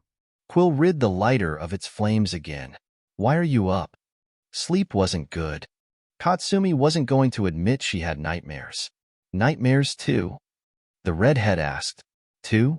Did Quill have nightmares?" "Did you?" "Almost every time." The teen answered. "You don't have to tell me what happened. Quill, are you okay?" Katsumi asked. She wouldn't say she was close with Quill, but they definitely respected each other, and she was concerned for Quill. Infine. The redhead said one of the most obvious lies. "Do nightmares mean something?" Katsumi asked. "From what I could guess based on experience, I think that sometimes it is just you trying to remind yourself of a mistake so you don't let it happen again." Quill answered. Katsumi looked at the table in between them. Her nightmares were telling her to not be weak anymore then, by haunting her with a dead Izuku. She couldn't let that happen. Anything close to it like USJ again ever. She pulled out her phone to text a certain number before speaking to Quill. "Thank you, Quill." She got up to leave the commons. She had something to do. "Anytime." Quill replied as he continued to look at the lighter, still haunted by seeing his sister's death in his sleep for the countless nights since it had happened. All Might had been woken up by a text. Normally he would read them and respond before going back to sleep, but one of his students asking to see him at 4 in the morning was something he couldn't ignore. He had quickly made his way to UA from his apartment and met the girl outside of the main building. "Young Bakugo, what is the matter?" All Might asked as he got close to Katsumi, noticing how distressed she was, and that she was still in her sleeping garb. "I know it is extremely selfish, but can I get one for all?" Katsumi asked hesitantly. All Might dropped his muscular form. "Bakugo, what makes you think you are being selfish? I could care less about your successor being the person who takes that smile of yours and being the next symbol of peace," Katsumi admitted. "I just want to protect Izuku." The pro-hero frowned. "Bakugo, it is not selfish to wish to protect someone else. But it's one for all," Katsumi shouted. Thankfully, she got quiet after that. That should meant for someone who wants to protect everyone. It's extremely selfish to want it for just one person. All Might out his hand on the girl's shoulder. "Bakugo, you are not being selfish." But dash. I don't think it is selfish to want to protect just one person. However, you and I both know Aizawa, and you know he will say something about how you can protect others at the same time. When I thought to offer him the power, I took into consideration how much he pushed himself to protect you. Even if 90% of the time he is focused on you, I knew he could put just as much effort into others. He thought you deserved this more than him. If he was here, he wouldn't think you were selfish. I didn't want this until I was afraid I wasn't strong enough to protect him. Katsumi argued. Bakugo, you are definitely strong. You managed to lead some of your classmates in a stressful situation at USJ and found a way to put down that Nomu permanently. Arguing with you is like Izuku. The girl gained a crossed look. Why did people always have to bring up good points to counter hers? Bakugo, I will pass on one for all to you and have you as an apprentice, but first I want you to understand that it is not selfish to want to protect someone you hold as dear to you as Aizawa. The man stated. He didn't believe she was being selfish. She was just afraid of losing someone she cared deeply for. The girl nodded slowly. Okay. We can talk about this more later. It is night still, and you should get some sleep, Bakugo. All Might patted her head before he walked into UA's main building. The blonde girl kept her eyes on the pavement as she walked back to the dorms. She still felt like it was extremely selfish that she wanted one for all, just to protect Izuku. She knew she would end up using it to protect more people, and that was not selfish, but the foundation of her decision was still selfish to her. Returning to the dorms, Katsumi noticed that Quill had left, and it was now just her. She wasn't anywhere close to tired despite the time of night it was. She decided to just try to sleep despite that. Quill looked at the grave with a sad look. He had left UA to go visit his mentor and just reflect. That fuck Jin tried to get even, Quill said as he lit the cigarette, this being the only place he would ever use them. It felt like he was by his mentor who had always had a smoke in hand. He was really mad. The redhead chuckled. Still mad after 4 years. You always knew how to tick people off. The teen paused for a moment. He actually got really close to killing me. I actually saw that thing people say where your life flashes before your eyes. It wasn't everything. I mean it was, but everything went so fast except for the important things. I saw you guys more than anything. Quill began to cough hard from his wound for a minute. I find it funny that I don't even smoke except and I have a hole in my lung now. And you were in perfect health and you went through way too many of the things. The redhead took the half-used cigarette and placed it on the headstone. I actually have a friend now, like an actual friend. She's actually kinda like you, very aggressive and doesn't care who she is talking to when she goes off. You'd probably enjoy her personality before you get annoyed at her. Quill shuffled on his feet. I'm kind of worried that he will come back and ruin another connection I have because of her. Every person I have ever held close, that bastard just rips away. Quill exhaled as he thought about some of his classmates. This time will be different, I hope. The regular time of waking up came soon and everyone had came downstairs. Katsumi hadn't slept much and made food for the entire class to keep herself busy. Where are Izuku and Quill? Inesa asked as everyone ate. I wanted to talk to Izuku, and he wasn't in his room. Katsumi shot up when she realized her favorite person wasn't actually there. He's what? Sadi. The cycloptic teen announced his entrance as he came in from the garden. I was trying to meditate and check on my telekinetic powers since I kind of pushed them. He sat down next to Katsumi, who was giving him an irritated look. Tell me next time. She lightly hit his right arm. You know villains are interested in you, and that they have a person who can teleport. I'm sorry. Izuku replied as he ate some food he grabbed. I'll make sure you will know. Where is Quill, though? I saw him this morning, Katsumi said, deciding to ignore the part where she had a nightmare, and so did Quill. When? Hanta asked. You were kinda up before most of us. 4 a.m. The blonde answered. Why were you up at 4? Izuku turned so he could actually look at the blonde who was on his blind side. I had trouble sleeping. She didn't like that everyone was looking at her. I did too. Mashireo admitted. USJ keeps popping into my mind. It wasn't a fun experience. Achiko agreed, showing that she was also still having issues with it. But where is Quill? Azula repeated her question. He could have went training. He does do that, Hanta said. He's not supposed to leave the dorms building between 10 p.m. and 7 a.m. Tenya said. It's also raining now, Kyoka said. Hopefully he took a jacket or something. At that moment, the red-headed teen showed up, with a jacket. Quill, where were you? Tenya asked. We're not supposed to leave the dorms before 7 a.m. I know. I had something to do. Report me justly, Quill said calmly as he walked through. Why do you smell like smoke? Ibara asked as the teen walked past her. I thought you said you didn't smoke? Katsumi gave a confused look. It is against school rules to smoke, Quill. Tenya scolded the redhead. It wasn't even a whole cigarette. Calm down, Quill said as he grabbed some water. If it clears my name, I only do it when I visit someone. That doesn't clear it. Tenya stopped when Azula cut him off. She wasn't loud, but she did speak to Quill and stole his attention. Was it your sensei? She felt like she was being invasive asking Quill, but she was curious. Yes, it was Akihide sensei. The teen nodded. What sort of bad person would show a child bad traits like that? Tenya asked, not seeing Azula of all people making a signal for him to stop talking.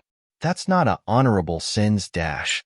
Ida, shut the fuck up before I punch you. Quill cut off the guy and glared at him.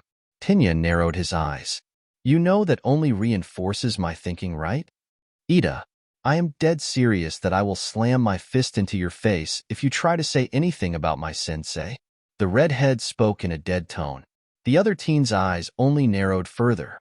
Smoking is against the rules, so is threatening another student. Quill exhaled and turned to leave. I'm leaving before I fight you. Tenya looked at the leaving teen and then to Izuku. I am making sure to report this to Aizawa sensei. His sensei should be held accountable for this as well. Ida, Azula began, waiting until the guy looked at her. His sensei was killed. The engine user was quiet for a second, letting it sink in. He wasn't sure previously what sort of bad things Quill had happened in his past, but a murdered sensei wasn't a thought before that moment.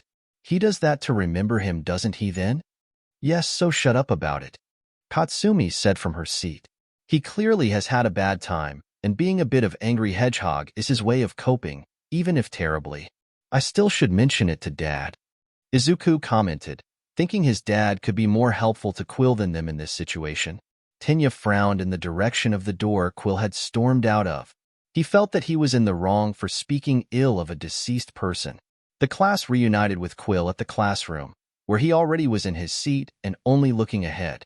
Quill. Tenya approached the redhead hesitantly, hoping the teen wouldn't immediately go to anger before Tenya can get his statement out. I'm sorry I spoke ill of your sensei. I didn't know his life was taking tragically. Quill looked at Azula, who looked away from him. He didn't really want his information passed around, but he knew Azula probably revealed it to lower tensions. He turned back to Tenya and sighed. I guess I'm sorry for copying an attitude and saying I would break some of your teeth.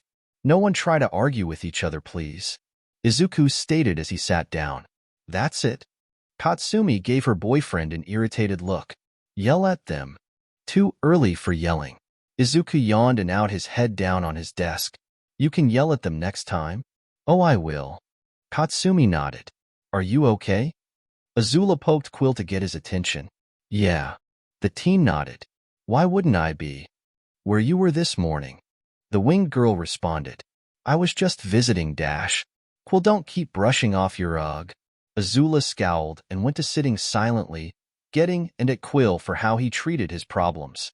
The redhead turned slightly to look at Azula from the side of his eye, wondering why she was going from just pissed in general to being a different kind of pissed at just him half the time. Shota and number 13 entered the class at that point. Hello, class. Both of the teachers greeted the students with greetings back. During the time you kids would normally spend in foundational heroic studies, and every other day we will be going through the training we have for each of you. Some of you have extra training to make up for any injuries you gained. The training was built around the reports of what happened at USJ, so we can build up weaknesses you had exposed and anything you can improve upon. Shota explained, before he handed a paper to Katsumi. Except for you, Katsumi. Why? The girl got confused as she read the paper, which was a note in handwriting she didn't recognize. If you took my words to heart this morning, meet me at Field Gamma during the training your class now has. It has been pre-approved by Aizawa. You have that. Shota answered. Wait, is she still part of our team? Itsuka asked. Yes, but someone wants to train her personally every other day. After the sports festival, your heroics class will start back up, and these training teams will be only on the days you don't have the heroics class. Besides that, there is no other news. At lunch, Izuku couldn't help but feel like he was being watched, not even in a bad way. He also didn't mean the kids who were obviously looking at him and his bandaged-up face. Those were obvious. He felt like someone was following him and studying him, but it wasn't even a negative feeling he was getting. He felt too many quirks around him to be sure who it was for sure. How often do you smoke? Hanta asked Quill, making sure he had a tone to suggest he wasn't making jokes or being antagonistic. Only on visits. Quill replied, not feeling like putting effort into anything but just feeling it while he ate. Isn't it bad for your lung? Ijiro asked. Wouldn't it mess with the metal that's still there? Not as bad for my lung as ripping out the metal that was piercing my lung forcefully. The quilled teen replied. What sort of training will we be doing? Mina asked. I really want to know. It's exactly what Aizawa-sensei said. Inasa shrugged. Yeah, we will just be working on getting better and patching over any holes we had or gained. Ijiro added. In their own conversation, Izuku looked at the blonde next to him. Who wants to train you personally? He asked. Can I say afterwards? Katsumi didn't feel like the cafeteria was a place to say that it was all might. She was definitely not going to tell Izuku the reason that she had asked for one for all, however. It was now time for the training. The whole class was at the enormous building that is Gym Gamma. Shota looked at the 10 kids he was to oversee. I will start with the kids that don't have as intense of an outline. Yaoyorozu, Ishido, and Kirishima. You three, I want to work on your abilities as they are. You all showed you were capable in what you did, even if you were unwilling. He was looking mostly at Momo, knowing how upset she had been over Fumicage's choices on the yacht. Ojiro, I want you to do extensive stretches to make sure your muscles are ready to go. Kurwaro, you will be partnered with Izuku during this as well as. Yurashi, you are going to focus on close combat for now, while working on ways to make your wins better but not relying on them. But first I want you to join Ojiro in his stretches to make sure your chest will be fine. After that, you two are partnered up. Shiozaki, you will be with one of Kirishima, Ishido, or Yaoyorozu, focusing on close combat as well. We are focusing on that today, and tomorrow is quirks. We will swap every other day on that. Amain and Ida, you are both partnered up. I want you to train Amain to be quicker on her feet, Ida. Help her get better reflexes. Izuku and Kurwaro, you both come here. The kids in the first group nodded, and all moved to separate parts of the area of the gym they were using. Izuku, I am going to erase your quirk, so you can't sense Kurwaro at all, and you two will spar while finding a new style that would fit Izuku's current capabilities, as well as find a style to fit you if the hot and run style can't apply Kurwaro. Okay. Both boys nodded as they got ready. Number 13 had a smile as she read the outline she was given to help the kids. They were all paying good attention and ready to go. Okay, so I am going down the list. Bakugo isn't with us, so next is Quill. You are starting off with some stamina exercises to help you get back to what you were before your lung injury. Everyone else will be starting with working on close combat skills today. Tomorrow we are working in quirks, and it will swap every day. Most of you guys will be partnered up in Kendo, and Quill, since they actually have the most knowledge in this group, will be going around and giving tips, but mostly Kendo while Quill works on his stamina rebuilding. Tokoyami, I have a note mentioning your wound that says to make sure it doesn't get too stressed, since it was close to a sensitive area. Tsuyu frowned hearing that. Do I have to stay in here? Quill motioned to the building. Or can I do jogs around the entire campus and such? During the training class, please stay here. You are allowed to do extra outside of the class, but for now stay around us, please. That's all right. Quill had no problem with it. Katsumi looked around Field Gamma, this being the first time she had ever been to the training grounds. It was a giant maze of factories and such. All Might, in his what she was now calling his Skeletor form, was standing outside of the gate. Bakugo. So you understand my words now? I understand them, but that doesn't mean I agree completely. Katsumi responded, saying completely like that makes me think you do understand them, but you are trying to punish yourself for the original intent of your request. The blond man looked at the teen in front of him as he began to walk into Field Gamma. Because it was selfish. Katsumi huffed. Bakugo, everyone gets selfish from time to time, but someone who has that shouldn't be. I was selfish at one point, Bakugo, when I had it. All Might admit it. I let a villain get into my head and played into their emotional manipulation because I only cared for my hate for them at that point. It cost me most of my side. That man is the reason Nomus are even a possibility. He gained a depressed look as he spoke. He didn't like making himself think about how the class of hurt kids who all had to fight for their lives were only in that situation because of his own ill-thought actions. Selfishness is a bad thing sometimes, but what you want is to protect someone. I wanted to avenge someone. You will never mess up as bad as I have, so please don't beat yourself up, Bakugo. Katsumi was silent for a minute after what he said. That man who wants to make Izuku a Nomu, the one with the hands, he works for this guy you fought? I believe so if the reports are anything to go by. He has to be that guy's successor then. The blonde was thinking of how someone strong like All Might could take such a bad injury. Then this villain the hands fuck Shigaraki works for must be the next in line on that side. That is plausible. All Might nodded. I guess I have my own villain rival then. Katsumi stated. I promise I won't beat myself up anymore. I'm not letting them hurt Izuku, or anyone. All Might gained a smile, glad his words helped the girl. You'll be a great ninth holder of the quirk. So what do I gotta do to get it? Katsumi didn't know how exactly a quirk gets passed on like this. First, I want to get you more physically stronger. What? Katsumi looked offended. I already have muscles. She flexed her arm to show the muscles that were definitely strong. Yes, but it is a quite strong quirk. All Might began walking again through the area of Field Gamma. If you aren't strong enough to just have it, I believe your arms would blow off. Oh, wait, blow off. Katsumi basked in shock. All Might laughed because that was exactly how he had reacted when his sensei began to train him for the quirk. Izuku had jumped out of shock, not because of Korwaro hitting his blind shoulder, but because of the fact that he saw it. What's wrong, Izuku? Shota took a step forward. Did you stop erasing my quirk? Izuku looked at his dad. I did. Had to apply eye drops. The man nodded. I saw Korwaro. Izuku said in shock, still trying to figure out what the hell just happened. With your blind eye? Shurhai looked confused. The cycloptic teen's right eye and that side of his face was bandaged up pretty decently, so even if the eye worked it was unlikely he could see anyways. Korwaro, can you try to hit me again? Izuku asked as he closed his one working eye. K. Shurhai did rush Izuku again. There. Izuku suddenly saw everything around him in a 2-meter radius, including Shurhai, who was completely black and smoke-like. How Izuku sees quirks with his sensory ability.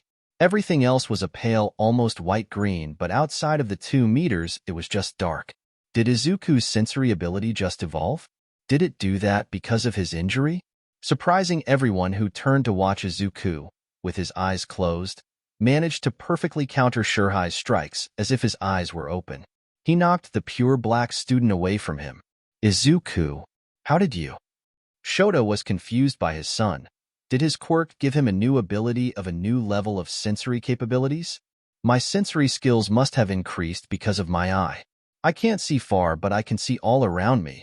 Like I can just feel and know everything around me in a 2-meter radius. Shota smiled. Looks like you aren't as blind. However, that still can be countered by someone like me with my quirk, so we are gonna continue with non-quirk related things today. Can you turn it off? I actually can.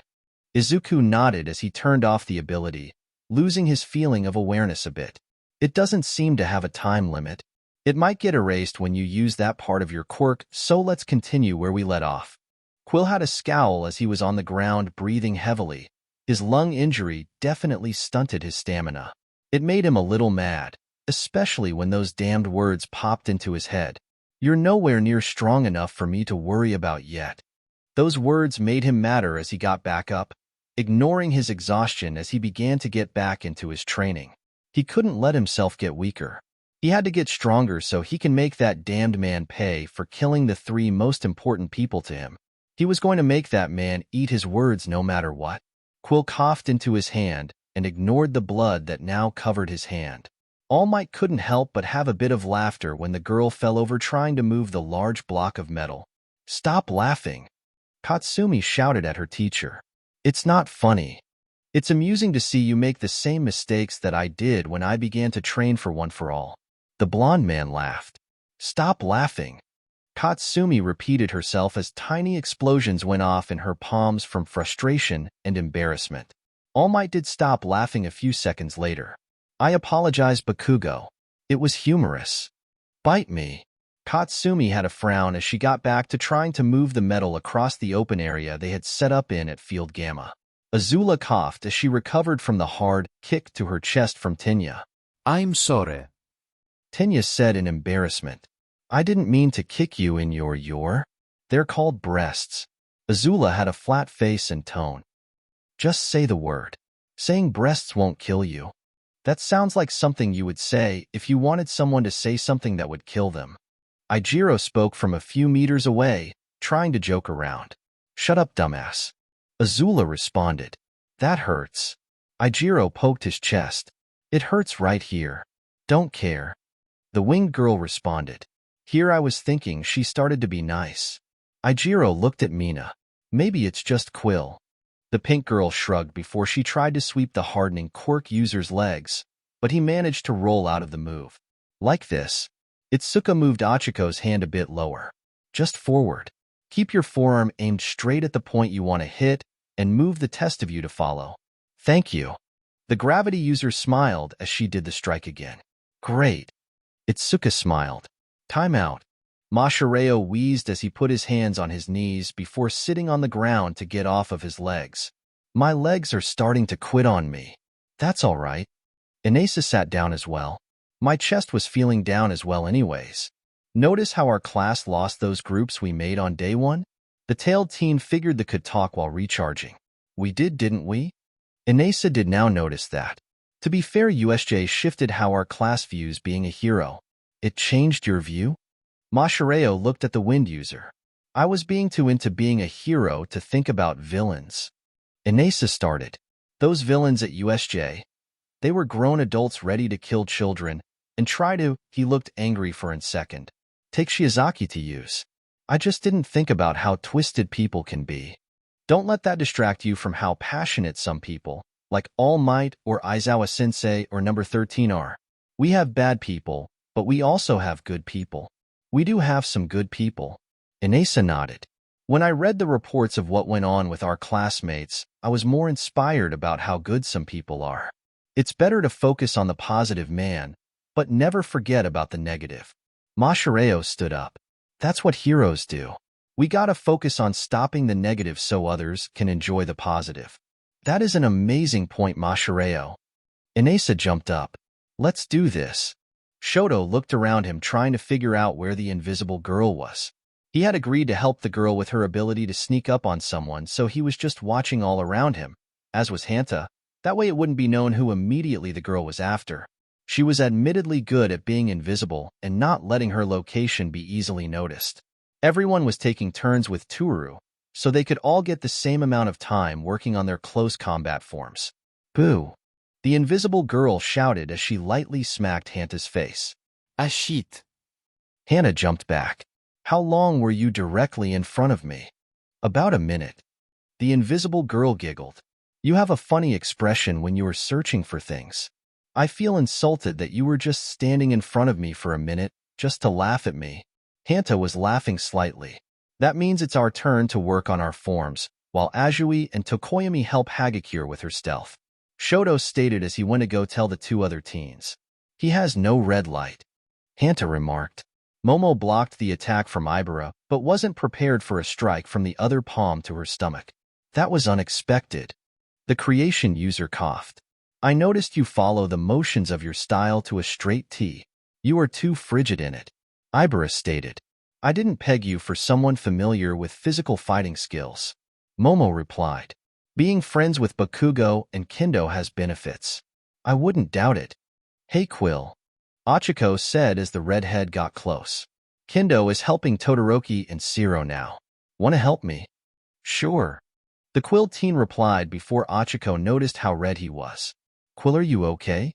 I'm Phi Dash. The redhead stopped speaking to begin coughing hard. Achiko saw Quill cover his mouth with his hand, attempting to hide the fact that he was coughing up blood, more than just a little bit. She also noticed his hand was already red before that. Quill. The gravity user said loud enough to get number 13 to notice, which was her intention.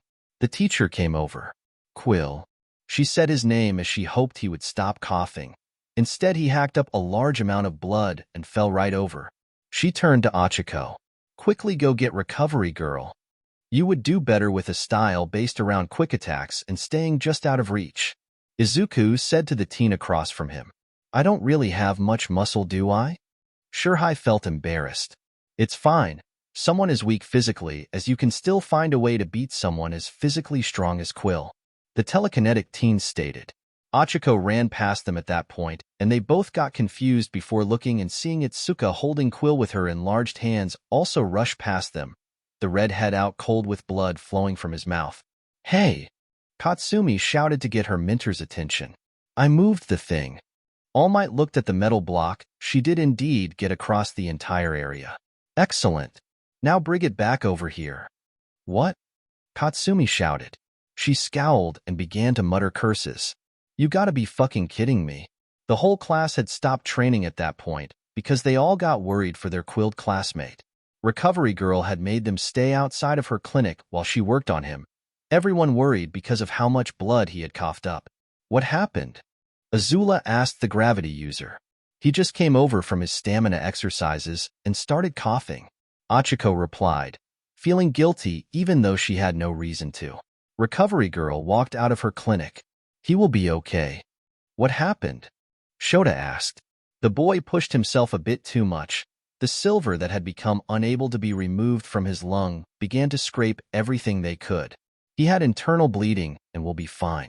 I asked if a doctor with a magnetic quirk to come for an operation to remove the silver. It will be a few weeks since she is in Spain and is busy over there with equally bad cases. Please make sure he doesn't stress his lung again. It can't take as much work as the boy must think it can. He is asleep right now since I had to drain his lung of the blood. We will make sure this doesn't repeat. Shota nodded. Man, we can't even bug him. Mina snapped her fingers. He'll probably cuss at us to leave him alone and go back to our own training. Hanta stated. That does sound like him. Ijiro nodded. Hey guys, what's up? Katsumi said as she entered the commons an hour later, completely worn out. Not anything good. Hanta spoke up. Why? The blonde made a confused face. Quill had to be rushed to Recovery Girl. Ibera explained. What? Katsumi got a worried expression. Is he okay? He's fine. Izuku answered from his spot face down on a couch with Marlowe happily sleeping on top of him. Yeah, Recovery Girl said he just pushed himself too hard and messed up that metal he has in his lung. It cut him up, but she got it cleaned up. Mashireo explained. He was lying. Achiko said suddenly, making everyone confused. Who was lying about what? Tenya asked. Quill. I asked him if he was fine right before that happened, and he tried saying he was fine. He already had blood on his hand and tried to hide more of it when he first started coughing. The gravity user explained. Why would he purposely abuse himself like that? Tsuyu asked. Azula looked at the ground sadly because she was the only one who knew why he was abusing himself to get better. Quill opened his eyes in confusion, not knowing why he was in a clinic. Idearía. The voice of the resident doctor of UA got the redhead's attention. You did a number on yourself. Can I leave? Quill asked as he sat up and dropped his legs off the side of the bed. Yes, but dearie, I don't want you in here again for this. You seem like a smart young man, so you should know that harming yourself like that isn't smart. Recovery Girl had a large number of students who injured themselves trying to get better come get healed by her, so she knew a kid doing that sort of thing when she saw it. This kid, however, already had an almost mortal wound and still abused it despite common sense existing. I guess. Quill nodded as he got ready to leave. Have a gummy, sweetie. The aged doctor pointed to the bowl she had by the door. I don't like candy. Quill responded as he left. Quill began to think on the way back to the dorms. His wound had removed a good chunk of his stamina and his skill. It began to make him furious. You're nowhere near strong enough for me to worry about yet. Quill began to grit his teeth. He couldn't be getting weaker. He had to make that bastard pay for what he did. He had to get stronger. He felt that goal slipping farther away. You're nowhere near strong enough. Quill angrily slammed his fist into the wall, cracking it and breaking his knuckle. Damn it! Coal-black eyes with peculiar bright blue pupils stared at the picture on a desk, one he had stolen from that whore's house years ago. The picture had a family of 3. The whore and the youngest child had long had their faces scratched out, leaving just a 5-year-old red head. The kid behind an obsession of his for sure, but this wasn't just a regular obsession. It had to do with his quirk. It was startling to hear his apprentice, someone he honestly had no care for, say the boy's name. How was his name even floating around near Azula? Was Kuroda near her? He would have to look into this. /N. Chapter 10 is over. Woo. We also crossed over 100k words, so woo again. I again state that I appreciate everyone giving their input on One for All. Sorry if you didn't see who you wanted to get it. Get it. I thought Katsumi would be the best for it in this story because, well, it feels right to me. She also has that deserving quality, and while she might not have the same type of passion as Anasa, she does have it, especially for Izuku. I gave Izuku his first upgrade. His sensory ability was always going to level up to this, being able to actually sense everything. I just waited till after he got blind in one eye. He still is blind unless he turns on his sensory ability, but that level is inactive if he has his erasing inactive. I actually plan on giving him more powers to level that dude up. If you guys want any or have ideas, I am listening. Pretty much anything that falls under psychokinesis is up for grabs. Quill's story is getting going, and I really am excited about it. I swear he isn't going to become the main character of this story. He is the 3rd main character. I just really love him because he is my first original character, and his storyline is so interesting to me. I'm actually kind of surprised no one out there is asking questions like, where the hell is Quill's father? Or the such. I'm also curious on what people want to guess Akui's quirk is, because I have a cool, definitely villainous ass quirk for him and want to know what others guess. Or why he has a weird obsession with Quill suddenly. Hope you all like the new chapter. Let me know how it was and have a good day.